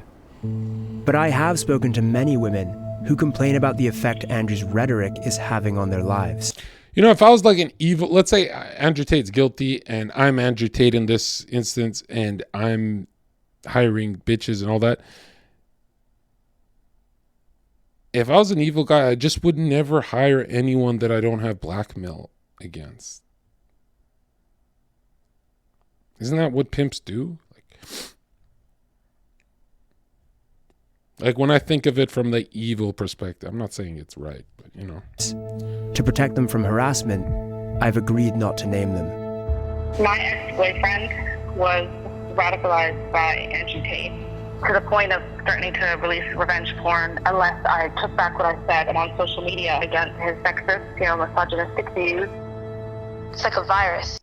Revenge porn is the most disgusting shit you can do, because if you leak a woman's porn, you think, oh, it's bad, it's satanic. Dude, if that lady has a kid, her kid will see their mom naked. You know what I mean? The things that he's spreading. The scariest thing is, I have no idea if the next guy I meet could be an Andrew Tate fan. As a teacher, it's definitely worrisome. There are boys who look up to him, especially those that are maybe vulnerable and they're sort of going to go into the real world, carrying those violent views with them. I'm 14. The boys at school my age think that it's okay to say horrible things like women are man's property and they get to do what they want with them. It makes me really disappointed in my generation. Andrew's views represent a new era in modern misogyny, Start talking to some bitches. Say, me and my man are gonna fuck you. where you can now not only talk openly about subjugating and objectifying. This video reminds me so much of a video I had on Instagram before I got banned. And everyone's saying like, "Oh, fucking base this shit" in my comments, and when they're like, "Look at Reddit," Reddit said that I'm like evil and shit. Defying women, but doing so actually garners millions of committed fans. They don't believe the level that you can operate at when you're actually a G. There's this video where Andrew Tate's like, "Why are you eating sushi? That's fucking pussy food. You're eating sushi like a bitch. There's some rice and some fish like a bitch." And my twin brother sends me it, and he's like, "He's literally you, bro. He's getting fucking triggered about the dumbest shit." I'm like, "Really? Do I talk like that?" And then I'm like, "Dude, there's no way I'm Andrew Tate. There's no way. I know that I didn't grow up with fucking hookers, bro. You know, if I switched to OnlyFans work, I'd have the Ferrari so fast. That's like, wow." The most hardcore of them have traveled here to Romania to join the War Room. The War Room is a fraternity. We're a brotherhood which is designed to... No, not about my dick being big, you fucking weirdo. I'm saying how many OnlyFans people I know that are big timers that have asked me to be on their shit. Like, and mine's not really, like, I'm so charming that I think I would have 100 collabs in a month. If I flew around a bit, went to LA and all that. But then I'd always have to deal with, like, that fast money problem where those sins surface later in my life. You know, like, for people who make money with hoes, bad stuff starts happening to them. Inspire the best from our brothers.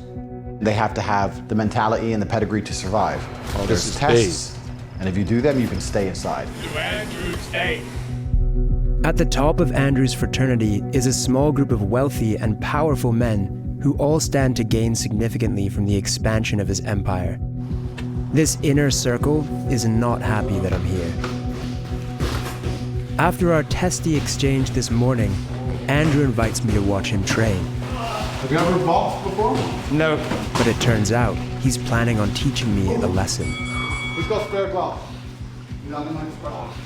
There you go. I appear to have unintentionally walked into a situation where Andrew Tate is going to train me how to box. Punch me. And then Punch me. Knock out. Oh, look like you're bleeding already. It's only round one. We've only warmed up. Keep going, bro. We've got 10 more rounds. No fucking way. Boxing's got to be the fucking hardest sport ever. You know, if you take a month off, your jab is just not the same.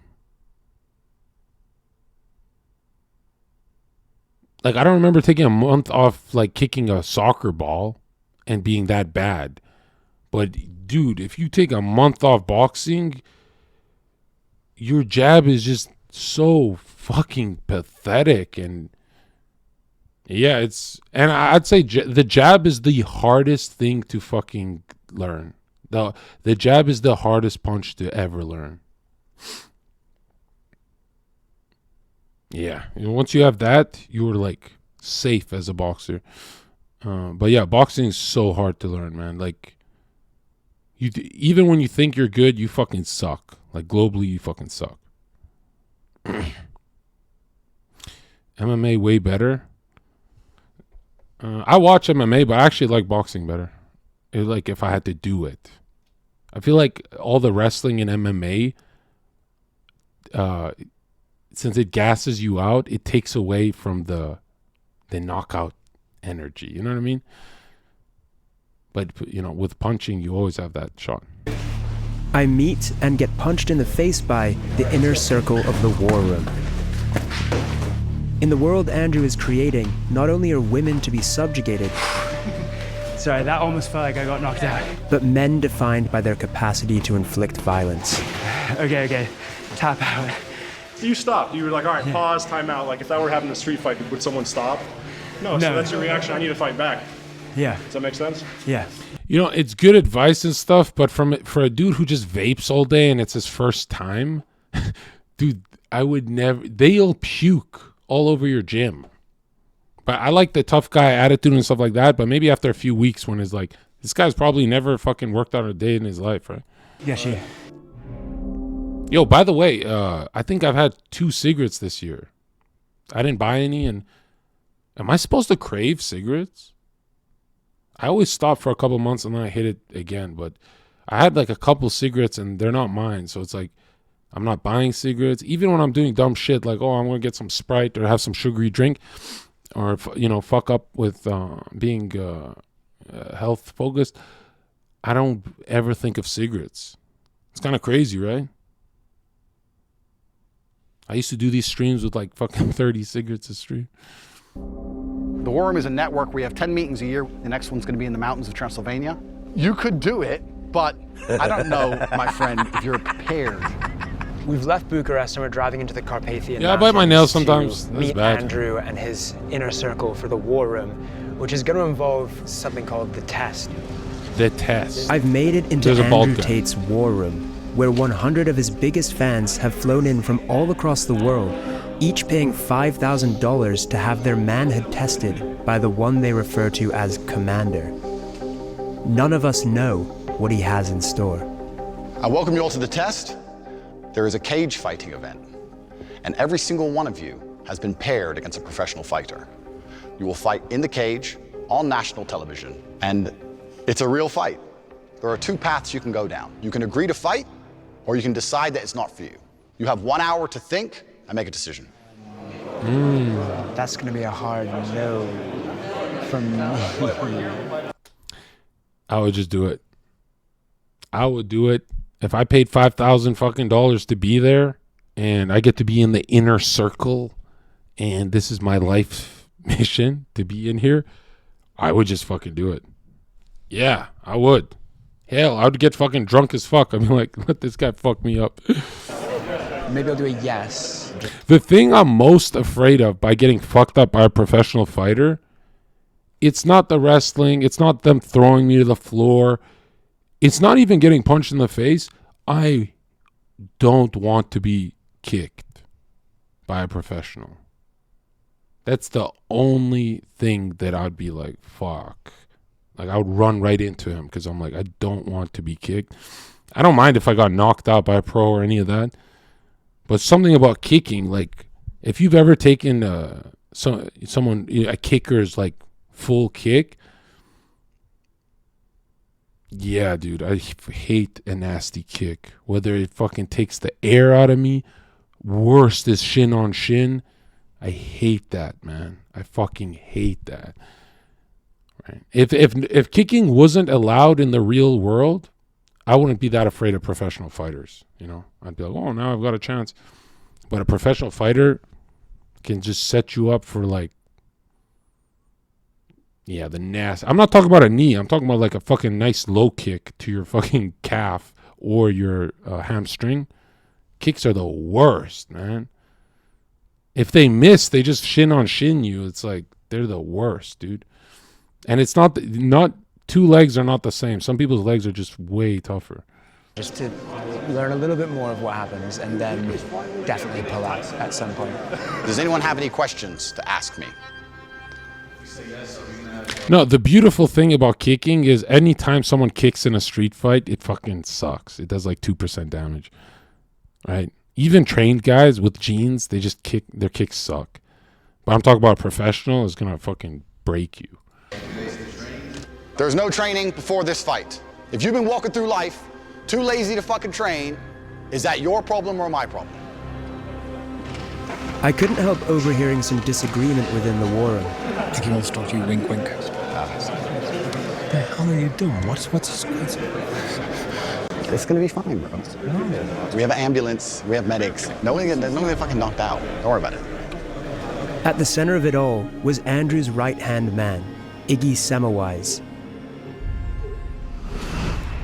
Here I will share with you my secrets. He's the self-proclaimed greatest hypnotist in the world. You will learn. Yeah, so why is he in the cult room? Like, why is this getting CIA quick? The power of hypnosis. And seemed to have an agenda that...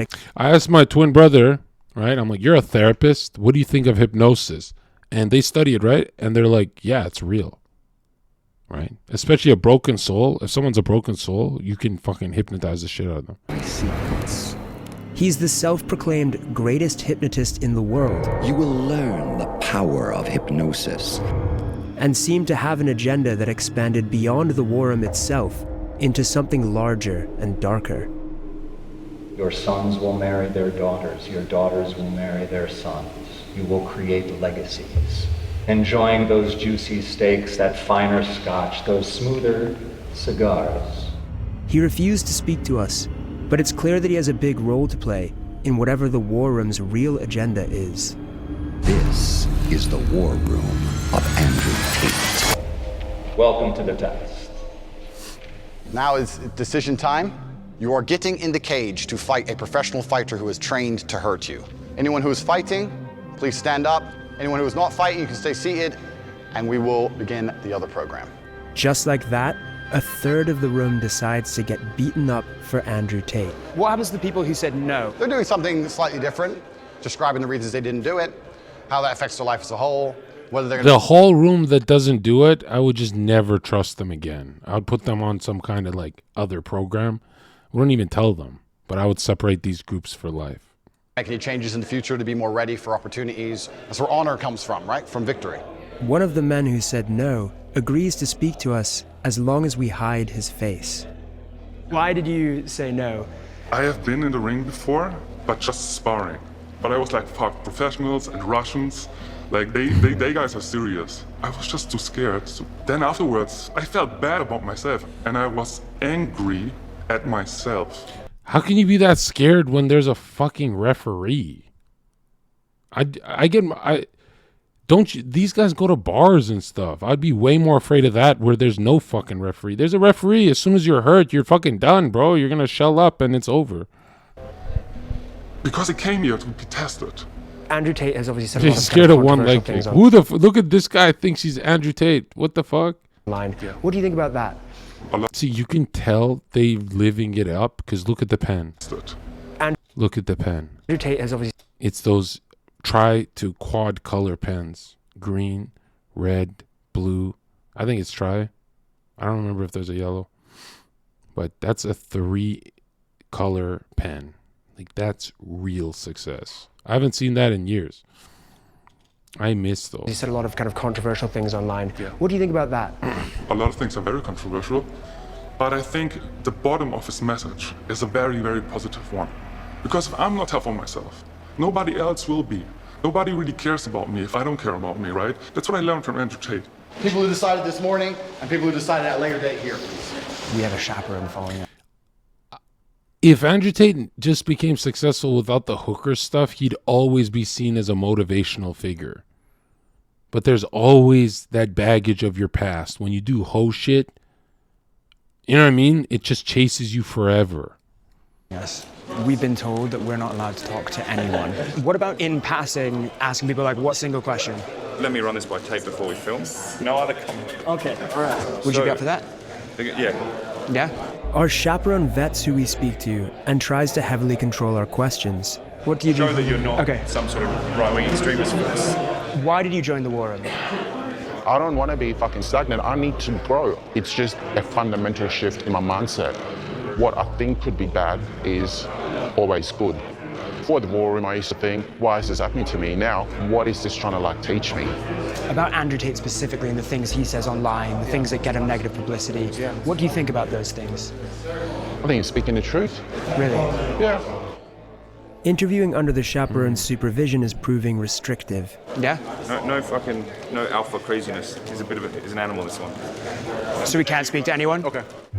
Who is this mysterious chaperone anyway? Hey, man. Matt, how are you?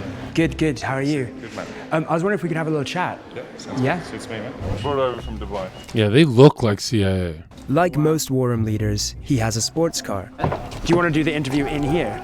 You know how CIA and top government operatives get paid? Some military general's wife leaked that they get paid through stocks and those kind of things. So everything can just be frozen for them last second.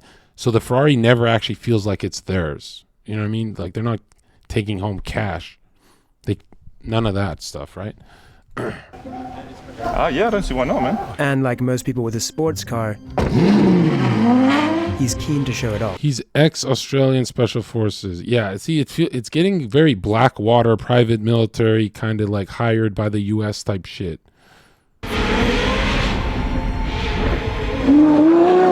Bro, that's literally any company. You're a fucking retard. CEOs get paid money as well.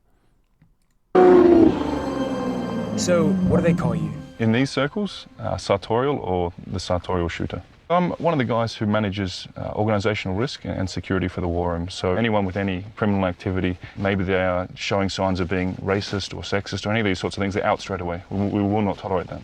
And so how do you reconcile that with some of the things that Andrew, for example, says online? Any claims of misogyny or the fact that he's, spreading hateful words, that's not the reality of who he is, and that's not what the war room stands for, and that's not what he stands for.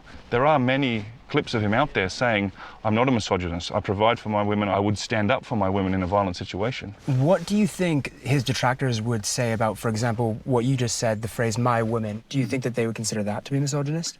The phrase, my woman, for me, ties into the very traditional values that we have. Andrew's well known for talking a lot about his multiple girlfriends. How does that tie into this idea of a traditional relationship? Men at certain levels can provide for multiple women. And even we can go back 100 years ago, kings, wealthy men, they would support multiple families. How is that a bad thing? It's only very recently that men and women have been competing in pretty much in masculine realms. It was like an honor if the king fucked your wife. Work and career. Not that long ago. I guess it would be funny because your wife is like, she comes home to you as a jacked peasant farmer. And you're just like the fucking biceps bulging, and she's so wet, and she's like, "Oh, this daddy owns me," and "Oh yeah, fuck me."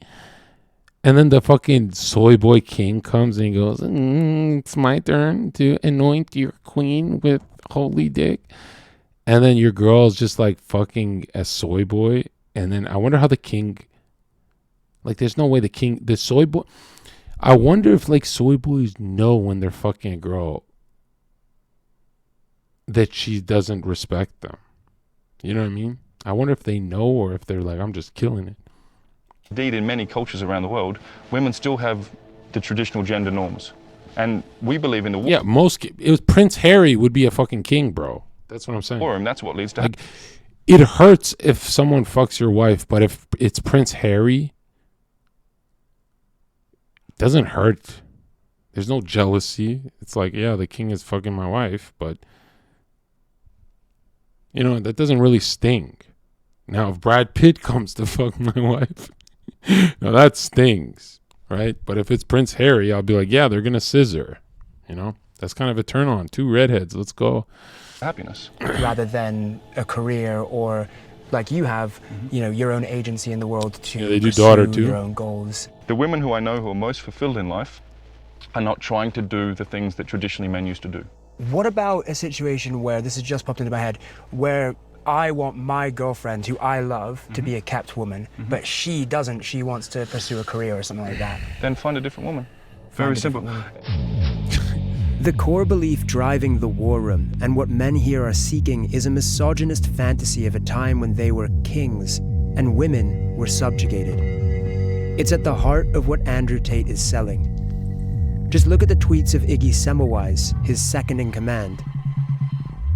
My webcam girl is home 100% of the time, has no time nor interest in going out. She sleeps, cooks, cleans, does her shows, gives me all the money, gets railed by me and our girlfriends, then smiles, thanks me, and goes and does it again tomorrow. Welcome to the War Room. This is the War Room of Andrew Tate. Now, it's quite possible this next story has passed some of you by, but you would be in a minority. As the War Room members and I are bussed to the fight location, the world begins to talk about Andrew Tate with a new intensity. He is a 35-year-old influencer who's been accused of spreading rape openly culture. condones and celebrates violence against women. Hitting women. Kids are acting like the things that he's saying is like revolutionary. 11-year-old boys, they love Please stop looking up to Andrew Tate. He is a bad guy. With the PR crisis going on, Andrew's team are eager for some good press. So they send an extra friendly chaperone to sell me on the benefits of the War Room experience. I'm Alpha Wolf. Okay. My role is to be Alpha Wolf. Okay, fair enough. Life is all about how you deal with the pain and how you move forward. You're gonna learn a lot about yourself as a man, so take it, make the best out of it, and grow as a man and be tough. All of the men in this room seem to be taking this incredibly seriously. What's your goal for the fight? Of course I'm gonna try to win. I see a lot of contenders right there who had the guts to come right here in the cage. If any one of them win one fight, is gonna win all their money, all their girls. This is the culmination of Andrew Tate's pressure cooker of male insecurity. You're a fucking broke. You are poor. I'm the only guy on this fucking platform flying around in private jets with 27 cars living this lifestyle. Most of you are not too stupid to become rich. Are you ready? Round one. But while they come forward to gratefully take the beatings they've paid thousands of dollars for, you're here to lose a little bit of blood. Andrew Tate's future on social media. Oh, I didn't know that the pros are gonna go hard on them. What the fuck? Is hanging in the balance. And the public backlash is spreading. I'm desperate to ask him about all of this. But first, I have to get through this ridiculous situation that I've found myself in. All right, let's go. Give it up for Uncle Pro's padding the records, bro. Let's go, liberal. I'm very excited for it. Now, as soon as the bell goes, Matt has passed the test. I know he's going to lose, but wow, he's actually in there. The only thing you can do in this situation is bang a hard right hand in the first exchange, because nobody expects a fucking noob to do that. Nobody. Like, the one time you can get away with like something completely obvious is when a dude is laughing at you and going like, this guy's a pussy, he's gonna just circle the ring and run. But then there's always the fear of, now you've pissed off the Russian.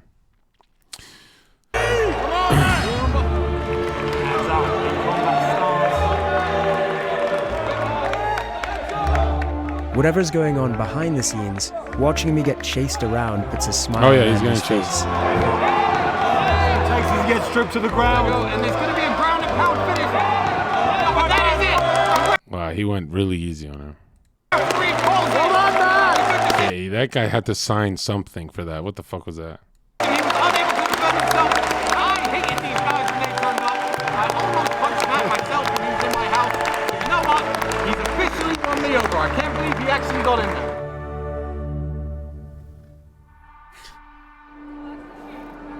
Those who went all in on their fight came out badly. Oh, one man was knocked out and taken away on a stretcher. The inner circle had put these men through collective hardship and recreated them in Andrew Tate's. You know why someone snaps into a knockout completely like that? Is because their chin is just hanging loose like that. if I told everyone in chat to brace up as hard as they can and flex and cover up and flex their face and chin down and keep it as like tight as you can till you almost cramp, it's almost fucking impossible to get knocked out. Why would anyone ever be nonchalant in there? I don't get it. If you're going in there to lose, you're not going in there to fucking get KO'd in the first round. You go lose. You can lose. You can lose this fight. You don't have to die.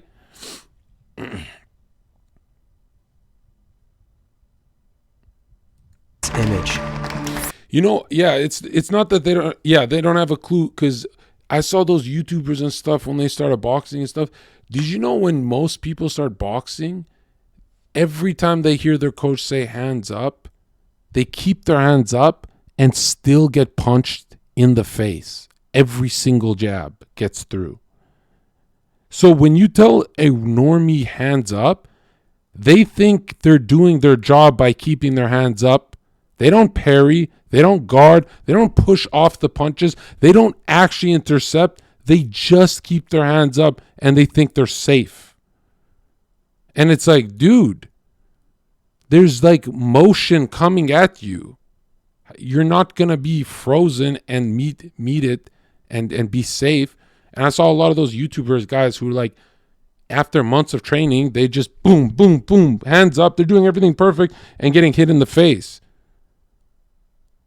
It's almost like they'd learn better if they weren't told anything and they just said, hey, I'm tired of getting hit in the face. Get off me. Get off me. Get off me. Get off me. Right? So I'm like, man, humans are just fucking stupid. Humans are just retarded. Fighters. Come here, guys. Come up to the front. He broke his hand on your head. And you're fine. So you win. But they had also joined a movement that was widely accused of normalizing sexism and rape culture. While the men who chose to fight are paraded in front of the crowd, Andrew's team shamed those who refused. This shame hold on to it. Don't let it go. So anyone who fought, you can put your hand up, how the experience was, how it's going to change your life, and if you have anything to say to the people who didn't fight. I don't think I have any word of advice for the people that didn't do it, except that you should have probably. Immediately, he went to check on me, and I'm thinking, I want to go train because I felt inadequate, right? So yeah, that's what I want to do. Right now, I have new mountains to climb, and I'd love to get back here a year from now. If someone surprises you with a fight on national television to test you, that has nothing, appreciate that, Grim, that has nothing to do with cardio, your training, nothing. That's not what the test is, not to see if you can fight. The test is to see if you'll take that offer. Now, and go to the gym of the guy who beat the shit out of me. Didn't it feel like a movie the last few days? I feel like that's a great metaphor for life. We shouldn't be slaves. We shouldn't be working 9-to-5 jobs. We should actually make our lives into, I guess, a movie. Okay, this guy is clearly the broke guy of the group who spent all of his savings to join. Like, I guarantee you. The last few days. I feel like that's a great metaphor for life. We shouldn't be slaves. We shouldn't be working 9-to-5 jobs. We should actually make our lives into, I guess, a movie. I want to be known as one of the best fathers in the war room. I can't look at my sons and tell them to suck it up, Buttercup, if I don't say yes to this. Yeah. To be a good father means you're not actually here. You're with your fucking kid. Yeah, makes sense. Whether or not they fought, all the men here paid $5,000 to the only real winner in this performance. Andrew, 5,000? Really? Andrew Tate. For the people who want to stay and relax. Here's why this is sucker shit. Is I guarantee you, men with great business portfolios paid nothing to meet Andrew. That's how the world works. So these guys don't have money like that to be in here. There's some chicks, don't know where they're from. Yeah, let's have fun. I hope you all enjoyed it. Oh, they got hoes? We're told not to film the celebrations that conclude the evening, and it's not clear exactly what goes on. But once outside the lobby, we could clearly see a room containing naked women being photographed. Can you imagine if the hoes are fucking finessing in there too? They're like, is that $1,000 for us to go in that room? And the guy's like, bro, I just gave Andrew $5,000 and got knocked the fuck out on TV. And you know when guys are horny, they go, oh, yeah, fuck $1,000, man. I'm gonna be top G this year, so whatever. Like, imagine if it's Andrew's girls and Andrew's getting a cut of all the finessing. Oh, Lord. Okay. Shit. With Andrew's team increasingly conscious of negative publicity, tonight could be the last chance to interview him. Do you consider the possibility that some of the things that you've said, which have been viewed 11 billion times, may lead to an attitude towards women that could be harmful?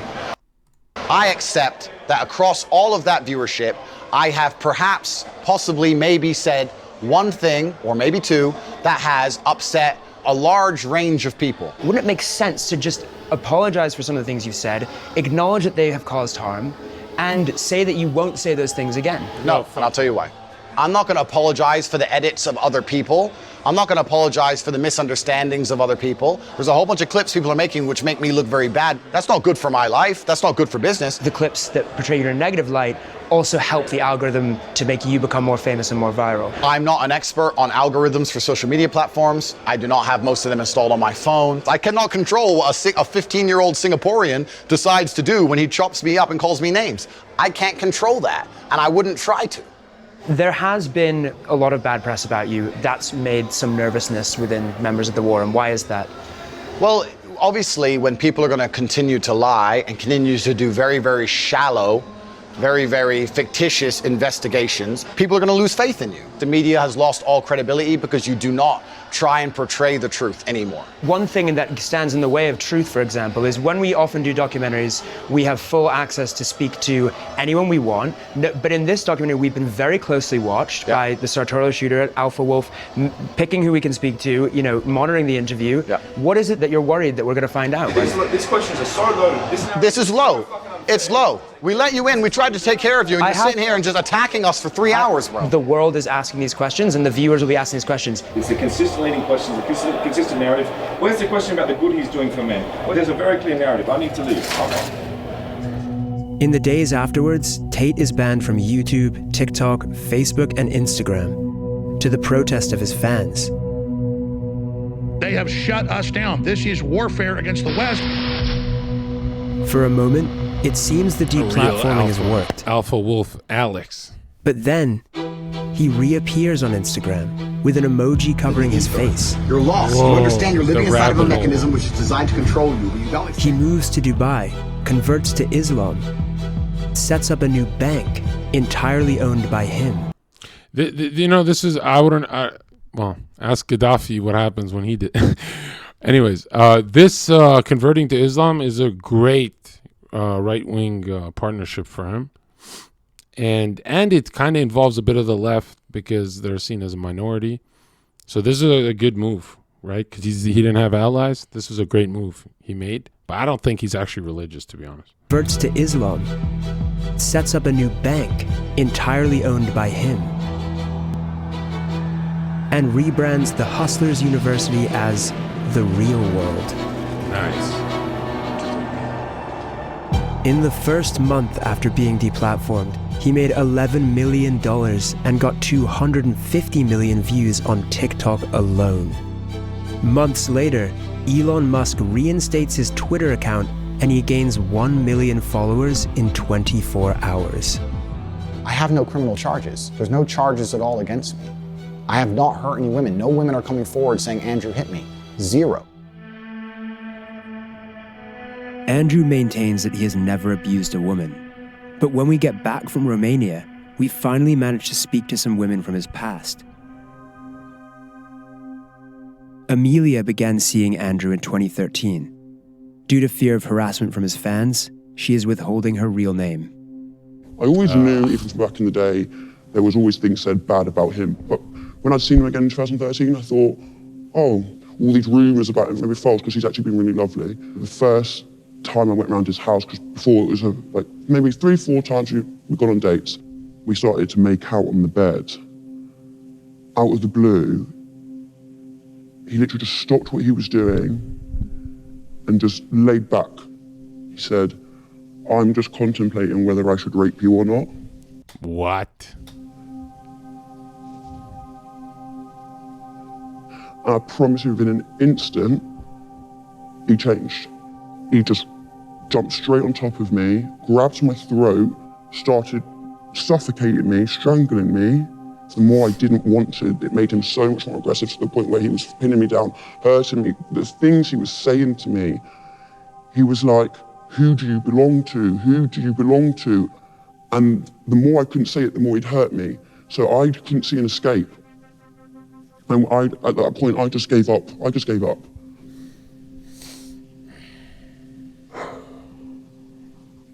And then when it stopped,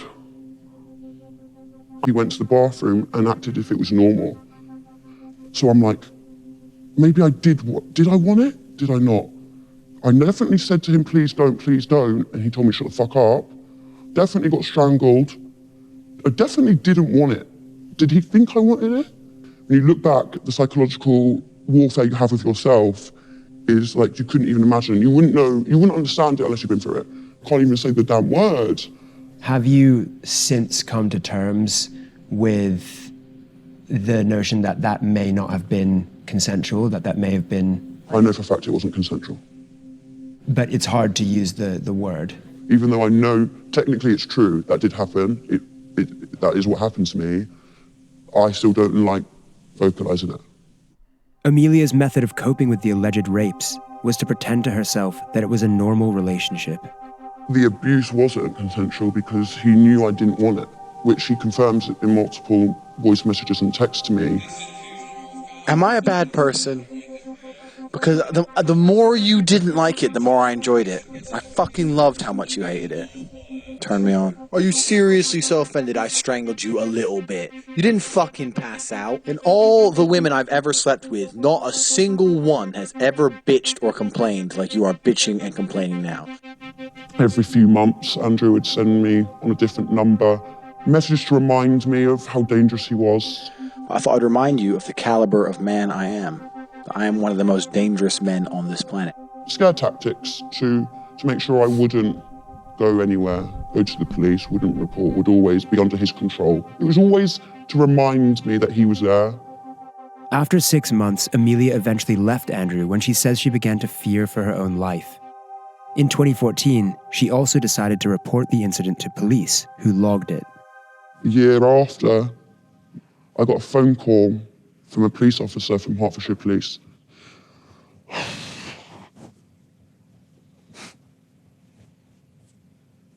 She said to me, "We have 2 other girls that have come forward and said the exact same thing as you.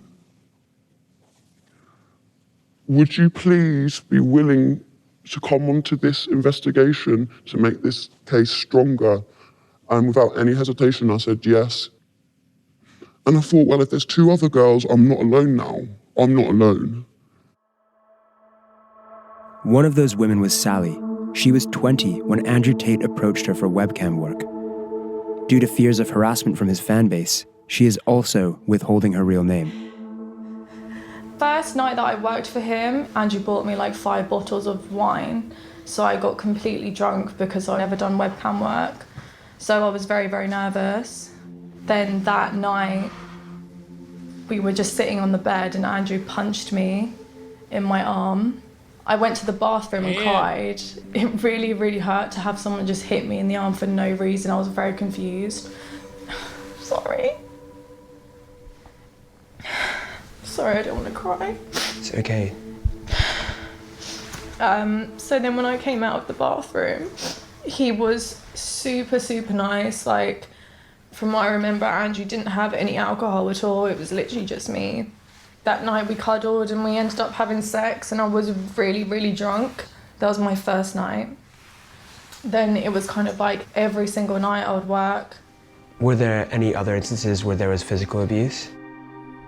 He used to strangle us as well.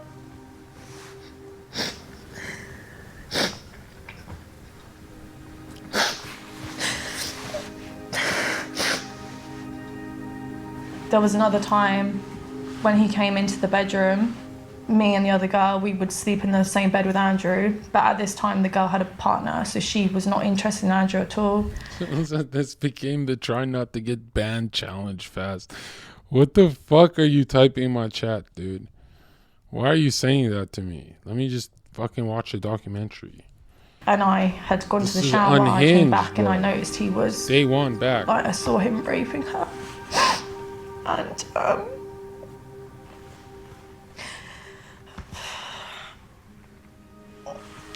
So, just asking the question, is this the same girl who was like on that nice yacht trip a week after this happened? And she's like naked filming. Is that the same chick? when he threatened to beat me up in the bathroom, and he said, oh, I don't give a fuck if you call the police, I'm gonna beat the shit out of you. That's kind of when I knew, you know, I had to get out of there.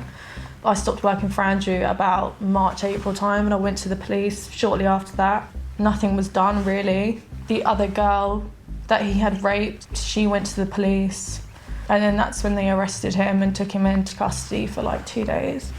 When Andrew was arrested, we were taken in for a proper interview, and it kind of just got left. I would send emails asking them to update, I'd hear nothing back. When we reached out to Hertfordshire Police about this, they had this to say. We acknowledge that there were some delays to the investigation. This was addressed at the time and apologies were made. The decision to prosecute based on the police's evidence would be up to the Crown Prosecution Service.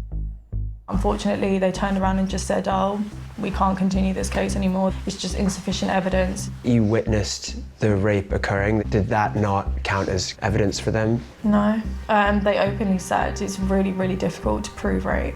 Very difficult.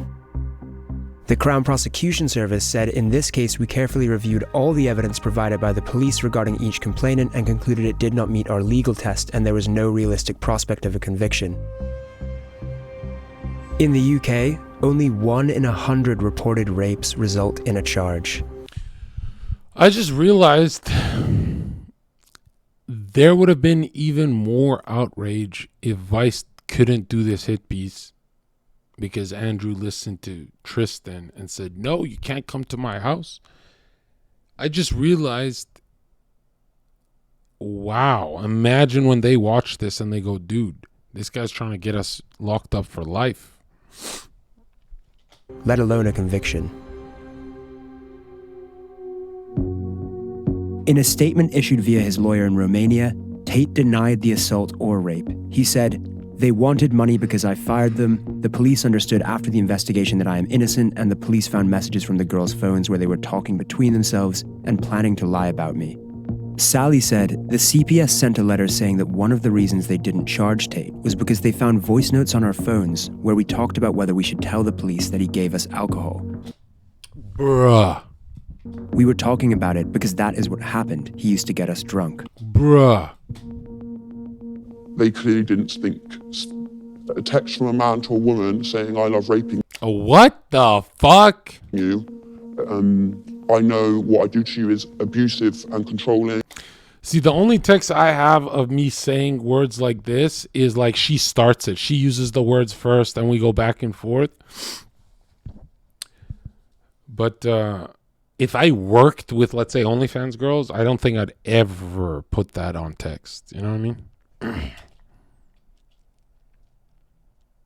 Yeah, like I've got a bunch of edgy text back and forth, and I've always said this for like a year straight. I said it live because when you say it live, it's not bad. If it just leaks one day, then you go, oh, I gotta explain this.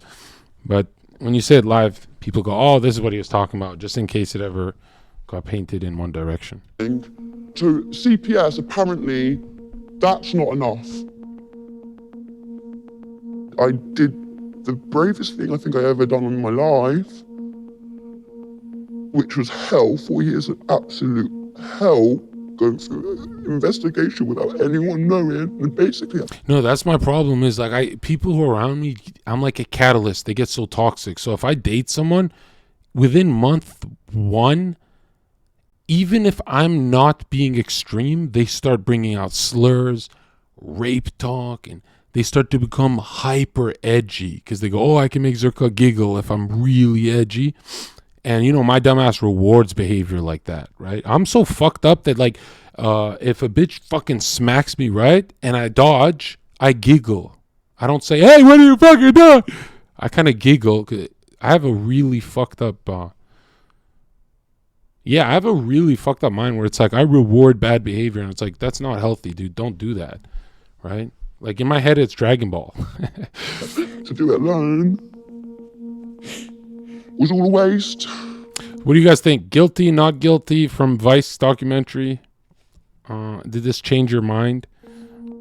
Despite repeated requests, Tate's lawyer did not provide a response to Amelia's allegations.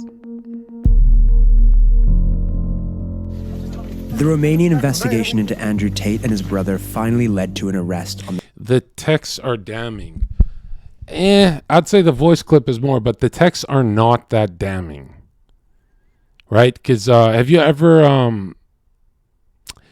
don't you have a group chat or a friend that you go really, really toxic with when you guys talk to each other, and then let's say they just one day didn't play the game of toxic and you're just doing it because you're like, let's say you don't realize, then you would just get painted as really fucked up. I'd say the clips is worse. On the 29th of December. To be fair, Matrix has attacked me. The Matrix has attacked Police accused them of using the Loverboy method to traffic at least 6 women into a Romania-based webcam sex business. But we now know similar allegations have dogged Tate for years. His followers are obsessed with the idea that the Matrix is conspiring against him. Let's say he's not an operative, or he's getting burned by the same team that hired him, CIA, whatever. This reminds me of this book on magic that Manny P. Hall talks about, 33 Degree Freemason, where he says every fast growth cycle in your life, whether financial or whatever, you always get dog walked by the same thing that you thought you had a mastery over, whether it's a business or whatever. If you get greedy and very prideful, for some reason, whatever you're developing starts to dog walk you. You're going to see it with Jordan Peterson one day. He knows when to like cut back, but one day everything Jordan Peterson built is going to try and put him in jail. I guarantee you they're going to try. But if anyone in this story is the victim of a conspiracy, is it the multi-millionaire celebrity? Or is it the women who claim they were abandoned by the system? You know, you see all these young men talking about how he's such a great guy and he's their idol and stuff, and that's so difficult to see. There are better role models out there. Don't be fooled by all the money and the nice cars and all the women. Working on yourself and becoming a better man and better mindset, yeah, but real men don't lay their hands on women.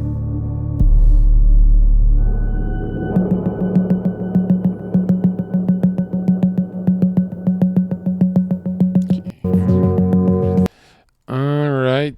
Strong hit piece. 2.1 million views. They turned off the comment section. Of course. That's sketch. I'm late to this video. Sheesh.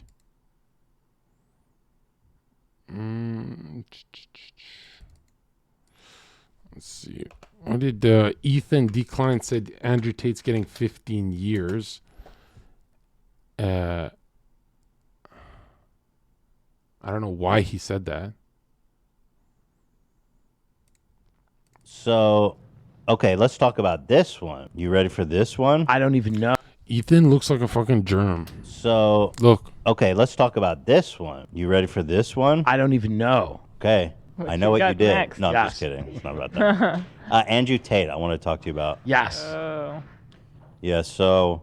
Is he did they ban him on everything? He's banned on everything. I know you didn't love that. I love it. Well, yes, I know that you love it, but I just worry about, number one, is he that crazy that you would ban him?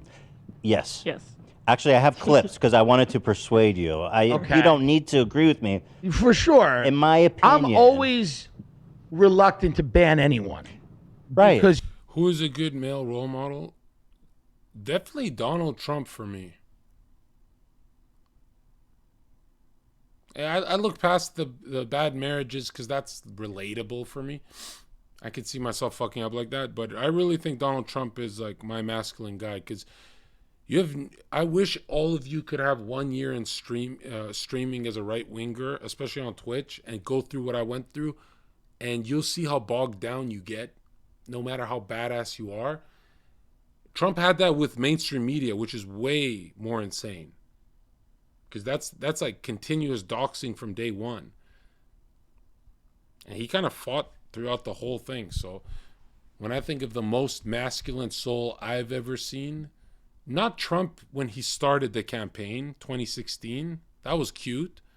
But the 2 years after that, where he was bogged down and aging and tired and exhausted, and he threw his fucking tie and he's just fucking like, fuck it. When he started doing the fuck it politics, the second 2 years that everyone hates, that everything went to shit, the second 2 years I thought was pretty fucking badass, where he said, fuck it, I'll double down on everything. You give these guys an inch, they take a mile, fuck it, I'll double down on everything. So he just went nuts on masculinity, and that was inspiring to me, because the world is so nasty, dude. Most of the fights Trump's got into politically, he never even started them. That's what's crazy. So when he started getting angry, it's like, bro, you've done this for 2.5 years to him. No shit, he's fucking angry. Yeah. And I think, honestly, I got to say, yeah, because a lot of people go, oh, well, they're going to ban him. They're going to start banning everybody. Right. But the people who have been truly deplatformed kind of deserved it. I don't know much about, I know he says a lot of wild stuff. I haven't heard anything where I'd go, Trump is a rich, soft, rich boy. No, he's not, dude. He stays with fucking mafia, bro. Would you ever snake Donald Trump, the New Yorker? He's not no soft boy, dude. He'll get it done. He's not, dude. The guy doesn't even drink alcohol. Like, men who drink alcohol are soft. Trump is like cold as fuck. He's a cold motherfucker. Trump is way colder than Andrew Tate, way colder than any of these guys, because he's actually dealing with snipers every day of his life, people trying to kill him. And could you imagine being raided in Mar-a-Lago and he's still like, let's fucking go? Yeah, Trump's my guy. Trump's addicted to war, though. And why he's the greatest president of all time is he's the only let's go. He's the only Republican to say, instead of going to war with brown people, I choose to go to war with my own American Democrats. Right? I thought that was the most base shit I've ever seen an American do. Right? Because everyone's expecting some neocon shit when he's like a waterboarding or water drafting or whatever the fuck it is. He's like, well, we should be harder on them. And then he just turned out to go to war with his own fucking people. Like it's like they're a disease. Should be banished. Yeah, okay. Well, here, let's see. I mean, let's see. No, it goes one or two ways, okay? If Trump wins 2024, he's a psyop. If Trump loses, he was actually sent by God himself as a prophet. So either way, you're fucked. I know you've seen a lot of these ones because I saw you talking about it in your clip. Oh, this video's not available. Yeah, a lot of these are just too insane to put on. What is he saying that is... There's a video of him beating, but... He's saying stuff like that women are the property of their boyfriend or husband, whatever it is. He's saying is... Okay, which I disagree with. I've never met a woman in my life who dated me who did not get soaked by me telling her that she's my property. Matter of fact, after a few months, they're like, you don't say it enough. Right? That when they're kind of used to me and they're like, oh, John's kind of soft, he's kind of chill, you know, he relaxed a bit. They like try and pick fights with me till I go more hardcore. I've never dated a woman. If I called my girlfriend property and then I got a new girl and I didn't call her property, she would be forever traumatized. She'd be like, you like the other one more. So that's how my life situation has been. I don't get how people are. How are you engaging in heterosexual romance without calling the girl property? That's literally. Have you ever seen heterosexual sex? It's like a fucking snake eating a fucking wombat or like a mouse. You know, it's like very one-sided. Have you not seen the straight world? I've never met a woman who wants to be my girlfriend because they're like, oh, I know how Zherka talks. If he doesn't talk to me like that, he doesn't like me. So, right? It's like if she said, oh, Zherka's not my like superhero, I'd be like, what the fuck? Then I don't want to be here, right? I'm supposed to be like Superman and you're supposed to be property. You know what I mean? So even from a fetish point of view, I don't get how it's offensive, but from a traditional point of view, it's like, is it really that impressive? Is it, whoa, Andrew Tate said something crazy? Or is it kind of just, hey, that's what the Bible says? Clearly. That being said, is when he is saying that, are we going to ban every religious person on YouTube that says something that's very similar to that? Right? No, I think ultimately what he advocates is for violence against women. Yes. Wow. Okay, so I've seen no. He's pro like keeping your woman in check. Okay. He has videos of him saying like, if I catch my woman cheating, I think you saw that. Well, you referenced it. Well, I think there's one of the things You where. say, oh, he's joking. He's not. Though. Well, he said if she came at me with a machete, I think the full context of that, because people were correcting me. Let me online. Pull this up. They were saying new the link. full, Okay, here. The full context was he was saying Here. if she. Bro, if my wife came at me with a machete, I would just take it. Right? I'd let her stab me 30 times and I'd just drop to my knees and say, finally, I'll never have to hear that fucking shriek again. And she'll be like, oh, and I'll just drop dead. And she'll be like, I'm that fucking annoying? And I'll go to God like, yo, I maintain a sense of humor to the fucking last breath. And God would be like, dude, that was some gangster ass shit, man. Grab the machete, he'd grab a machete or something like that. Here, let's watch. Dude once said to me, You yeah, probably but if can't it's next show to it, Ethan. You think so? Right? Yeah. Well, just don't show it. I'll just show it to Tim. You Yeah. guys can hear the audio. He has a big ass fucking knife. What if you like upset a girl and she catches you cheating and gets a machete? There's no female alive, even with a machete, that would stand a chance against the immense power. His testosterone's rising. He looks like fucking. He looks like Erky Perky. He looks like Pinky, or no, the Brain. Ever seen a woman try and do anything competently? Like, imagine a girl pick this up. Like If Ethan winks at ghosts. I've seen a woman try and do anything competently. Hey. Like, imagine a girl pick this up. If I pick. You know why I don't like Ethan is because he said something about a fucking NRA club should get bombed. And I'm like, bro, what if I went there and his fucking crazy fans bombed the place? This up. You ain't fucking with me.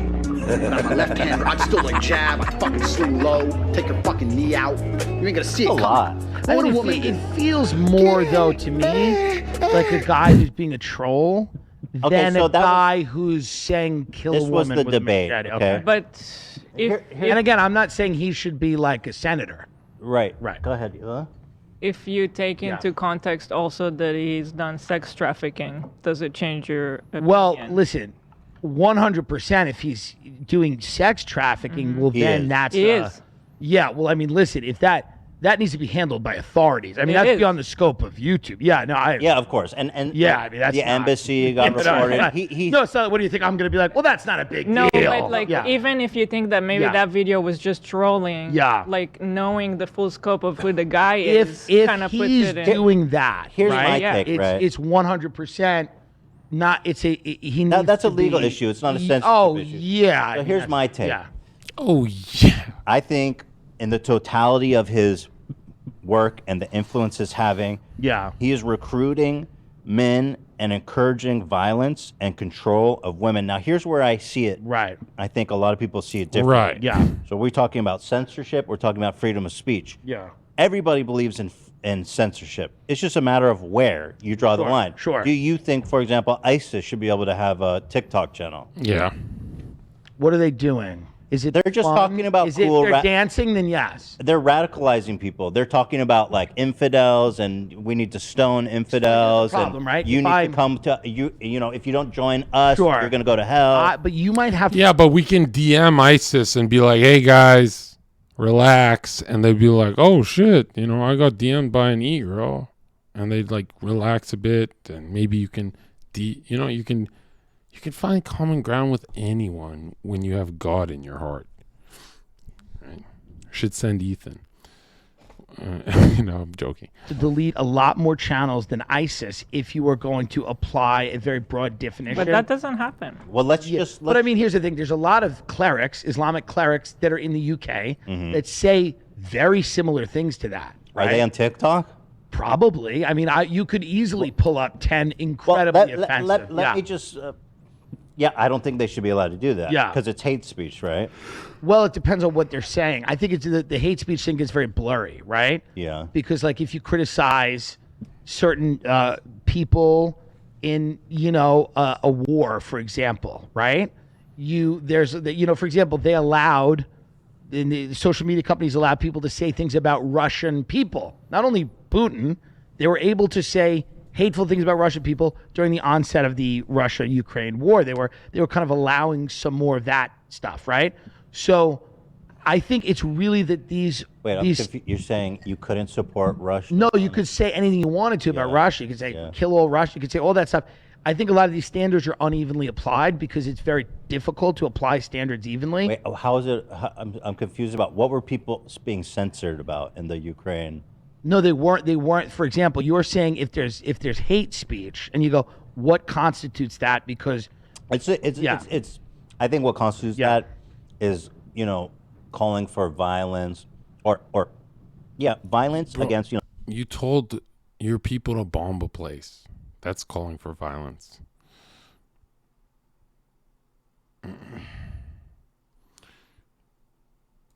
I have depression. I'm medicated for that shit, 20 milligrams Lexapro every fucking day. My feels like a piece of wood. Like I have no sensation in my penis. What the fuck? Side effect. And I'm fat, by the way. Also a side effect. Let's talk about that guy. The overweight one. Ethan Klein. Now, I discovered something about Ethan Klein. I was corrected. I said, Ethan's chance to ever live a life like mine is well past because he's, 12, 15 years older than me. And I said that nonchalantly, just looking at pictures of him and guessing his age. Do you know how old Ethan Klein is, Andrew? What year were you born in? 1986. He was born in 1985. You're the same fucking age as this guy. This guy's your age.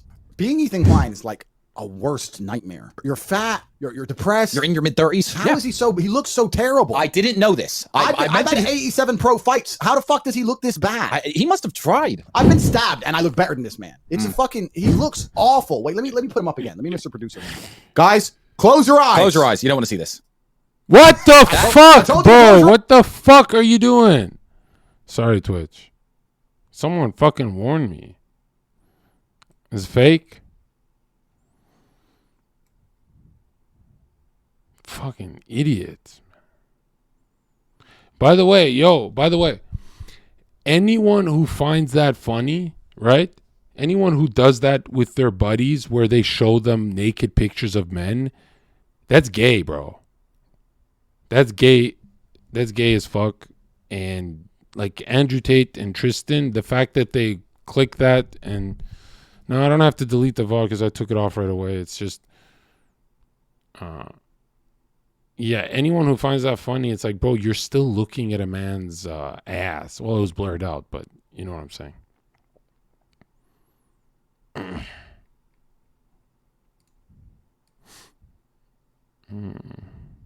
It was art. Yeah.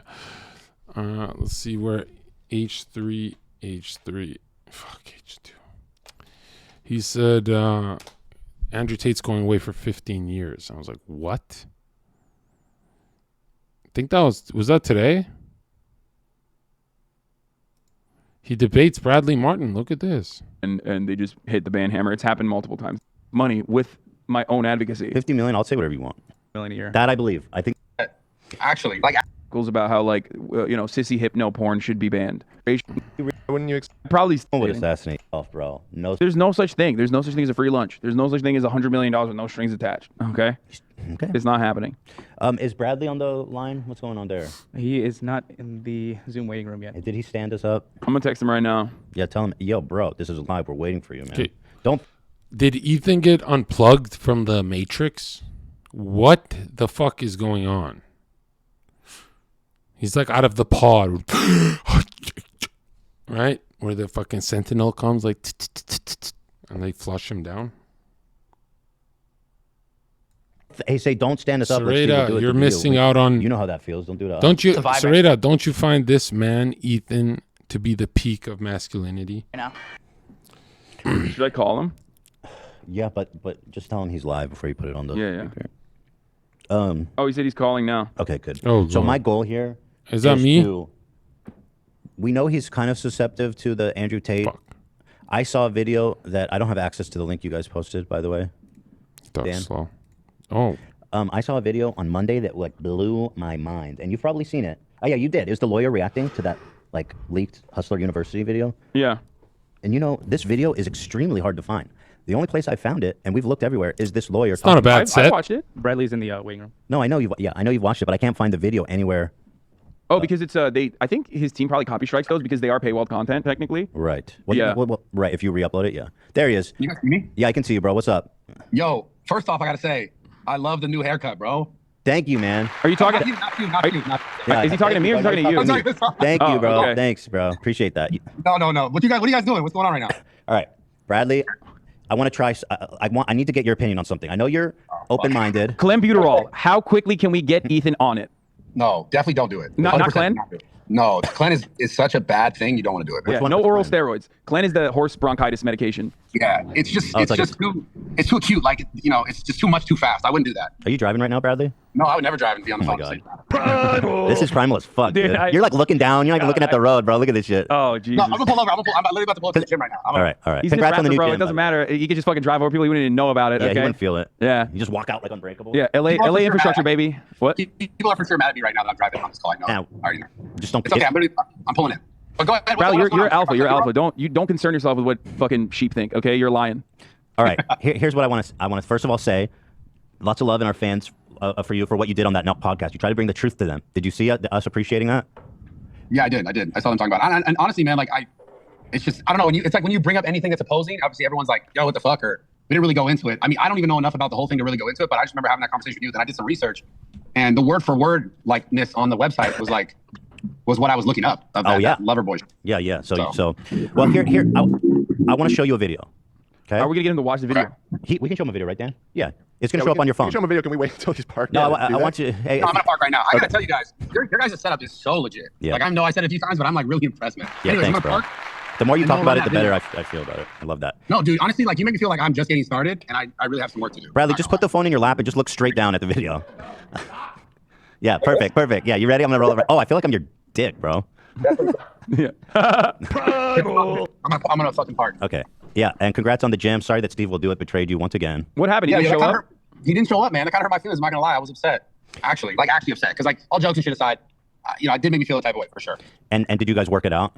Yeah, he's gonna come. He said sorry. He did. And so I have to tell you something. You tweeted out that you lied. Steve will do it. Did jerk off his stuff. That. Oh and, no! And then you quickly erased it. What happened there? Yeah, well, because I was just like, it's not really true. I was mad and I was joking. Yeah, we heard. Why'd you erase it though? Do you think it was because like when you named it Zoo Culture, Steve will do it thought like there'll be animals to jerk off there, and that's why he was excited. And then he was like, oh fuck, there's no animals to jerk off here. I'm not coming. That is interesting. No, but yeah, I did. It was a post and delete because I was like, it's not worth it. But yeah, Oh, that was so did. funny. Come on. I should have left it. It was pretty good. I'm the cool dad now. Well, I was like, you were sure because again, about someone for like drama and like fucking like I was a drug dealer. I never actually sold drugs. I want to show, and then I want you the website of the package, and it's for how to by the way.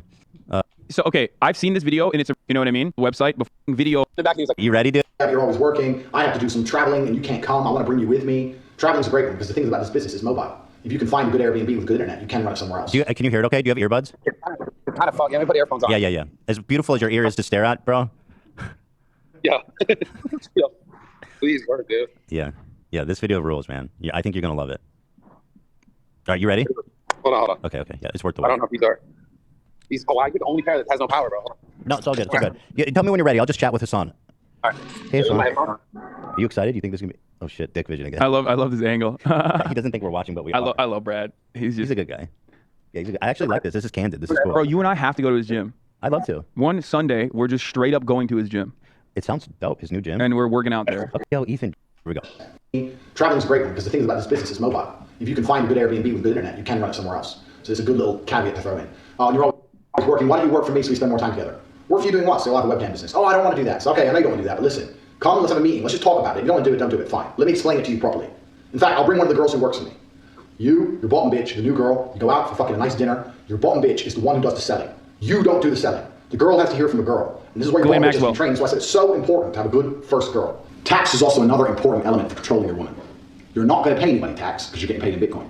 So you don't need to pay tax to anybody. You need to tell your girl that you're paying the tax. Because girls are lazy, and girls are stupid, and girls don't understand how taxes work. So the girl's working with you, and you're like, oh, okay, yeah, we made this much money, but I'm going to pay the tax to make sure we don't get in trouble. She'll sit there and go, okay. Now that allows you to do two things. One, it's another control element. If I work with him, my tax is not a problem. If I do it alone, I have to deal with taxes. Taxes are complicated. So control element. It allows you to pay her a smaller percentage. So I used to pay my girls 30%. So for every $10,000 they made, I give them 3, and I keep 7. They thought they were on 50%. And I said that the disparity is because of taxes. So you're on 50%, we have to pay the tax first, and then it's 50-50. If they say, why is it 50-50? Because I'm the one on camera. You say, because I'm the one typing, I'm the one with the property you're working in, I'm the one paying the bills, the electricity, I'm the one who's, and the electricity and every other maintenance cost of this property, I'm the one who bought the equipment, I'm the one who knows what he's doing, I'm the one with the knowledge, I'm the da-da-da-da-da. Shut the fuck up, go online. And they should be pretty happy with that if they respect you as a person overall. So really you're paying 30, you tell them you're paying 50, the difference is in the tax. That's where the disparity lies, taxes. If they don't believe you, they want to get fresh or whatever, print out some tax forms. I used to do this all the time. I used to print out some random tax forms and say, yeah, sign here, sign this. What is it? It's for the tax. You want to pay the tax or not? Oh, okay. And they just sign away. They don't know fucking signing. I'll throw them away afterwards. They think something's happening. Something real is happening. Nothing's happening. Oh, is that it? So I just want to summarize. So part 1 is he's. I just thought of doing that to like OnlyFans girls. You could print out like a Chuck E. Cheese VIP party form. As soon as you say it's taxes, nobody wants to read that shit. OnlyFans girls will never even attempt it.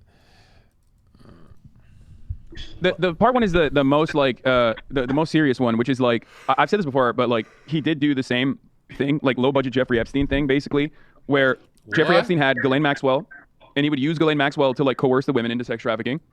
And he's basically doing the same thing. He's like, you need to have your first like loyal bottom bitch, I guess is what he's saying. Come with you to like tell these women like, look how easy it is, look how great it is, like that creates a sense of security, and then you just lie to them. You lie to them, you garnish their wages, and you pay them significantly less than what you're actually telling, what they're actually making. You lie to them and say that you're paying their taxes when you're not. That's fraud, by the way. Yeah, all of that is fraudulent. Yeah, and also printing out. Go ahead. Oh yeah, go ahead, Brad. I can't wait. This is what I find really interesting. Listen. Go ahead. Obviously. Go ahead. So my question is this: speak your heart. These people, these girls who are willingly doing this to make money, right? We have to show that they did not want to do this in order for it to be considered sex trafficking, or no?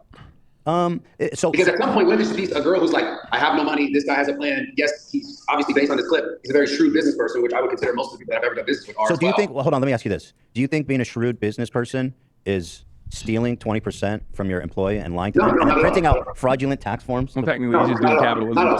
So there obviously there are issues with this for sure. But my question ultimately goes: does that person, regardless of that, is she being forced to do this, or is she willing to do this? Right now, the other thing that I just want to point out before we go further in this.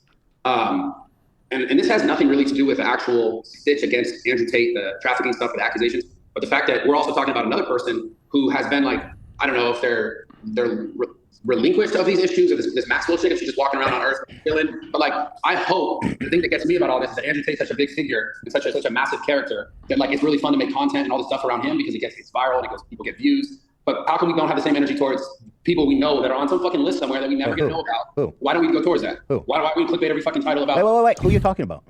I'm just talking about the fact that we're sitting here discussing this Andrew Tate thing, which I understand can be an issue and is an issue right now, right? But he's fun to make content about. Yeah. At the same time, we're talking about someone, Maxwell, who's still alive. She's in jail. Well, she did go to jail. She's in jail, bro. But I mean, you're talking to someone who has made a lot of content about Ghislaine Maxwell and Jeffrey Epstein. I she still in make a lot jail? of content about Jeffrey Epstein and Ghislaine Maxwell. I talk about this sort of stuff all the time. We've talked about it on Leftovers too. I'm mind gobbled by this point. Why should I talk more about Ghislaine Maxwell? I'm talking about why do we know more about the people who are on that list? Well, I'm sure.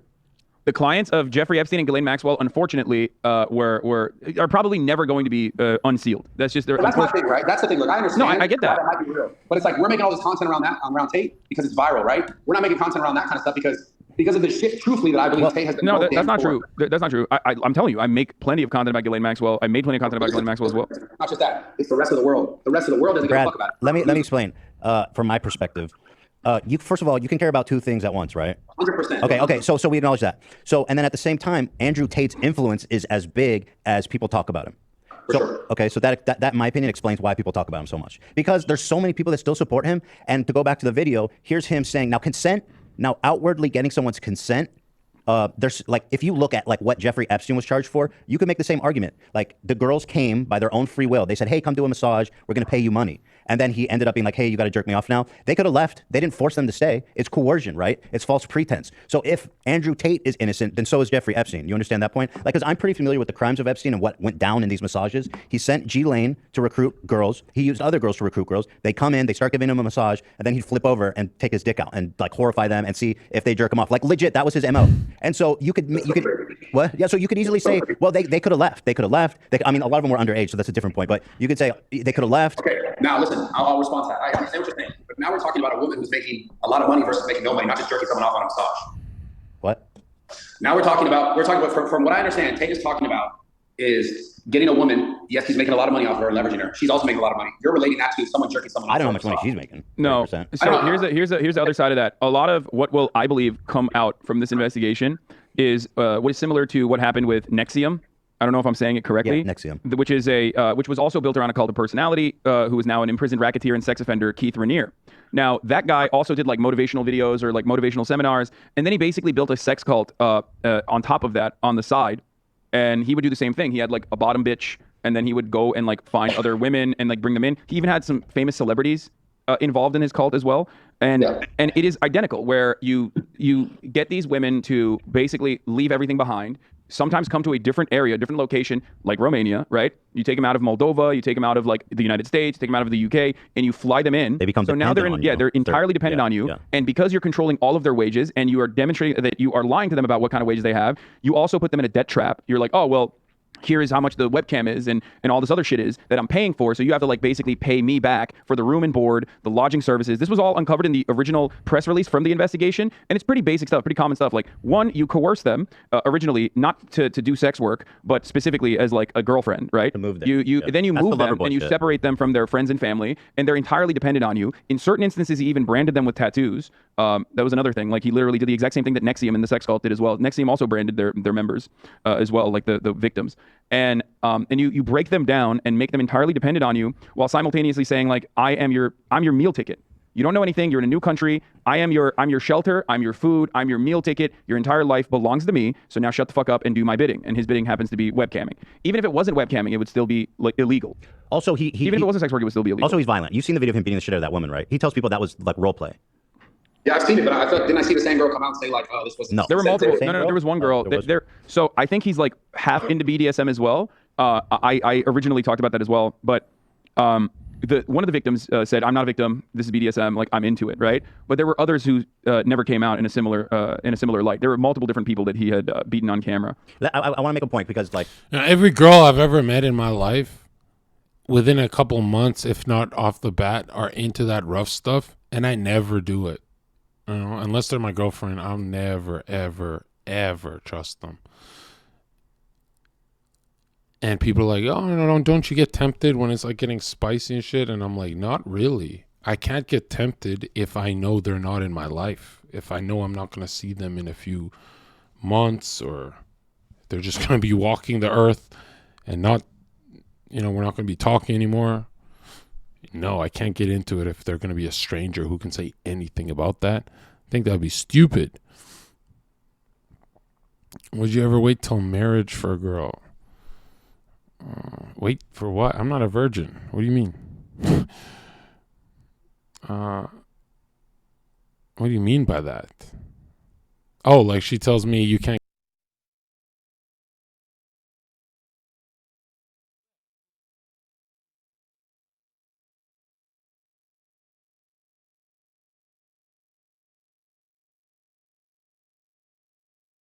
If she's a model who had 0 bodies and was feminine, and she said you get no ass for a year, and you gotta marry me, is it a unicorn you're talking about? I could do a year. Yeah. I just want to talk to kind of what you believe or what you're saying, because we're saying, okay, we have to prove that there was no consent, right? That's how we end this conversation. So coercion, right? Do you think that coercion, like, it's the West, dude. I don't believe in that. Like, after a year, you find out you got a cock. Coerce someone to come work for you. Is that the same as consent, do you think? I mean, obviously, coercion is not the same as consent. Bradley's been set up Can you here. consent under coercion? Like, can you actually consent to a situation that you're being misled about? You know what I mean? Because you're agreeing to one thing, but it's entirely a different thing.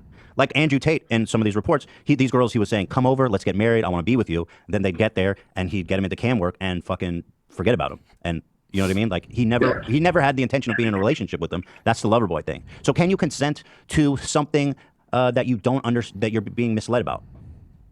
This is obviously, if you're being coerced into something, you can't just consent. I've been in situations where I've had to consent to things that I knew I was being coerced in, but like there were other things that were.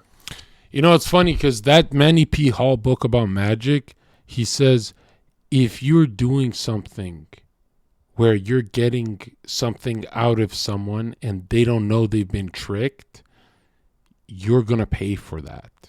That's what the book says. They did all your little tiny shady things, all of them, you don't get away with any of them according to God. Even if it's like a shady sales tactic, you don't.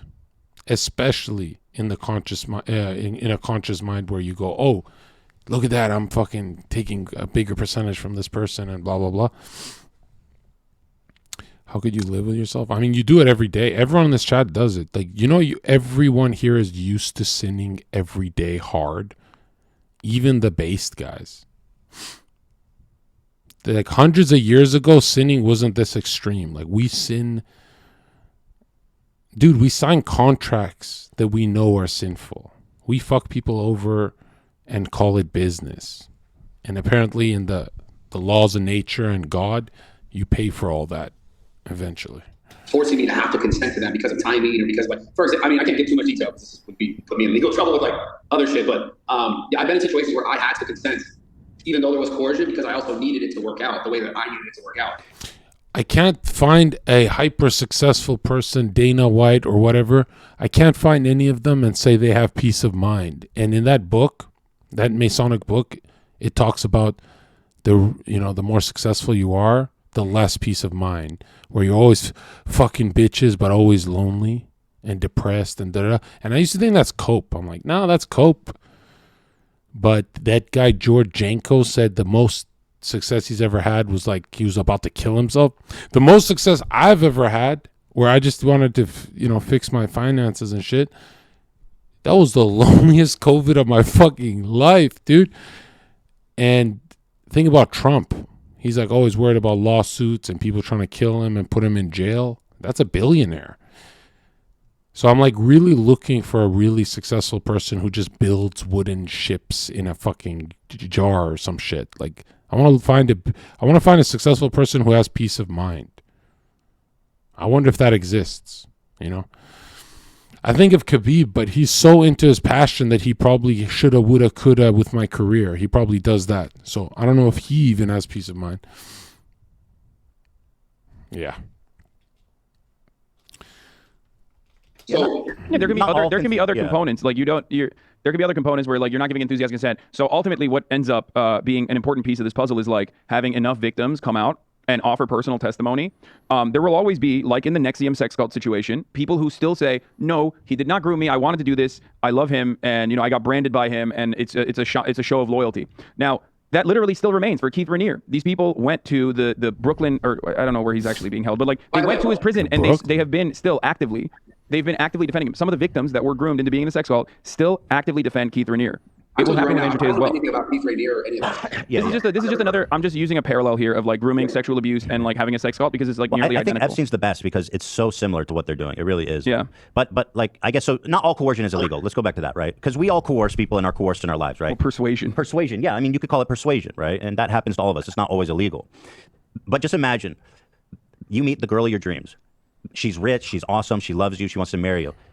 I'm already not buying it. I'll be honest with you. Okay, it's a little different for a guy. It's a little different. Maybe it's a little different. But just be with me here for a second. In your imagination, would you want to imagine you're a petite, hot little 20-year-old? Because I can do it that way if that's better.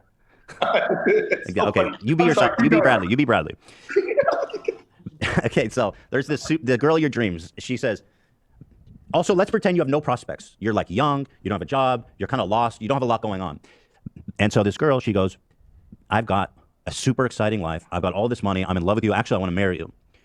Come to Romania and be with me. I can't even take it serious because it doesn't even happen, bro. You think that? Wait, are you making fun of the situation I've created, or do you think this doesn't happen in real life? For men, I mean, like I can never, because I'm from my perspective, I can never imagine my 100% beautiful. This is exactly what I want. Being rich and having all this shit, and then them coming to me and me having nothing, and then being like, I want to marry you. I just can never see that happen. So let's pretend you're the hot 20-year-old. Okay, so I'm okay. Yeah, so you're so you got nice. So put yourself in place. You got nice curves, fat titties, huge ass, bro. I mean, it doesn't even have to be all that. You're 20-something years old and you have no prospects in your life, okay? And someone tells you they're going to change your life. Someone tells you they love you, you fall in love with them, and then they basically tell you that, like, if you fly out here and live with me, I'll put you in a nice house, I'll put you in a fucking mansion, I'll serve you the best caviar, the best food, I'll give you all the anabolic steroids you need. I'm enjoying making him imagine he has beautiful lip, kissable I'm lip. just saying, like, because that's like, it's going to take him very out of the clean, conversation straight, lush hair. No, I'm putting him in the spot. I'm gonna be honest with you. I'm the kind of person. If someone told me that, I'd be like, bullshit. I'm not buying it. Bro, you can't. Especially if you're vulnerable though, like, and you don't have any prospects, and you trust this person fully. Wait, hold on. I just want to. Yes, but I just have one follow up. So you're saying you can't imagine a situation where a girl is coerced by someone like Andrew Tate to move there under false pretense. I can't imagine being a girl, knowing what I know. I can't imagine putting myself in that situation and believing that to be true. Even when I was younger, let me tell you guys a story. I was in my early 20s and I was broke as fuck. I lived in my car. I got offered $8,000 to fuck some dude's wife in Beverly Hills. I didn't do it. Because I was like, this is a weird situation. I don't want to be involved. I needed the money. I had no money. I lived in my car.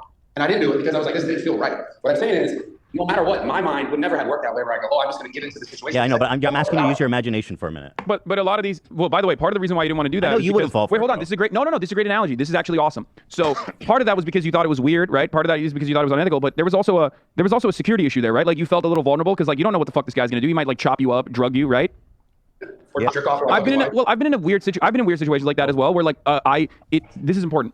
We're big dudes.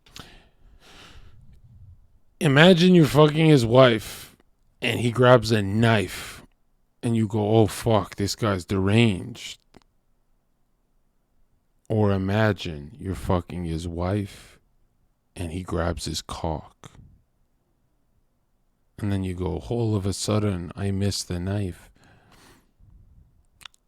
Why would you ever fuck someone's wife? Like, the guy's gonna watch and jack off to you, right? We normally don't ever have to think about like or ever consider like what women have to think about 24/7, right? 100%. But did you feel like your physical safety might be compromised in a similar situation because like you don't know the environment? Well, yeah, I mean, I could also know like I don't know what's going on. But Exactly. I've been in not like an identical situation, but I've been in a similar situation before where that actually helped me completely visualize like the physical harm element that women go through all the time on dates and stuff. So now, how do you eliminate that? How do you eliminate that physical harm component? You eliminate that by spending enough time so that you trust this person fully. Because if this wasn't a random person, but someone like that you trust fully, and it wasn't like a sex act like that immediately, but instead something lighter and like a friend of yours basically saying like, I'm going to change your life. I'm going to fucking, a girl that you're in love with saying, we're going to change your life. We're going to make it so much better. And it wasn't like fucking some dude's wife, but instead like, first you're going to show your titties on camera. First you're going to like show your muscles on camera. And then they slowly but surely like feed you more and more stuff to do over the process of like a month as you are like completely alienated from your friends and family. And you're now living in this new area where you have no you have, your access to shelter and everything else is directly linked to this one person that you trust fully, you're not even going to think about it. Even if they they can take your passport away and say, hey, this is for your own safety, you might lose it. By the way, which again, according to the investigation, that was taking a part of that. What I'm trying to say is even if you as a big intimidating guy have a hard time understanding that, I feel like if someone when you were financially in a vulnerable situation, if someone had come to you under false pretenses and made you fall in love with them, and then basically started pushing your boundaries and easing you into it, you probably would have been able to do something. Maybe not be the bull in a cuckolding situation, but easily find yourself doing That's going nowhere. Two, or which is the fact that. Oh, you're asking for the virus. And I'm scared that If you're a dealer, Aiden Ross has come out against hot tub streams. It's misogynistic. It's peddling in sex, and he doesn't like it. Wait, that's his problem with it? Well, we'll watch it. Let's watch it after this.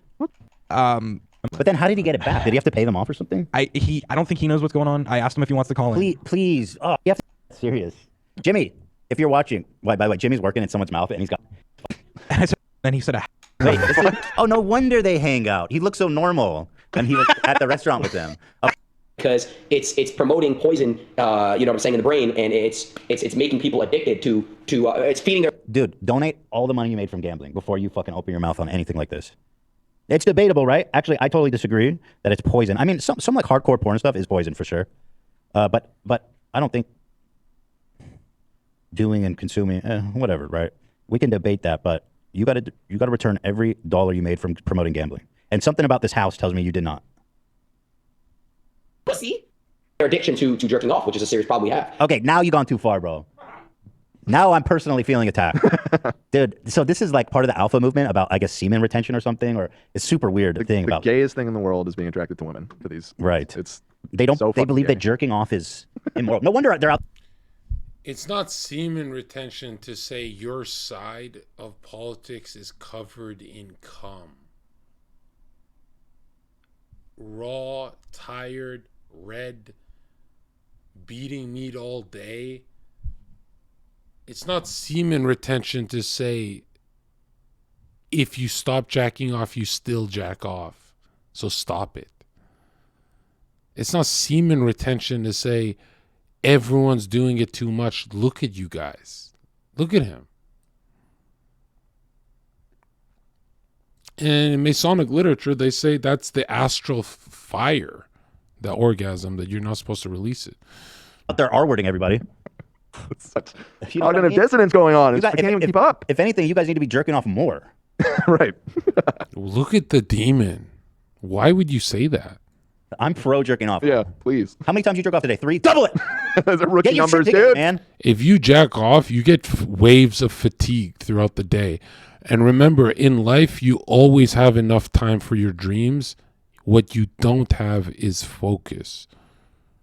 Right? You could have 8 hours every day, but if you're focused, the 4 is more effective. 4 hours of focus is more effective. That focus is that electromagnetic astral fire that you don't release. Right? It's not semen retention to say stop being a fucking degenerate. Jack it off. This dude is so fucking dumb. He's actually getting boring now too. He's not even funny. He's just boring. It's I'm getting lectured by this idiot. This stupid fucking kid is giving me some derivative red pill shit from the worst people in the world. You don't know anything. Look how young you are. Stop, dude.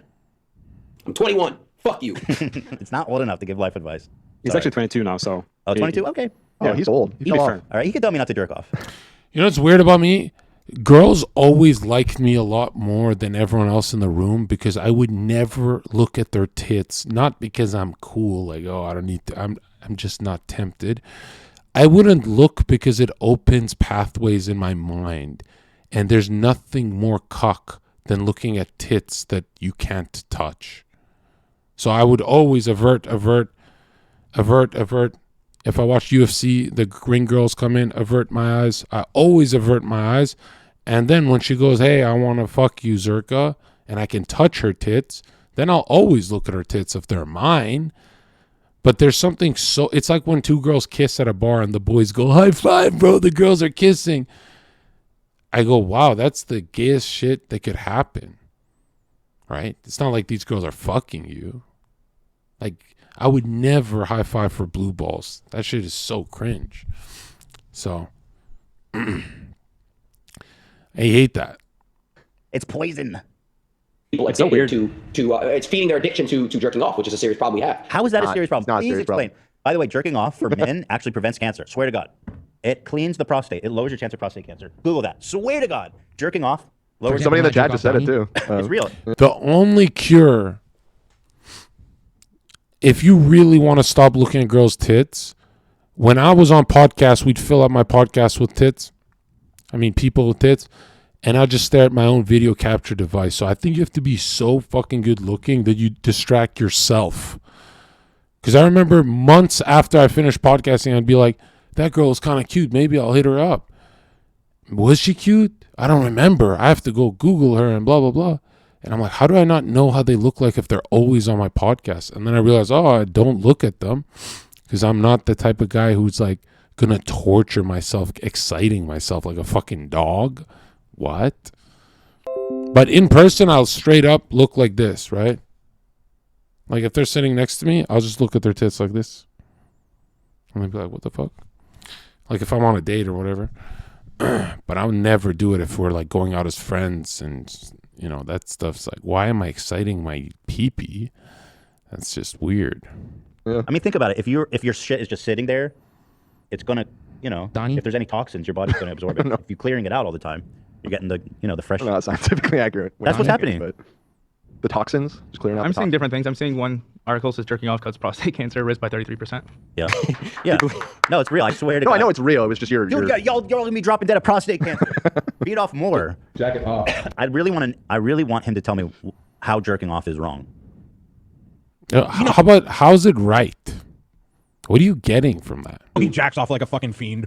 I think he's actually not doing it. I think he's really committed to this, and that's why he's so fucking crazy right now. So you think Anytime I've ever jacked off in my life, I said, I don't want to go to the gym anymore. I'm just going to stay here. Like, over time, that shit adds up, and I look like 40% worse by the end of the month.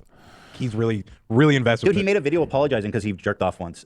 He's so sorry. I let you guys down. Wait, where is that? Where is that? Is that in here? It's in the doc. Yeah. He's not funny anymore. He's just weird, bro. He's got a lot of poison in him that he needs to get out. You want to be Amish or something? Go do it. I don't understand.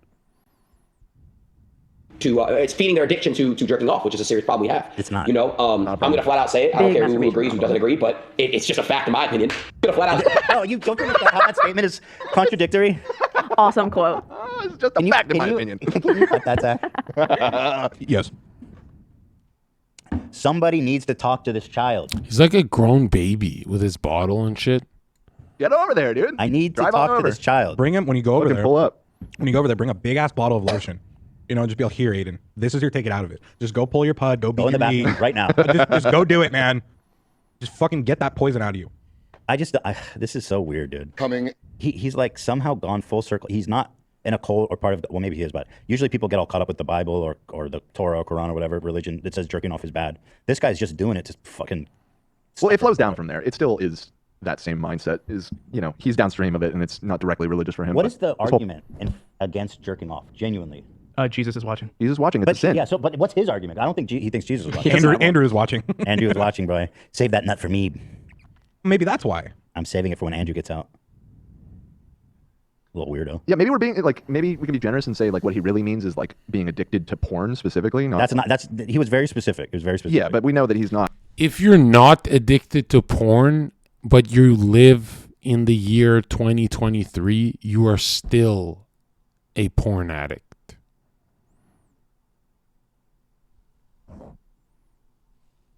When people say, hey, I'm not addicted to porn, moderation is key, that's an addict. Anyone who says, yeah, I watch it sometimes, that's an addict. Okay? That's an addict. That's why if you watch porn 4 times, 3 times, whatever a week, ask yourself, is it the same porn that you started off with? Is it the same content that you started porn with? Or did it evolve? Did it degenerate? Is it completely different? And you'll see, you'll be like, huh, when I started watching porn, it was just sex. And now I'm into some weird sections of the home page. That's an addict, dude. So you can say you're a fucking, oh, it's like a wine, a beer. You can say it's like in moderation, but it's not a wine or a beer because the percentage of alcohol has changed completely. You start off with 10% degeneracy, but now a couple times a week, you're watching 100% kinkier, freakier shit. So that glass has a higher concentrate of degeneracy. I don't give a fuck about how many times you're doing it. You still evolved your psyche into a way more beastly nature. You did everything. The only difference is that you probably have a job and the other guy has more time to watch more porn. So if you say, hey, I watch porn in moderation, you're still an addict. Because you know it evolved. You know how extreme it got, the stuff you're watching, and you just don't have enough time to keep fapping because you have a job. Whereas the other guy without a job faps more than you, and he's the addict and you're not. No, you're the fucking addict. If I had a cup a few times a week of alcohol, you'd be like, oh, it's in moderation. But if I told you by the end of the fucking year that cup is absinthe and 151, you'd say, that's not a beer, and that's not a beer. That's not a glass of wine. Like Zherka's drinking fucking 151 3-4 times a week. Full cup. That's crazy. The only answer is go back to fapping with your mind, no porn, and then soon enough you just stop fapping as much for some weird reason, right? Which a lot of people can't do, the like use their imagination. I don't think you should bridge the gap with cold turkey stopping. I think you should, keep fapping, but go to the mind. So cut out the technology and use your imagination. And then slowly but surely, it'll be easier to throw off. That cold turkey shit, that doesn't work for no one, right?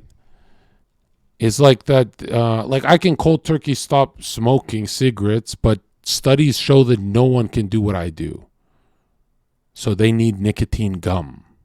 Well, fuck it. If they need it, then they need it. Not everyone's like, but yeah. If you could cold turkey it though, you're blessed. I remember why I never got too deep into porn is because I always felt I'm like, why do all the chicks like me at this party? And then I go, oh shit, the one thing that's different about me from everyone else, these guys are fucking really horny. And I'm, medium. And I'm like, fuck yeah, that's my superpower. I'm like, if I limit it more, I'll be more attractive. So it was like to get chicks too. Actually, your girl that you have a crush on, she has a crush on some dude who's less horny than you, believe it or not. Like successful people, they're busier, dude. You just scrolling and swiping like a fucking loser. Yeah, so cold turkey it, but if you can't, like use your imagination and then get bored of that. Not the most careful with his words, so maybe it's, he's talking more like porn addiction specifically. It's a portal to OnlyFans, and it's in the same category as gambling, right? Because it's promoting poison, in the brain, and it's making people addicted to it's feeding their addiction to jerking off, which is. There's people jerking off on Twitch, and I'm strictly against that. Well, I'm a jerk off to you, Aiden. You can't stop me. I mean, I'm just saying you can't stop people from jerking off at you. I'll jerk off to you. I mean, I know that came out weird. Okay, I was just trying to make a point. But he essentially said the same thing about hot tub streamers. Yeah. You can't tell me what to jerk off to and what not. Is this weird thing instead of just? There's this weird thing where humans go by age, right? John, she's 19, so Zherka, you can fuck her. Okay, if she's 85 pounds, skinny as fuck, looks like a child, and she's legal, that's creepy as fuck, dude. That's creepy as fuck. Now she's 19, 18, whatever, but she got big tits and looked like someone's mom. That's less. That's way less. Why are we acting like we don't grow up in different rates? Like, I don't really go by that number shit. I do that to stay, you know, above the law. No. Obeying the law. But I think it is weird if, like, my buddy introduced me to his girlfriend and she looks 16. Because then I go, hey, I don't care if she's 21. She looks 16, so you're clearly a pedophile. Right? So if you introduce me to a girl who's 21 but looks 16, you're a pedo. But if you introduce me to your girlfriend and she's 18 but she looks 30, I'd say, can I get a turn? You see what I'm saying? I don't really think H3 saying I'll jack off to Aiden. Like, why are we pretending Aiden Ross doesn't look 14? Doesn't he look, even with a beard, he looks 14. The kid looks 14. So Ethan Klein saying I'll jerk off to you, to me, that'll never stop being weird. You understand what I'm saying? That's creepy as fuck. Just having some self-control, you want to like limit women of what they can do and so. Right. Like for example, can you not go to the beach? Women wear bathing clothes. It should be illegal, okay? There should be police who monitor people at the beach. Women should be in shorts and small shirts. They could like tan their stomach a little bit, but nothing hoey. They gotta be more 1950s on the beach. In the good old days, they'd get fined. They'd go to jail if they were. It should be illegal to wear bikinis at the beach, not because, oh, I'm a traditional guy, but because it's pedophilia. There's children at the beach, okay? I remember being, Jill and I were in Mexico, and they moved me with her from one resort to the middle resort, which was a family resort. And I've made her cry because I'm like, I screamed at her for wearing some like G-string thing. And she started crying because I was like, I'm not going to the pool with you like that. And then we had like a big fight and shit. But it's because we're in the family one. So she like put the skirt over it and shit. And then I felt weird because I'm like, no one here has a problem with that except me. Like, I looked around and I saw all the tourists and stuff, and I go, huh. You know, like, no one's playing protection. I remember being a kid, and I'm like, I would get angry at adults when they wouldn't protect my eyes. So if they ever had a hoe at the pool, I would stare at the hoe when I was 5 years old, or let's say 8 years old, and I would stare at the hoe, and I'd be mad at the adults around her that didn't cover her up, because I'm like, I knew I was too young to. I've never been the kid who said I'm excited to see the hoe at the pool. I've always been the kid who was guilty for looking. So I just felt guilty, right? But something weird about me, it's like, I remember being 6 years old and saying I can't wait to touch women when I grow up. Before I had, you know, the sexual organ developed and all that, I just remember that thought. It's weird. Like, nobody has that experience. Everyone else is like, like, my homies were like, I was worried through puberty that I'd be gay. And like, I never questioned that. When I was 6 years old, I was like, I can't wait to touch tits. Before puberty. And then puberty came and I wasn't even a horny guy. I was like a gamer. It was like backwards. But I knew I wanted women at 6 years old. Isn't that freaking young? And like, that's like a point of pride for me, you know? Like, people say the gayest shit I do is point out how straight I am, because they're like, clearly you're coping and secretly gay. But I point out how straight I am because it is a gem. It is so rare to be straight in 2023. Straight doesn't mean you can run a train on a girl, right, Dylan and Jet? You fuck a girl with a man in the room, you're a little gay. You suck a dick for $10 million, you're gay. If you say no to those, not because I told you, but instinctively you say no, then you're the rarest 0.01% male of straightness. And you're like, well, what's the power? What's the superpower of being that straight? Every fucking e-girl wants you. Every fucking e-girl on this platform in my DMs, like dogs. They want to fuck me. Like they want to eat my dick. They want to eat my dick. Can't tell you how many FaZe Clan dudes I fucking cucked over the years. And one day I'll write a book about all the dudes I've cucked. But I'm like, what is my superpower, right? It's not looks. There's lookers on this website. My superpower is my straightness. That's everything I have going for me. When my ex did a hit piece on me, she said she had a mental breakdown when we broke up, and that it was my fault, and then it was like wanted to off herself and all this sad shit. And people are like, you're a fucking horrible person, DMing me and stuff like that. And I'm like, yeah, whatever. Did you cuck Ice Poseidon? Yeah, ever since I got with Emily years ago, where he's texting her, come to my bedroom, he sinks his teeth into someone having a mental breakdown. But check this out. Ever since I was 6, I knew I was straight. And since the world went very gay, I was like, there's no way this is like gonna help me in life, you know, because if you're gay, you make money, the world just opens its doors to you. And I'm thinking deep thoughts of, am I a weirdo that I wouldn't run a train on a girl? Because my buddies would talk about that. Not my buddies, but like people I knew. And it turns out, if you're hyper mega straight,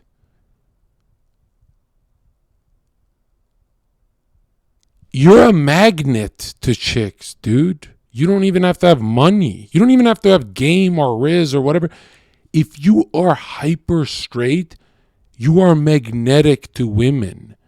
So when my ex did the whole fucking hit piece on me, she's crying and said, he only ever banged me in one position, like a doggy kind of position. And I got flooded in my inbox with people saying that I'm like this abuser or whatever. And then I got a lot of messages saying, Zherka, I thought you trolled to look like an alpha male.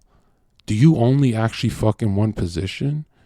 Why did she like cry and say how you're a freak and weirdo for that? And I'm thinking to myself, because I got all these DMs from people I considered based from chat or whatever, I'm convinced there's no straight people in any chat, including mine, because I'm like, I'm not Haas, dude. When I say I only bang a girl in one position, I mean it. And you shouldn't have to wait for a girl to do a fucking cancellation on me hit piece for you to believe that. Because when I say something and I repeat it 1 billion times, it's not that funny anymore, dude. I'm telling you the truth. I'm repeating it because if you fuck a chick in multiple positions, bro, you're gay.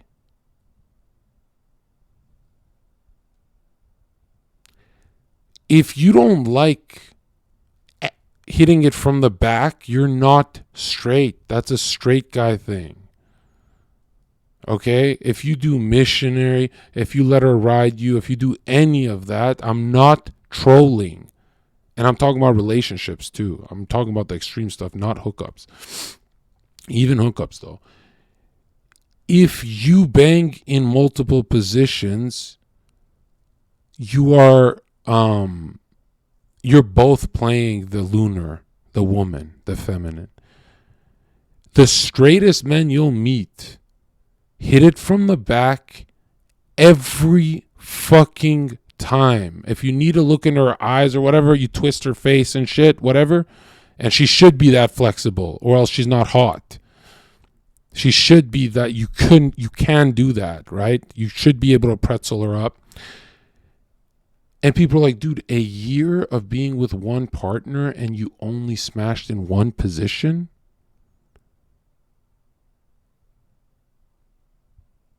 What the hell is wrong with you, John?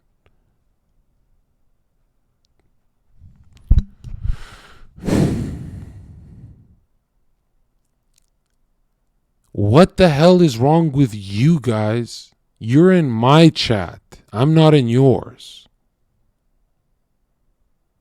Write down on a piece of paper, grab a little napkin, write down the difference of how I live my life and how you live yours. You would fuck a girl with another dude in the room. You would suck dick for money. You do all the, even if you don't say it out loud, we sense it. Your girl senses it. Everyone senses it. You guys do 5-8 positions with the girl who just leaves you.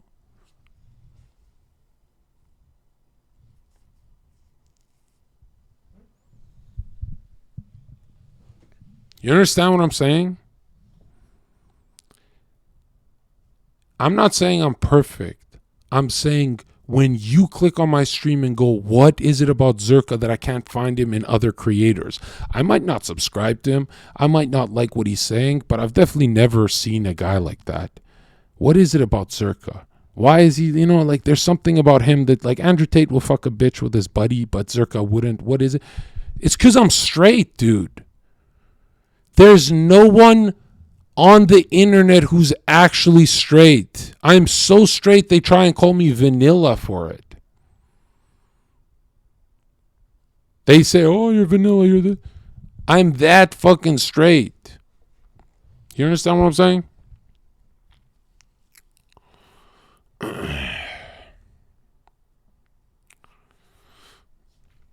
Bill went on Kai's stream. Yeah, I heard she got kicked off for trolling as she's like sending me nudes and shit. Anyways, look, check this out. If you, and be honest with yourself, God is watching right now, 2023, you will be cursed if you lie in front of God right now. Be honest right now. I'm not even looking at names. I don't care. God cares. Would you run a train on a woman with a homie? Be honest with yourself. If you lie, God save you.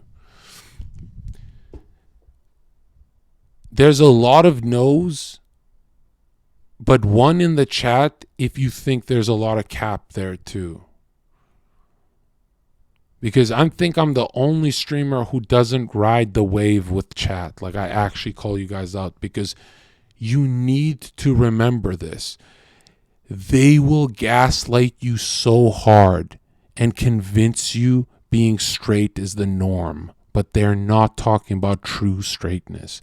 They're talking about liberal straightness that would suck a dick for $1 million, whatever.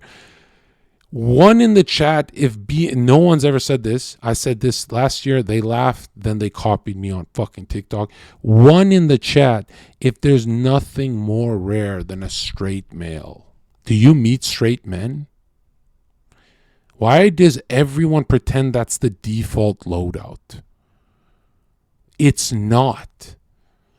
The default loadout is lukewarm straight. Then it's bi, then it's gay. And I'm so tired of me, like, I have to highlight attributes that I'm not even proud about. Because every time I open this can of worms, people go, no, most of the world is straight, Zherka. Really? You think the Saudi royal family is straight? You think the British royal family is straight? You think the regular British man, this British civilian is straight? You think the poor British man is straight? You think the poor Saudi is straight? You think the poor Korean man is straight? You think the poor Japanese man is straight? You think the poor European man is straight? You think the poor American man is straight? What about the rich American man? Everything they tell you about straightness is a lie. If you say to me, Zherka, you wouldn't fuck your girl with another dude in the room or just run a train on a model because you're not, well, you're super straight, but I'd fuck with a dude in the room because I'm just straight. Do you really want to live in a world where you can be super straight, or is one of them lying? And everyone gets so offended because all of a sudden, you know how the cool thing is to be gay? right? Nowadays, it's like totally cool. The cool thing for me is to be who I am, because the rarest thing I have is straightness. That's the rarest attribute I own. And people think this is like a bit, like this is comedy. A little bit. But have I said anything that's false? Every time you watch porn, you're gay. Do you really think God designed your brain to watch that much male genitalia and asshole? You know you're designed to maybe see like a naked dude a couple times in your life, let alone his butthole, like a fully grown man. Your psyche is not designed to watch a dude fuck a woman. You think God intended that? You think God gave you the DNA so you can be a straight guy who watches straight porn and not be gay? Straight porn is gay porn. That's what you won't admit to yourself. All porn is gay porn. Okay?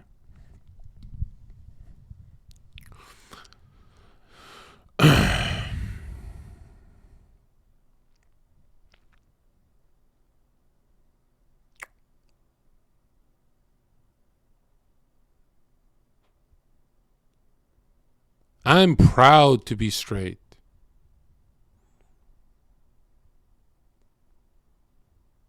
Because for a split second, it just takes a split second for you to lose that status forever.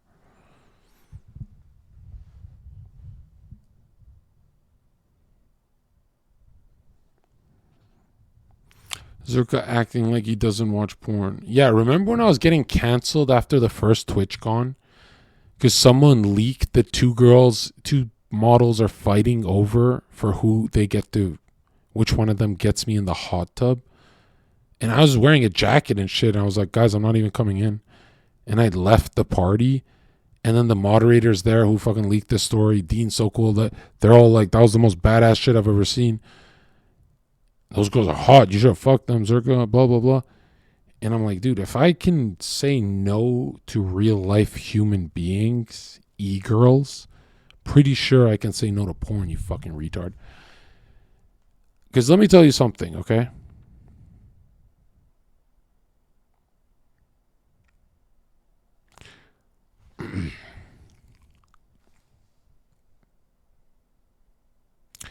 Watching porn turns you gay.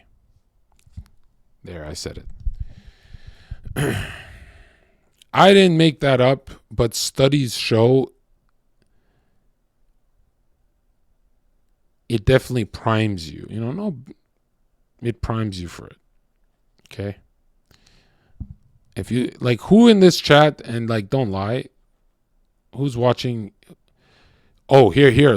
I dare you to, on fucking God, I dare you to see if I'm lying right now. Look at me closely. I have never watched more than a handful of seconds of anal straight porn. Couple seconds my whole life. I've never watched anal. Guy on girl. I've never watched a dude fuck a girl anally in my life. Ever. Not once. That means I clicked away. After a few seconds, I click away. If I see a title, I click away. As a teenager, as a young man on roids, 18 times human testosterone, fapping 9 times a day, addicted to porn, never once. That's the difference from me and you. On fucking gear, I didn't do it. On fucking gear. And gear makes you fucking do weird shit, bro. You understand what I'm saying? I've never watched one video of a dude banging a girl anally. Never in my life, dude. I've never done this on my genitalia to that video.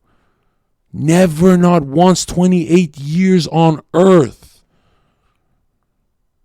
And when I say this out loud, everyone and their mama says I'm lying.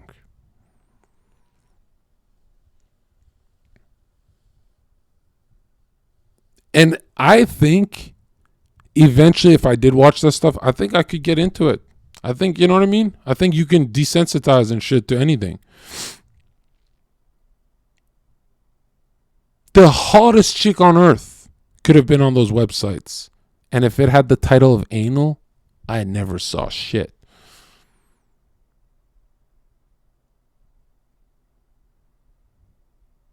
And I'm proud of that, actually. I'm really fucking proud of that.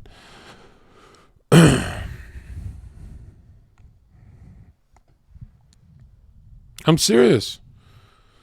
How many guys can say that? Like, how many guys can honestly say that? How many guys who've even injected chemicals can say that? You know, guys inject chemicals and fuck a fucking animal. They fuck a donkey on that shit. They do weird shit. But how many guys can actually say what I said? And because all my life guys were like, yo, bro, I got some anal porn I want to show you. And you know how guys get like, they want to show it off? Because all my life they're cocky about that.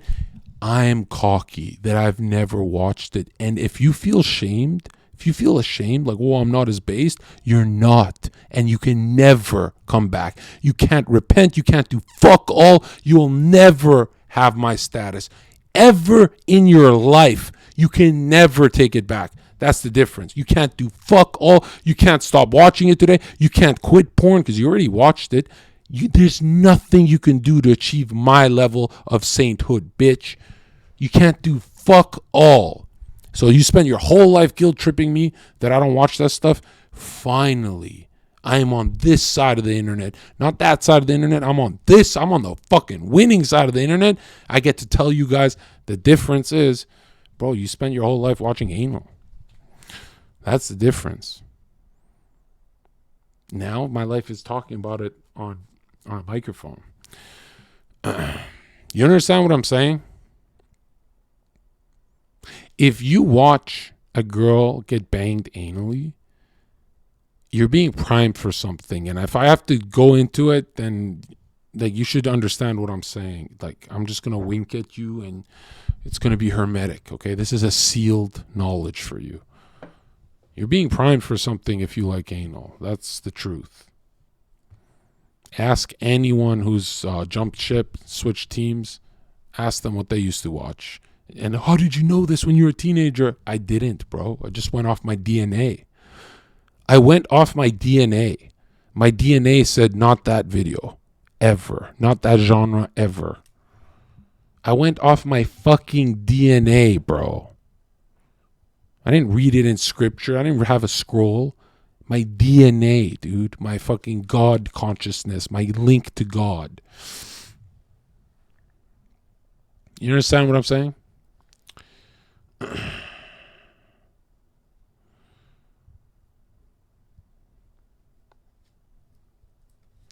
If you got homies who ran trains on chicks, man, like every time my homies talk about that, they always look to their shoes and they go, my bad, Zherka. Like they feel shame. They've seen these streams. They know what it's about. And I don't let them get away with it either, you know? It's one thing for me to live some years degenerate in my life, but I've never been a trending degenerate. You know what I mean? Degens who follow trends, those people are the worst. Like when I degened, it was classical degen shit. I never rode trends. I knew where trends go.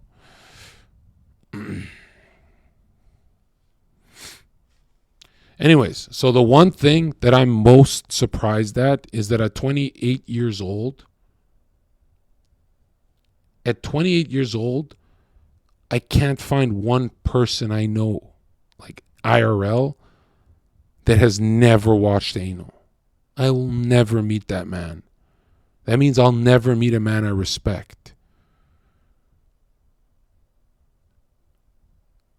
Imagine that. that I'm sooner to meet a dude who sticks a finger in an ass or eats the fucking ass. Fuck you eating it for? Well, you don't got money for food?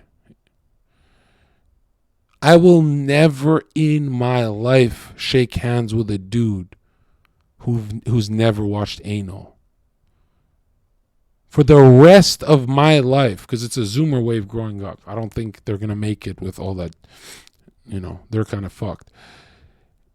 I'm telling you, dude, I'm never going to shake a hand like mine ever in my life again. And you'd think that makes me cocky, like I'm the chosen one. Dude, that makes me sad.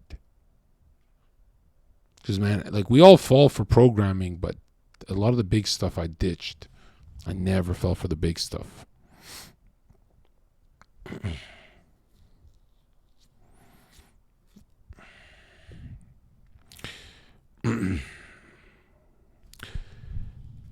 Is it weird that I'm really proud of this? Every time I ramble about this, I think it's like my internet resume at this point. This is my favorite thing about me. I think this is the most based part of me that I shouldn't even say it out loud, because when you say it out loud, you realize, bro, people are so addicted to porn, they're never going to make it. I didn't have like a guru to whisper in my ear, don't watch it. I just knew. I felt something. There was some. I was having trouble liking pussy, to be honest. I was like, when I got into watching porn as a teenager, I was like, what the fuck is that? That's like the flood in Halo. And so I was having trouble understanding how I'm supposed to enjoy pussy. I liked ass and her hips and her body and her hair and her arms, and she's beautiful. But then there's that fucking hole that looks like, Desert Storm aftermath. So I was like, all right, I'm coping with this fucking hole. And then people are like, what about the shithole, Zherka? I'm like, oh, bro, let me fucking get used to the flood before we go to the fucking elites. And so, it took my whole life to get used to the box, because I wouldn't bang good girls because I said the hot ones, their pussy looks kind of nice. And then, most chicks they don't look nice. But, the hot ones are like kind of, they've already been banged. You know what I mean? So I set myself up for a trap. But people who like just the ugly pussy, right? They can just marry anyone. They set themselves up for like a real life with kids and all that. You know what I mean? Anyways, the point of this story is, how did we get here? The point of this story is, at 28, turning 29 years old, and anal has still never been on my eyes for more than a few seconds. Imagine that. Who can say that, really? Who in the digital age can say that? Nobody can say that. I used to be ashamed of it too. I used to be a pussy about it. I used to not tell my friends. I'd be like, yeah, I like anal too, guys. Now that I don't want to be like anyone, like, hey, change the channel. Every time I change the channel, I don't want, I don't fucking have heroes and shit. I go, man, fuck all these cucks. Now I realize, damn, the thing I was so ashamed of that I didn't fit in because everyone watched anal, it turned out to be my superpower. But it cursed all of you. Like one in the chat for healing. We need healing in this 2023. Anyways, this guy watches a lot of porn, right? This guy is an addict. Healing and like it just it feeds into the big problem we have today. Slippery slope, dude. Slippery slope. Adult film stars on his stream. He's had people at OnlyFans on his stream. You think he'd be more understanding of the industry? His sister has OnlyFans, by the way. That too. He used to do hot tub streams. That's how he got big. What the fuck? Spending time at home in early 2021, he moved to Los Angeles from Florida and hosted a stream in a hot tub with fellow YouTuber and Twitch Karina Koff, who is an OnlyFans girl and streamer. And from the Blog Squad. Right. Another viral moment that attracted new followers. Since then, things have been escalating quickly. Bro, why are you becoming Taliban? These men all want to be Taliban. Yeah, that's what I'm saying. Like the right has done a really good job at sort of like repackaging what is really just fucking ancient, puritanical, controlling of people's bodies, and repackage it as yikes, being anti-woke or their version of woke, whatever. So I don't get it. The last 40 years of running this woke experiment, and you have the highest fucking suicide rate, despair, grief, depression, anxiety. But you don't want to take any responsibility for it. You want to defend porn and regular life. You know how stupid, chat, you know how stupid you have to be to complain about how horrible the world is and then defend porn like it's not a part of the world, like it's not the norm, the mainstream?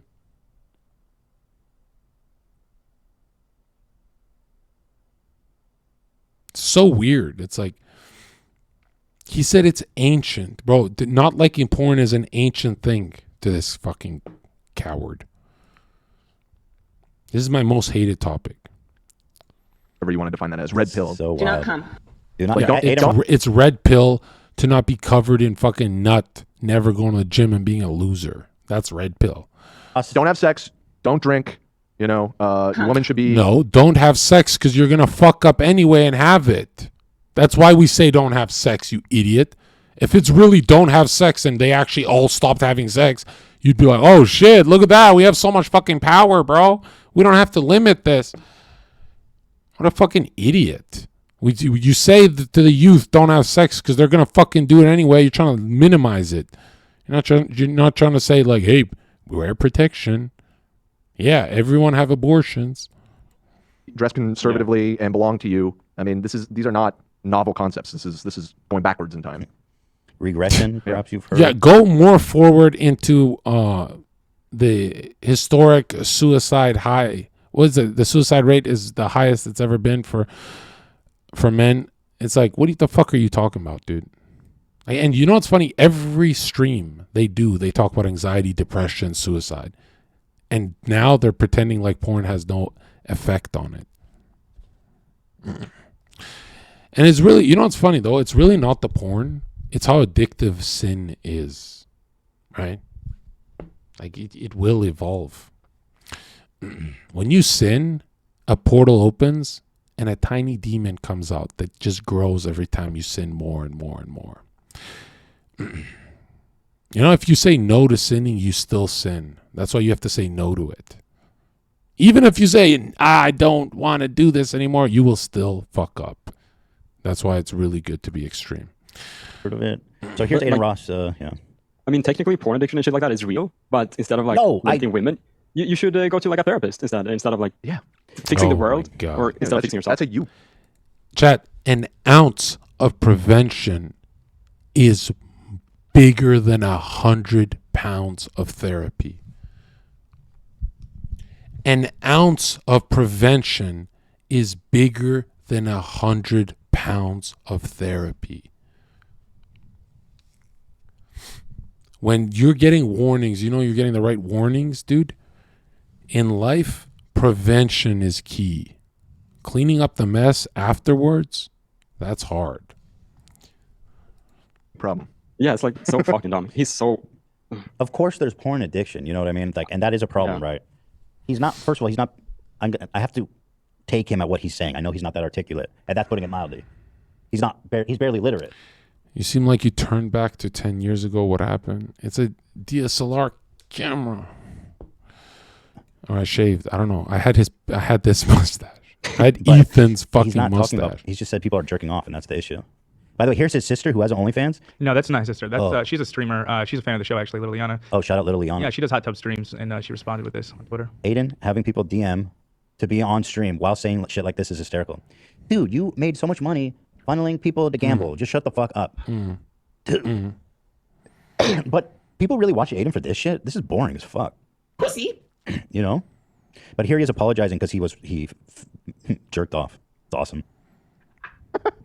Watch this. This is a serious confessional. I'm so sorry, guys. I gotta be real. I did jerk off. You loser. You have no self-control. What up, guys? Yeah, hit me with that. He just finished. In the bathroom. Yeah, he's so guilty. Instant post-nut clarity. Instant. Like, nah, I gotta get on YouTube. What have I done? He went from making that video, the first one, right into the bathroom to jerk off, and then this one. What up, guys? Aiden. By the televideo, I'm just gonna get straight into it. I let everyone down, bro. I'm honestly gonna take full accountability for it, and I'm not gonna lie and cover stuff up, and I'm gonna let y'all know when I slip and I fail, and I basically let temptation take over. Why are you talking like a fucking priest? Do you hear yourself, bro? You let temptation come over? What are you talking about? It's crazy. Last night, guys, I went out and I drank. You know, I've been on this journey where I haven't been having anything poison and toxic, and you know, I've been in the gym and build my mind and my everything around my life, like accordingly. And you know, I just feel horrible because I know this angle's fucking awesome. It's like his dick talking. Yes. Dick confessional. It's the jizz on the countertop. Wait, he's looking back at him. He's talking about poison. Yeah. He's gotta get the poison out, dude. No, he doesn't understand that. What I was doing was strictly temptation, bro. You know, alcohol is literally straight from the devil, bro. Yo, follow me at AidenRoss.com. Straight put out a message like temptation, bro. You know, alcohol is literally straight from the devil, bro. We are not. Why? He's Taliban. He became Taliban. Alcohol is straight from the devil. I mean, yeah. You don't even have to go far as Taliban. I mean, this is standard fucking like born again shit. You know what I mean? Well, it's not that alcohol's from the devil. It's that it immediately lowers your electromagnetic vibration, making you susceptible to earthly impulses. So there's a river of infinite evil impulses going through you, right? You want junk food, you want pussy, you want porn, you want this, you want all these impulses going through you. Now they're easier to go through you as soon as you drink. This is according to Masonic literature. The people who run the Federal Reserve and the Treasury, the people who print money, Freemasons, in their books, Manny P. Hall and Albert Pike, and they all talk about lowering your etheric aura with alcohol. So sin, it's easier to sin when you have a couple of drinks, right? It's easier to destroy your day, weekend, week, month, life. You understand? That's why it's called under the influence. You're under the influence of a demon. I mean, like they drink, born agains drink, don't they? Not blood of Christ, bro. Well, that's Catholics generally. What you're describing, that wouldn't be like by the blood of the Lamb, like born again. It really just, there's so many fucking Christians. It just depends. I just don't know what happened to my good bar mitzvah boy Aiden Ross here. You know, the Jews are down with drinking. I'll tell you that. That's straight in the Torah. Manischewitz. Yeah, unfortunately, it's Manischewitz. So it's still alcohol, you know, Aiden. Yeah. Dude, Jews are crazy. There's this. Could you explain your thoughts on addiction and why it occurs? Well, I'm not a therapist like my twin brother, so I'm going to give a different take. Addiction is just a synonym for atheism. That's it. There's nothing more to it. That's it. There's nothing more you need to know. This is not trolling. Addiction is atheism. That's all it is. That's why when you go to Alcoholics Anonymous, they don't give you, hey, we're going to science you. Can we science you? Hey, what if we just gave you one drink a night? And what if we did a scientific experiment? What if we use like Bill Gates science to make you not be Bro, you go to Alcoholics Anonymous and they say you need a higher purpose. You need to accept God. That's step one. So even the fucking modern, postmodern freak shows submit to God. You understand? That's step one of addiction. That's step one. Science is not step one, dude. You got to ask yourself, why the fuck don't they science the addiction? Why do they? Because there's a will. There's a universal soul. You understand? There's literally a fucking God. I can prove it. You have two paths in life. You can either go closer to the light or further to the darkness, to matter, to the matter is like Plato said, matter is inverted spirit, and spirit is inverted matter. Matter is lunar. It's the moon. It's darkness. It's chaotic. It's divided. It's cold. But spirit, that you can't see it, just like the sun. Look at the sun in the fucking eyes. I can't see the fucking, hurts my eyes. That's spirit, right? And your soul it wants to go to goodness, right? You have a longing for goodness, for peace of mind. You understand? And now look at this. Just like an addict, everything that brings you short-term pleasure destroys your life long-term. Everything, even finances. If you like buy things early instead of, save and build, anything that is short-term pleasure is destroying you. So ask yourself, right? Ask yourself.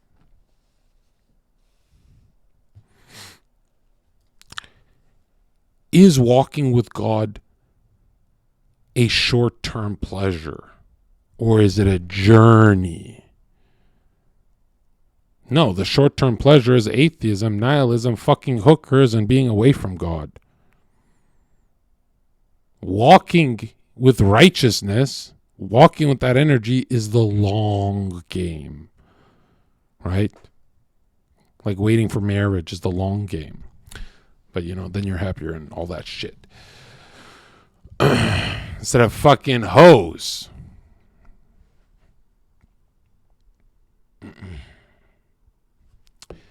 Let me tell you something, okay?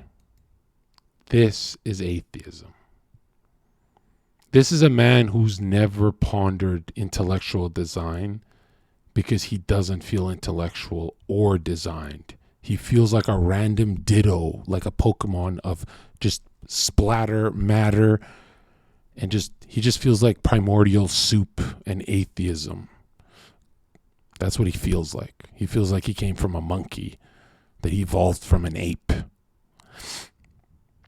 I remember how much they used to laugh at Darwin until everyone censored. Darwin got his globalists to censor everyone. Like every intellectual. You think Plato would laugh his brain off if you told him humans came from an ape? Holiday Purim. It's like Halloween, but what the goal is to get so shit-faced that you can't tell good from evil anymore.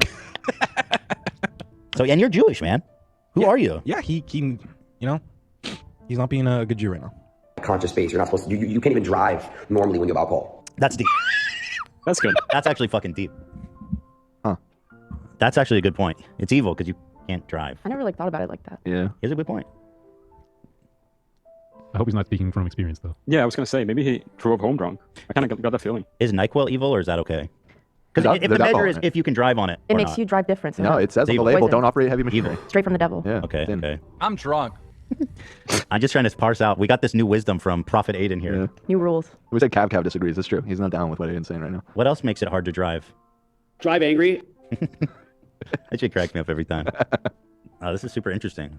You're not supposed to be drinking alcohol. Human beings are not supposed to be taking it out. Why Aiden looks better than Ethan decline is because there's less demons around Aiden, right? Aiden lives in demon world. And it's kind of weird. I feel like when Aiden's bored, he just clicks on the homepage and then clicks on my streams. Like this whole calling everything satanic, he's kind of ripping. He's just stealing my content at this point. But Aiden looks better than Ethan because there's less damage. There's less baggage in life, right? Every time you sin, right, you're building up a demon that follows you, right? And eventually you work for that motherfucker. What is he saying? Dude, drug use is like one of the most ancient forms of human experience. Literally, people even there's actually real scientists that hypothesize that human consciousness was born from our early use of magic mushrooms. Yeah, it's a fringe thing. It's a little hocus pocus, but I'm just saying, like, alcohol consumption is like as old as civilization. That is a fact. They were fermenting that shit when we were still. Bro, what are you saying? You're so dumb. Stop talking. See, these trust the science types. Look at this shit.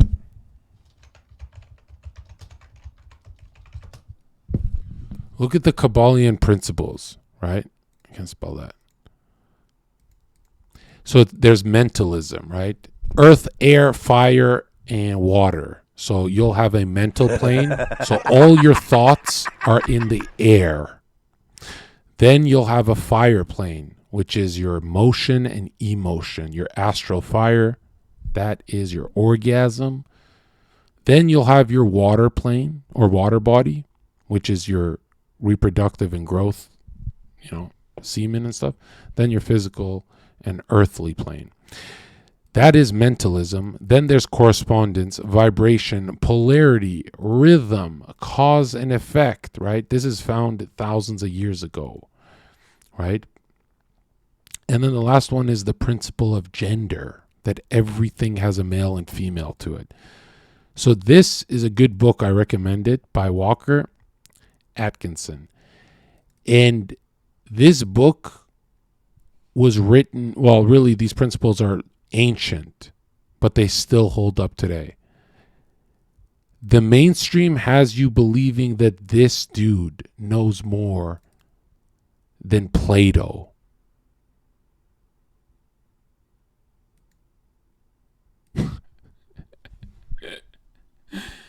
Like, really think about that.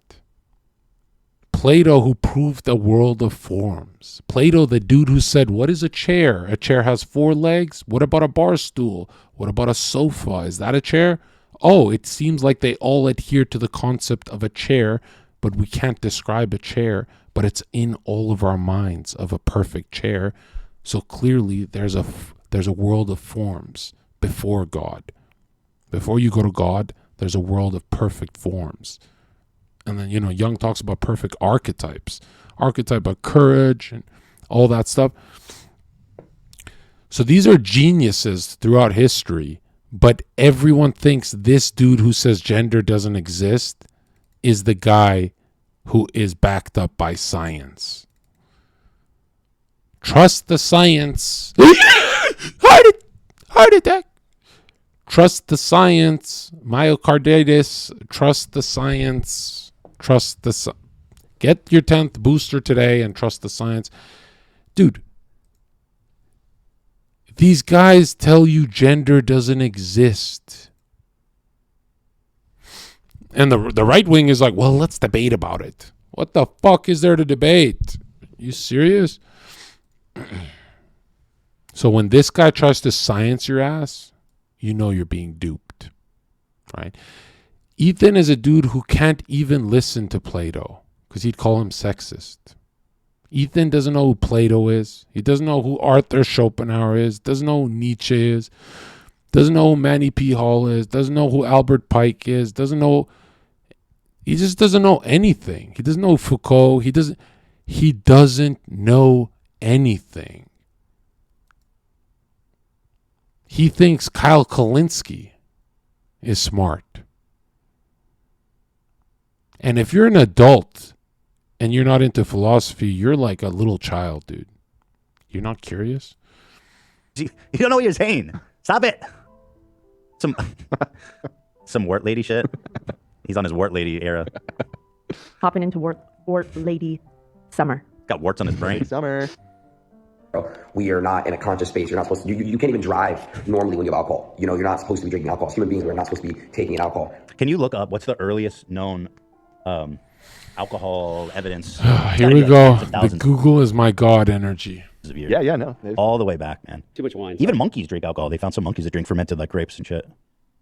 Even elks. 7,000 BC. 7,000 BC, so that's like 10,000. Too much wine. It's literally older than civilization. Yeah. I'm surprised they go back further. Thank you. So do you think when liberals are 60 years old, will they regret the lives they've lived? When they're filled with regret? Or do you think that the confirmation bias will be so charged that they'll double, triple down like those Hollywood old ladies, like Silverman and all those people? I think they'll double down, or else they're gonna, lose it. So I don't know what you mean supposed to, but I'd love to ask you questions about all this. And honestly, bro, I'm not the type to, like I told you guys, cover it up and basically like. Somebody said driving isn't natural either, Aiden. That's a great point. It's like, of course they double down. Natural right, dude. These guys will double down in 5 years and become Satanists to be edgy, right? To drive an automobile. Driving is Yeah, that ain't natural. Drinking alcohol is a lot more natural than alcohol first, driving second in terms of nature. Also, jerking off, that's pretty natural too. Oh, man. True. Bro, trust me. More natural than any of this. Those cavemen be jerking off. Sure thing, bro. Do you think chimps and bonobos, that's like all they do all day. All day, every day. True. Yeah, but the red pill is about mastering yourself. It's not about being a caveman. I've been into the zoo. I see them jerk off into their own mouth. Dude. That's natural. It's called autofellatio. Get into it, Aiden. That's just natural. Yo, somebody tell Aiden that eating your own semen gives you like super. Can you believe that? Testosterone powers or something? He totally believed that. Jacket off. This is what your guys do. Oh shit. This man is dumb. I didn't do that. Like, no, bro, I really messed up last night. I did it. So I'm letting y'all know right now. I'm sorry for everyone that I let down. And now I can really understand how, how serious that is. You guys know I've been sobriety of everything. As of 2020, 2023, I've been no set. Did he add another 20? 2020, 2023? How many? That's like he's been doing that. It's like funny. Ramones song. But this is so unfunny, dude. Stop. Goddamn. No masturbation, just clean, raw diets, working out every day. I'm still going to the gym today. I haven't missed anything at the gym. My body's been looking, like I said, I had a nice little transformation. I'm really happy I saw some results. You guys actually showed it to me. I'll pull up a little picture here you guys can see. Whoa. Oh, nice. Fucking jokes. All that semen retention's been paying off. What is it with fat dudes calling other dudes fat? Got all that extra.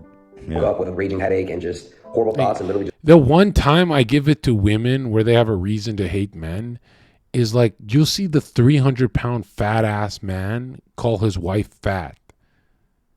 And it hurts her more because her value comes from beauty and like she's biologically programmed like that. But it's like dudes who do that are so weird, man.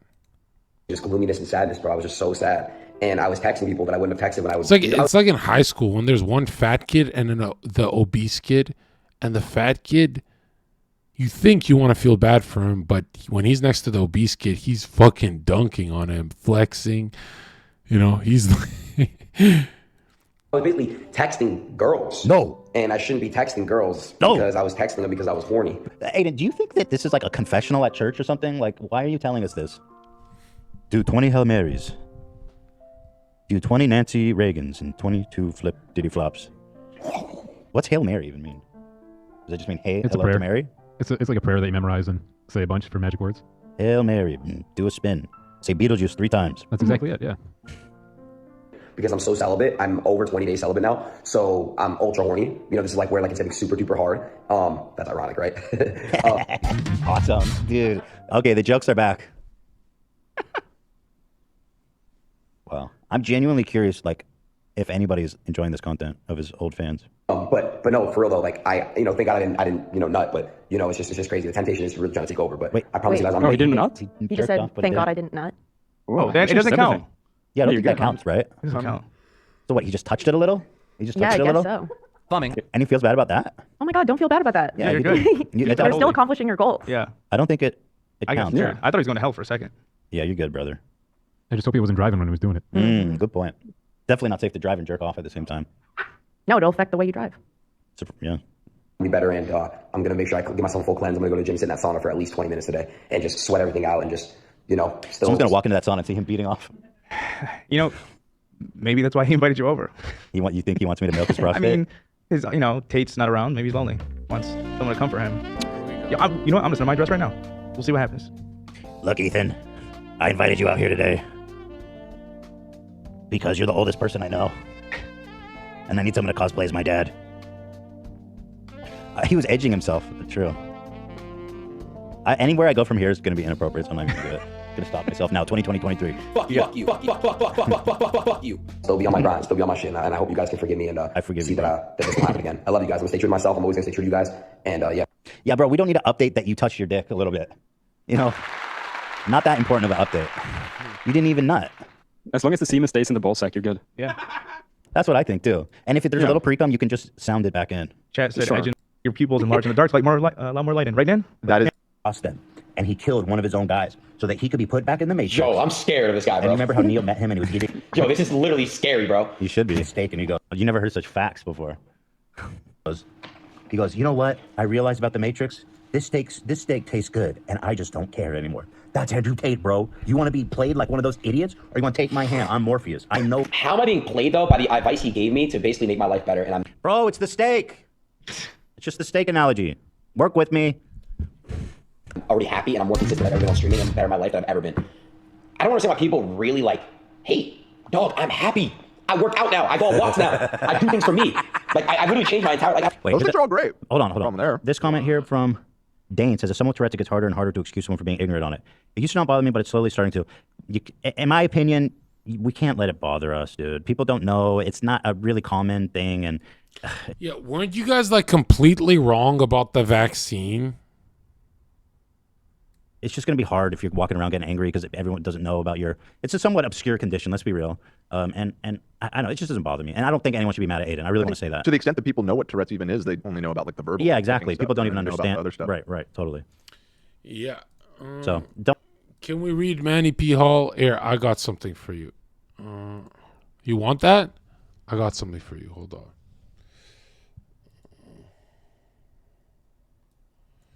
I've already done this fucking 3 times, dude. I don't think Chad likes this shit. I'll speed it up, but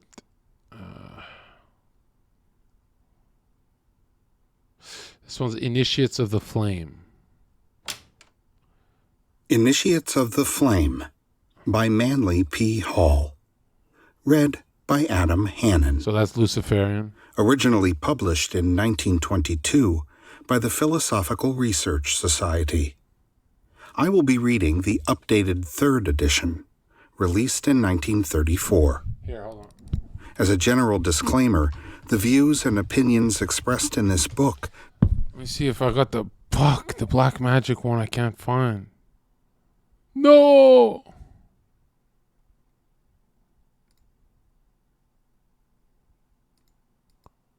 Fuck. Strength or consolation. No. Did I not save that one? Fuck. No. This is not happening. Fuck. Nancy Pelosi hires an exorcist to heal her home. Manny P. Hall talks about how they like politicians curse each other and shit. Send hexes each other's way. Dude, there's no way. I have screenshots, but I don't have the actual video. No shot. This is so bad, dude. How do I find the black magic one? There's so many. Where's the good one? Oh, fuck.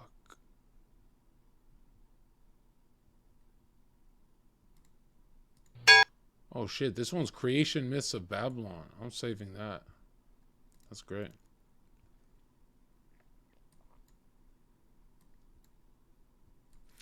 Why the fuck didn't you download it? I thought it would be easy to find. I just Googled Black Magic Manny P. Hall, and there's like a million different ones.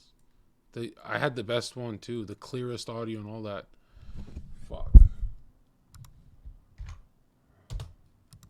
Okay, this is what it looked like, though. Let me show you.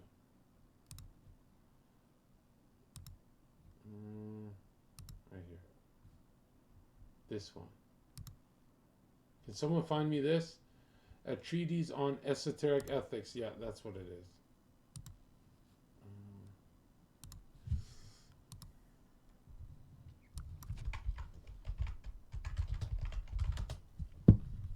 Yes. God bless. Sick. This one's wild, bro. Magic. This one's wild, dude. A treatise on esoteric ethics by Manly P. Hall. Preface. As Paracelsus noted centuries ago, the invisible realms of nature are governed by immutable laws which cannot be violated with impunity. In recent years, research. How fast can I go? In many fields have been exploring the hidden side of life and nature, but few of them have given serious consideration to the moral and ethical responsibilities associated with their labors. The tendency has been to assume that the transcendental arts, like the resources of the physical world, can be exploited without regard for consequences. As in the case of the sorcerers of long ago, the principal objective is the binding of invisible energies for the advancement of personal ambitions. Many innocent persons have become involved. So look at this egg, right? This is something they don't teach you in Psych 101. There's a mental plane, which is air, where your thoughts and ideas are. There's an astral fire, which is your emotions and motions.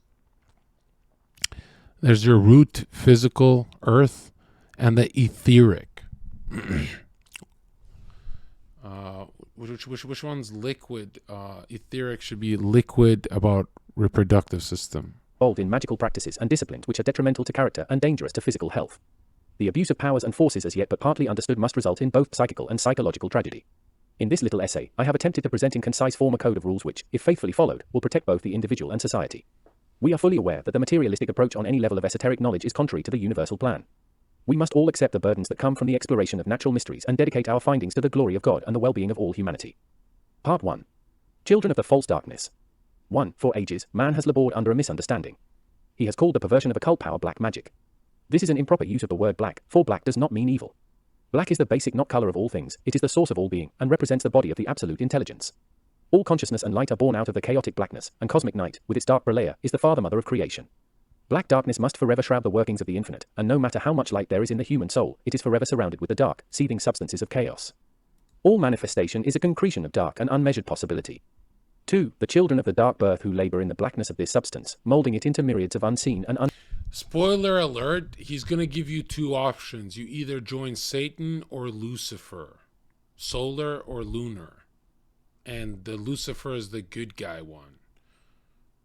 It's weird, right?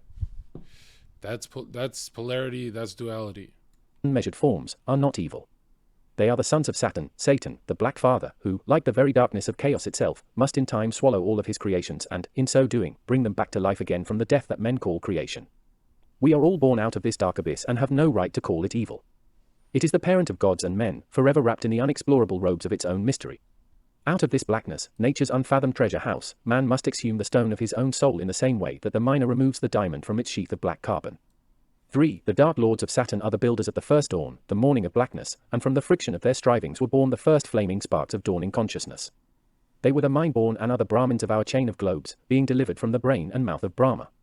Their throne is made up of solid substance and the chemicals of solid matter. They are the satanic outpourings, the spirits of cold darkness. 4. In the diagram that follows are shown the 4 births which have come out of the body of Brahm, Bium, the unknown blackness, the X of being. 5. There is a false darkness and a true darkness. So if you're wondering why he's talking about ancient Indian god, they do that with all of them. So they talk about Greco-Roman gods, Hercules, blah, blah, blah, whatever. And then they talk about Oriental stuff. They talk about, basically it's ancient. The ancient mystery schools all talked about the same archetypes. They all had a Satan. They all had this. They all had a Trinity. The true darkness is the womb of light, the false darkness, the perversion of the light that pours out of the true darkness. Natural darkness is the basic principle of things, while the false darkness is the result of debasing the power of the angels of Satan. When he says true darkness is the womb of light, right, as in it's not the evil one, and then there's an evil one, he's saying that a life by definition means you died, as in you have to go through that tunnel eventually. 6. The devil, the archetype of misuse, is not a son of Saturn, but a son of man and the false darkness of earth. Man is the incarnation of the germ of mental intelligence, and black magic is possible only to intelligent beings. 7. Absolute spirit, minus all the sheets of... So Albert Pike, 33-degree Freemason, Grand Wizard of Masonry, he also said, I think it was him, I have it somewhere he saved, the pineal gland, to do all this kind of stuff with, it's shaped different, and it's a different size in stupid people. So a lot of people on earth are just stupid, and they, will never understand this stuff. Vehicles, unformed and uncompounded, is true darkness, the dimensionless basis of all that is, has been, or ever shall be, and the ultimate veil behind which all creation must retire. 8. Absolute crystallization is the false darkness, and is the colorless vibration at the lower end of the spectrum, opposing the colorless vibration at the upper end of the spectrum. Both ends ultimately are swallowed up in darkness, one in the darkness of spirit, and the other in the darkness of matter. 9. Life lives in darkness and dies in light, form lives in light and dies in darkness, but in dying really comes to life, for life, as we know it, is pure death. 10. Natural darkness is unawakened possibility, false darkness is perverted opportunity. The philosophy of opportunity. 11. If it were not for opportunity, in its various forms, there would be no perversion of power. There is an old saying, opportunity makes the thief. Opportunity is the eternal temptation. Without temptation there could be no sinners. Therefore, when the higher powers brought man opportunity, they also brought him sin and death. The one who brought him light brought him also the false darkness. Light and shadow are inseparable. The shadow of light is the false darkness, for the creation of the first automatically brings the second. To be free from temptation, man must be free from reason. To be free from darkness, he must renounce light. Thus he becomes a renouncer of opposites, for in accepting one opposite, he must need to accept the other. 12. Temptation is the price that the human race pays for intelligence, therefore the serpent of wisdom is also the eternal tempter. When man learns with his growing intelligence of the powers of nature and, most of all, of the power that he himself possesses, there comes with that increasing knowledge ever greater responsibility. If man today knew of the God powers that lie dormant within him, he would be the most dangerous creature in the universe, both to himself and to the plan of things. The soul must grow with the knowledge that it gains, otherwise the organisms will ultimately destroy each other. Action and reaction must build strength of character, so that the will is always strong enough to curb the desires. When this is not the case, and desire runs rampant, then, regardless of the position of the organism in the path of unfoldment, a black magician is created. 13. Man has no free will at the present time, but merely the power of choice over a certain area of incidents brought, by his ever-growing consciousness, within the scope of his comprehension. These incidents have been differentiated by his evolving organisms from the dark primum hyle, or the true blackness. The greater his growth, the larger the area of his choices and the greater his independence. Y has been the eternal question in nature, and the letter Y is its phonetic equivalent, for it forms the sling that hurls the white stone at the forehead of Goliath. Rare Manny P. Hall himself talking about black magic. I've seen this one. There were secret words. There were secret conjurations, magic circles and terms, right? Secret words, conjurations, spell circles, all the stuff that's the cringiest shit in the conspiracy realm is fucking real. Bigfoot is not real.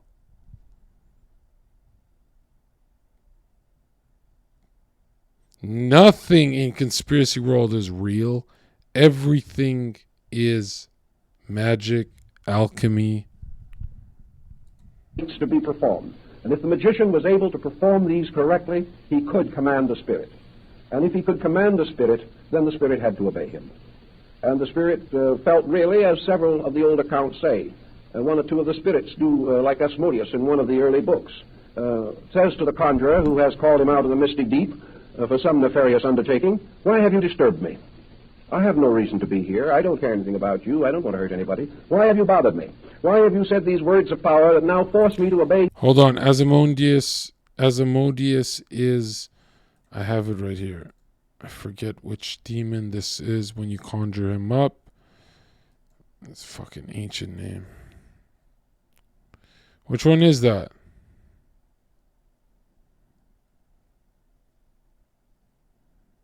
Fuck.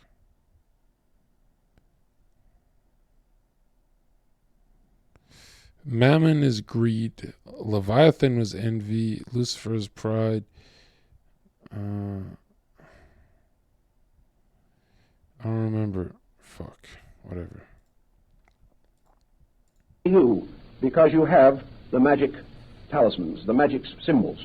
Why have you done this to me? I don't dislike you. I haven't done anything to you. Why do you insist on binding me to some common human purpose of your own? This was the rather nonchalant idea. It seems to have carried through from the Greek, in which these spirits were simply part of the citizenry of an invisible empire, and really wouldn't have a bother anybody if humans left them alone. Now the next. So all those fallen angel talk, all those Greco gods, all of that shit, they're just talking to fucking demons, okay?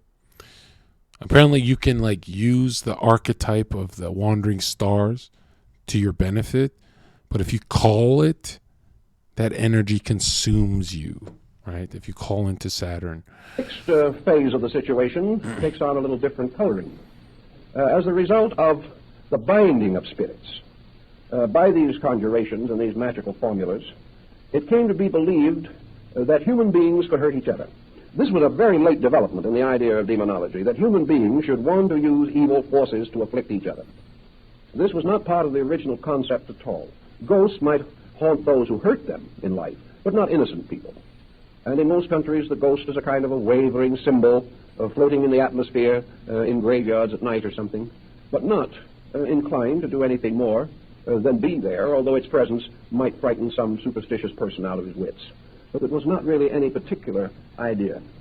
The concept that either evil wanted to conquer good or could conquer good came late. The idea that man might want to use evil, some kind of an invisible or magical evil, to hurt other people. This was simply not part of primitive ethics in the majority of instances. It arises occasionally, but is certainly of the exception rather than of the rule. But once we began to believe in witchcraft, once we believed that human beings could make pacts with demons, or could develop within themselves some evil force, could pervert their own natures, and begin to burden us with their perversion. Foot like fetish. the witches of Europe, riding on their broomsticks to the Sabbath on the Brocken, where that human beings themselves voluntarily and of their own inner conviction chose to become evil, chose to hurt or destroy other people, and sought in long and difficult processes to discover means by means of which they could bewitch or haunt, or in some way from a distance plague or hurt normal, innocent folks. Nancy Pelosi just yesterday hired an exorcist to protect her home. Like a fucking witch is using an exorcist. You really think this is just fucking games and shit? Google what I'm saying. If fact check me, bitch. Something about some dude with a hammer. Remember when that happened? She's worried about her gay lover, or husband's gay lover. Antiquity had very little room for this concept because it simply did not believe it. It believed that the so-called spirits could exist. It believed that evil people could do evil deeds. But it simply did not develop any strong concept of black magic as we think of it today. It was outside of the grand concept of life. Look at that. Demonology and witchcraft, it's always the same symbols as masonry. Like, look at this symbol right here. That's Mercury, right? That's Hermes. These people held. And they would not permit something to be believed that did not fit into the great theory of the kind of world they lived in. And with the exception of very primitive people, there was no general group in society that believed that the world was created for the purpose of perpetuating evil, or that evil had any chance of conquering good. In the long, difficult picture of things, even in the Mazdian faith, evil had no real power to ultimately achieve victory over good. Good was real, good was deep and great. Evil was passing. Evil was linked so closely to the infirmities of men that it became more and more obvious that most of the evil that we have attributed to demons really arises in the nature of man himself. That we are the creatures who seem to possess the strange power of being malignant in some way, malicious, malevolent in our conduct towards other people. So in the most part, we come down to comparatively modern times, bringing with us all the grimoires of old, the ancient books of magic and spirits, the pentacles and talismans of Agrippa, the old book of the keys of Solomon the king. We have all these beliefs that have been shadowed down through time. Books that have to do with the creation of... See, look at this symbol, right? That's the sigil of Lucifuge, Lucifer, and Freemasonry, and the as above, so below, male to female unity, fire to water. And then here is the owl Moloch. The reptile, the reptilian, with the reptilian third eye, is the frog.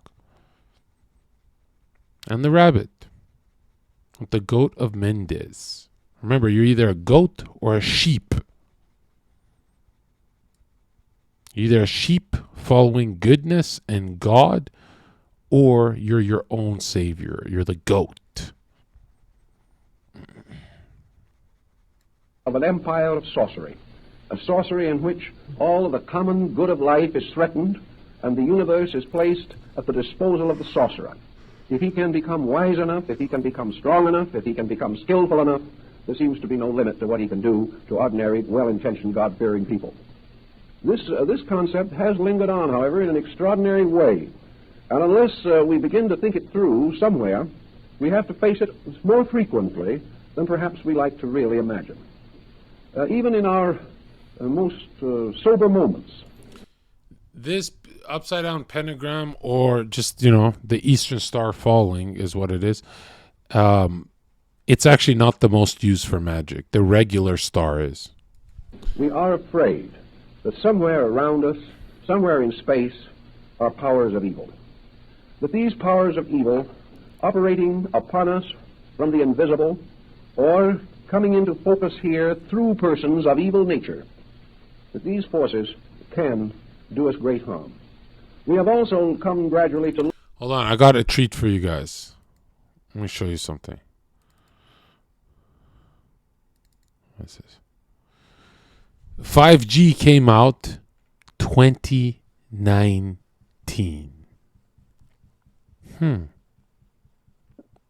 What else came? COVID. This one is about different. All right. Forget about harmonic resonance. That's too complicated. Let's say. Remember the 2012 Olympics with the giant black figure and all of the hospital beds? And look at the fucking eyes. Mainstream media now openly reporting the elite lining up to ingest the blood of children. Albert Pike wrote, "We shall unleash nihilists and atheists, and we shall provoke a formidable social cataclysm which in all its horror will show clearly to the nations, people of different nationalities, the effects of absolute atheism, origin of savagery, and of the most bloody turmoil." Dude, even the bad guys are afraid of atheists. That's how savage, wicked, and beastly atheists are. Check this one out. It is a religion, blah, blah, blah, neo-Gnosticism, teaching that the divinity is dual. Look, they're teaching duality. The divinity is dual, and that Lucifer is equal of Adonai, which is one of the names of God, right, that they call him. With Lucifer, the god of light and goodness, struggling for humanity against Adonai, the god of darkness and evil. So they're coming after the Bible. Albert Pike had only specified and unveiled the dogmas of high grades of all other masonries. For in no matter what right, the great architect of the universe is not the God worshipped by Christians. Interesting. 32nd degree. Interesting. That's the extract from Masonry. When the Mason learns that the key to the warrior on the block is the proper application of the dynamo of living power, he has learned the mystery of his craft. The seething energies of Lucifer are in his hands, and before he may step onwards and upwards, he must prove his ability to properly apply this energy. Lost Keys of Freemasonry, page 48, Manny P. Hall, 33 degree Mason. Okay, so that's, both of them are talking about Lucifer, which I think this one's even more sick. The Luciferian shit is sick, but the one where they say, unfortunately, Adonai is also God is coming up. That we worship, that is which we say to the crowd is we worship a God, but it is the God one adores without superstition, meaning they're scientifically proving God. To you, Sovereign Grand Inspector General, we say this, you may repeat it to the brethren of 32nd, 31st, and 30th of the Masonic religion. It's not a religion, it's just a club. Of the Masonic religion should be by all of the initiates of the high degrees maintained in the purity of the Luciferian doctrine. If Lucifer were not God, would Adonai, the God of the Christians, whose deeds prove cruelty, perfidy, and hatred of man, barbarism, blah, blah, blah, fuck? Where is it? Barbarism and repulsion for science would Adonai and his priests culminate him. Yes, Lucifer is God, and unfortunately Adonai is also God. Look how they can never just say it's only our guy. They always have to accept it. For the eternal law is that there is no light without shade. Here's that no beauty without ugliness. Shut the fuck up with this duality shit. Basically, he wants you to think it's like some Egyptian sun versus moon type world. The doctrine of Satanism is heresy, and the true and pure philosophical religion is the belief in Lucifer, the equal of Adonai. But Lucifer, God of light and God of good, is struggling for humanity against Adonai, the God of darkness and evil. This is some serious shit. This is some serious shit. So if these guys are the most powerful on earth, then they're kind of making the strongest argument for Christianity. Fun fact. Oh yeah, Antarctica's Corona Nation, Omicron Islands, Delta Island. That's funny, yeah.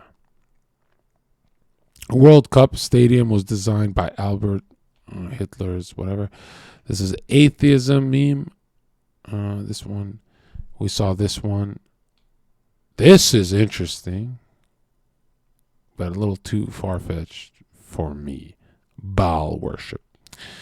The beginning of Masonry with the Zodiac. Bill Clinton in a trance. Oh, Kabbalah bracelets. This is serious shit, dude. This is exactly what I was going to show you. Bro, you think I'm fucking crazy, right?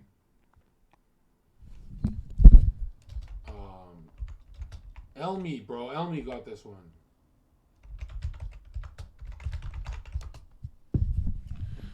Dude, Lionel Messi and all of them wear Kabbalah bracelets.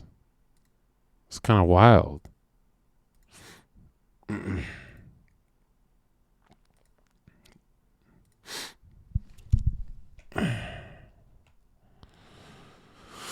All right. Let's see this. Where is it?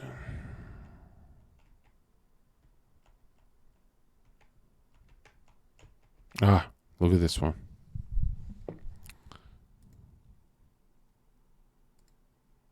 Look at this. Order of the Eastern Star. It's a type of masonry. There's the Eastern Star dropping. Like, they don't hide it. Sometimes it's witchcraft, sometimes it's Satanism, which is kind of the same shit. This is Elon Musk's mom. This is our hero's mom. And Elon would be seen as solar Luciferian. This is wild shit.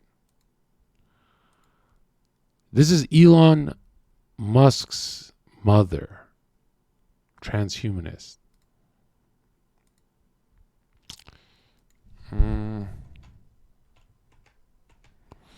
Epstein Island. We've seen that one.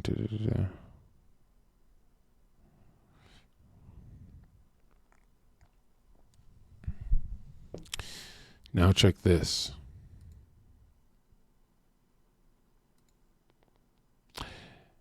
The Masonic square and compass, the sigil of the demon Azazel, Saturn,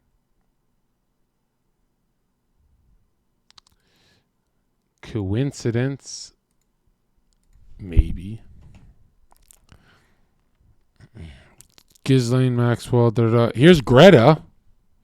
Here's Greta for people like Destiny who say this is just art. Why the eye every single time? Why do celebrities do this as well? Yeah, it gets fucked up.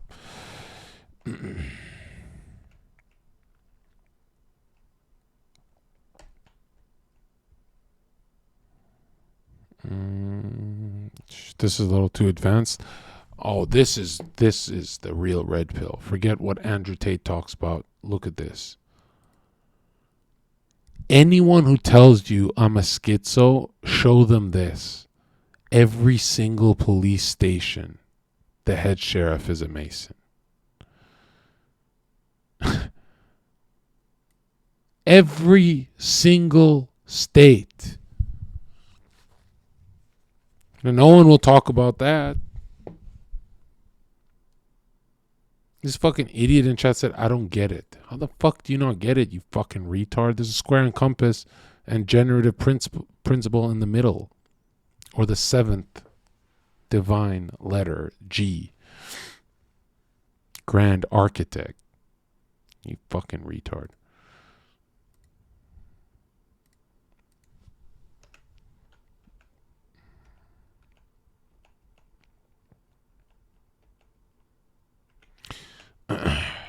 What is this? This is some fucking Lady Gaga ritual, right? John, she's just got the checkered black and white Satanism versus Luciferian duality Masonic checkerboard legging, blindfold, and where have we seen this before? Masonic initiation.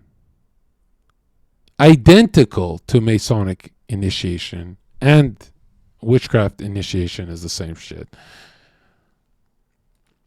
It's fucking identical, bro. But it's just art, bro. It's just art every single time. Why doesn't Andrew Tate talk about this stuff? How come no one talks about this stuff?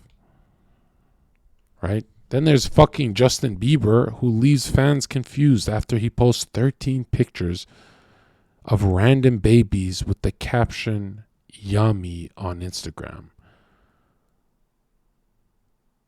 Yeah, I don't want to show this actually. This is kind of fucking weird.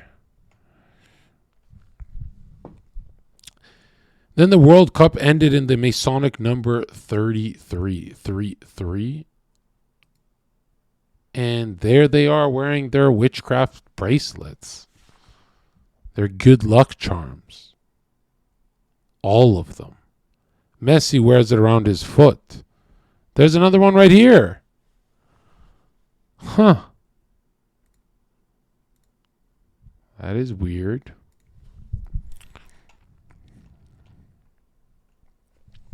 Then for the flat earthers, there's Klaus Schwab, and he says, next up, Antarctica.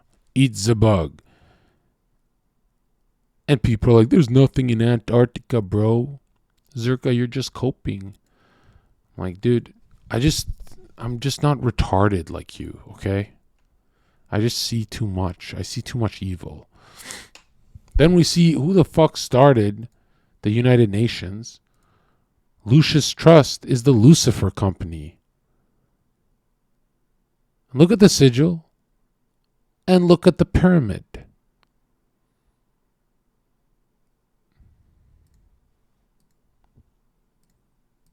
Okay. Manny P. Hall says, among many ancient peoples, God was considered as being androgynous and referred to as the great father-mother. When the creator was represented by an image, various subtle devices were employed to indicate its hermaphroditic nature. The world knows many religions, but nature has but one truth. Manny P. Hall. Then when we see spirit cooking using cow blood, this is Marina Abramovich. And what is this? This is not PlayStation letters. There's a pentagram, square, triangle. So she's using some simple geometric shapes, right? But where have we seen this before? Where have we seen this spirit cooking shit? Well, hold on. I'll find it just a sec.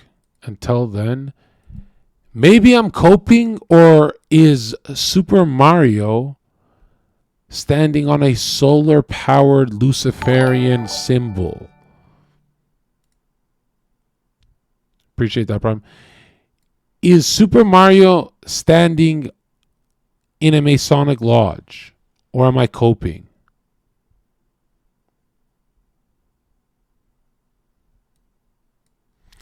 I don't think I'm coping. Freemasons marry boys, little boys. It's a weird ritual. I think this one's in Turkey.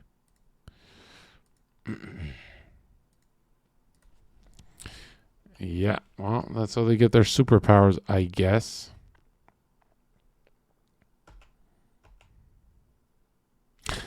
Because candidates to strip off all secular clothing, blah, blah, blah, blah, blah, blah, blah, blah. Okay, basically the oath of masonry is identical to witchcraft. And here's Lionel Messi. And what's that around his foot? Another coincidence wrapped around his foot.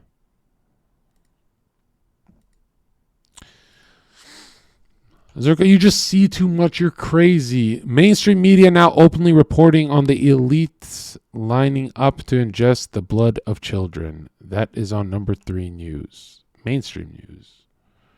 Every planet and star is part of a chain of life that can be clearly compared once the mechanics are understood and one's inner awakening has reached a certain level of development. Thus, the search for life in the cosmos is not in a spaceship, but rather within human being. More Masonic literature. This is a banned book, blah, blah, blah. And then we have this. What the fuck is this?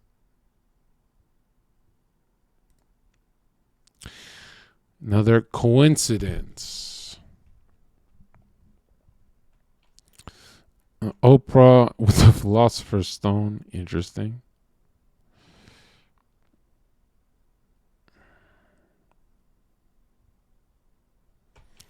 Kabbalah, whatever. I know this one.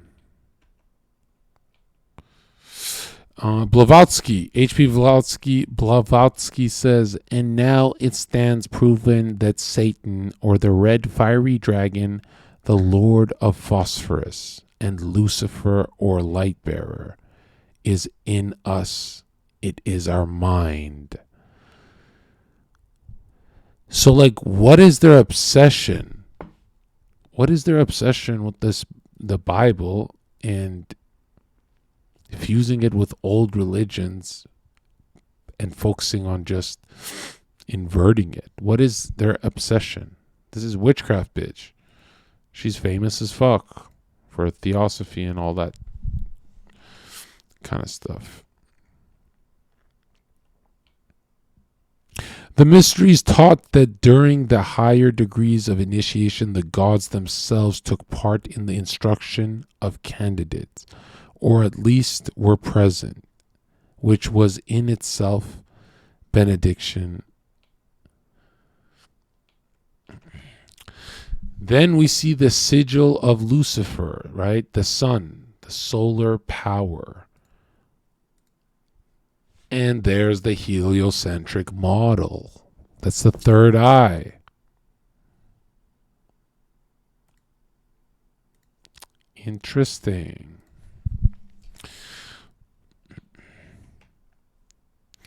Aleister Crowley, he writes, again, we may say that all the great men of antiquity were sodomites.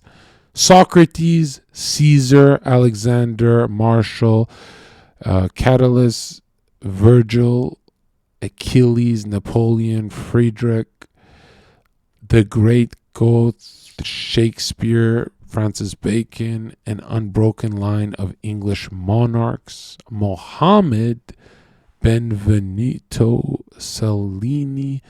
Pretty much he's saying everyone practiced homosexuality. This is Aleister Crowley. Freak Aleister. The marriage of the sun and the moon. This takes place in a man when the heart and the mind are joined in eternal union. It occurs when the positive and negative poles within are united, and from that union is made the Philosopher's Stone.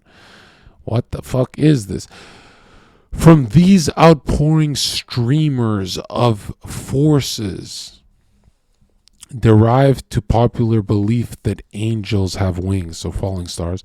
These wings are corona-like fans of light by means of which the celestial creatures propel themselves through the subtle essences of super physical worlds. Manny P. Hall. That's too hard to understand, bro. And everything made of sulfur, salt, and mercury. Many initiates in the ancient mysteries stated emphatically that they had conversed with the immortals and had beheld the gods. Manny P. Hall.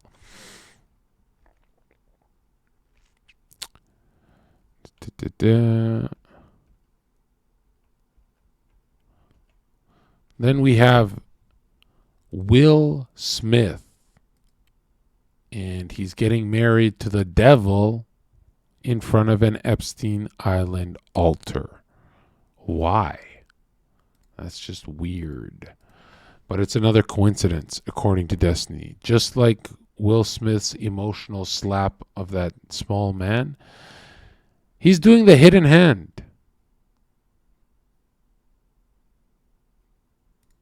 Another coincidence that lines up perfectly with Masonry.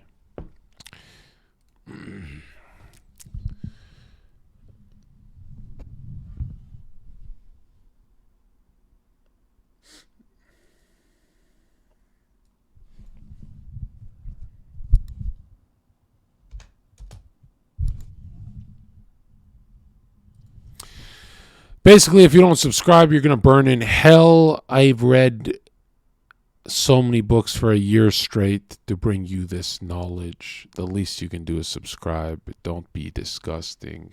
I need everyone to subscribe by the end of the week. And may God be with you all.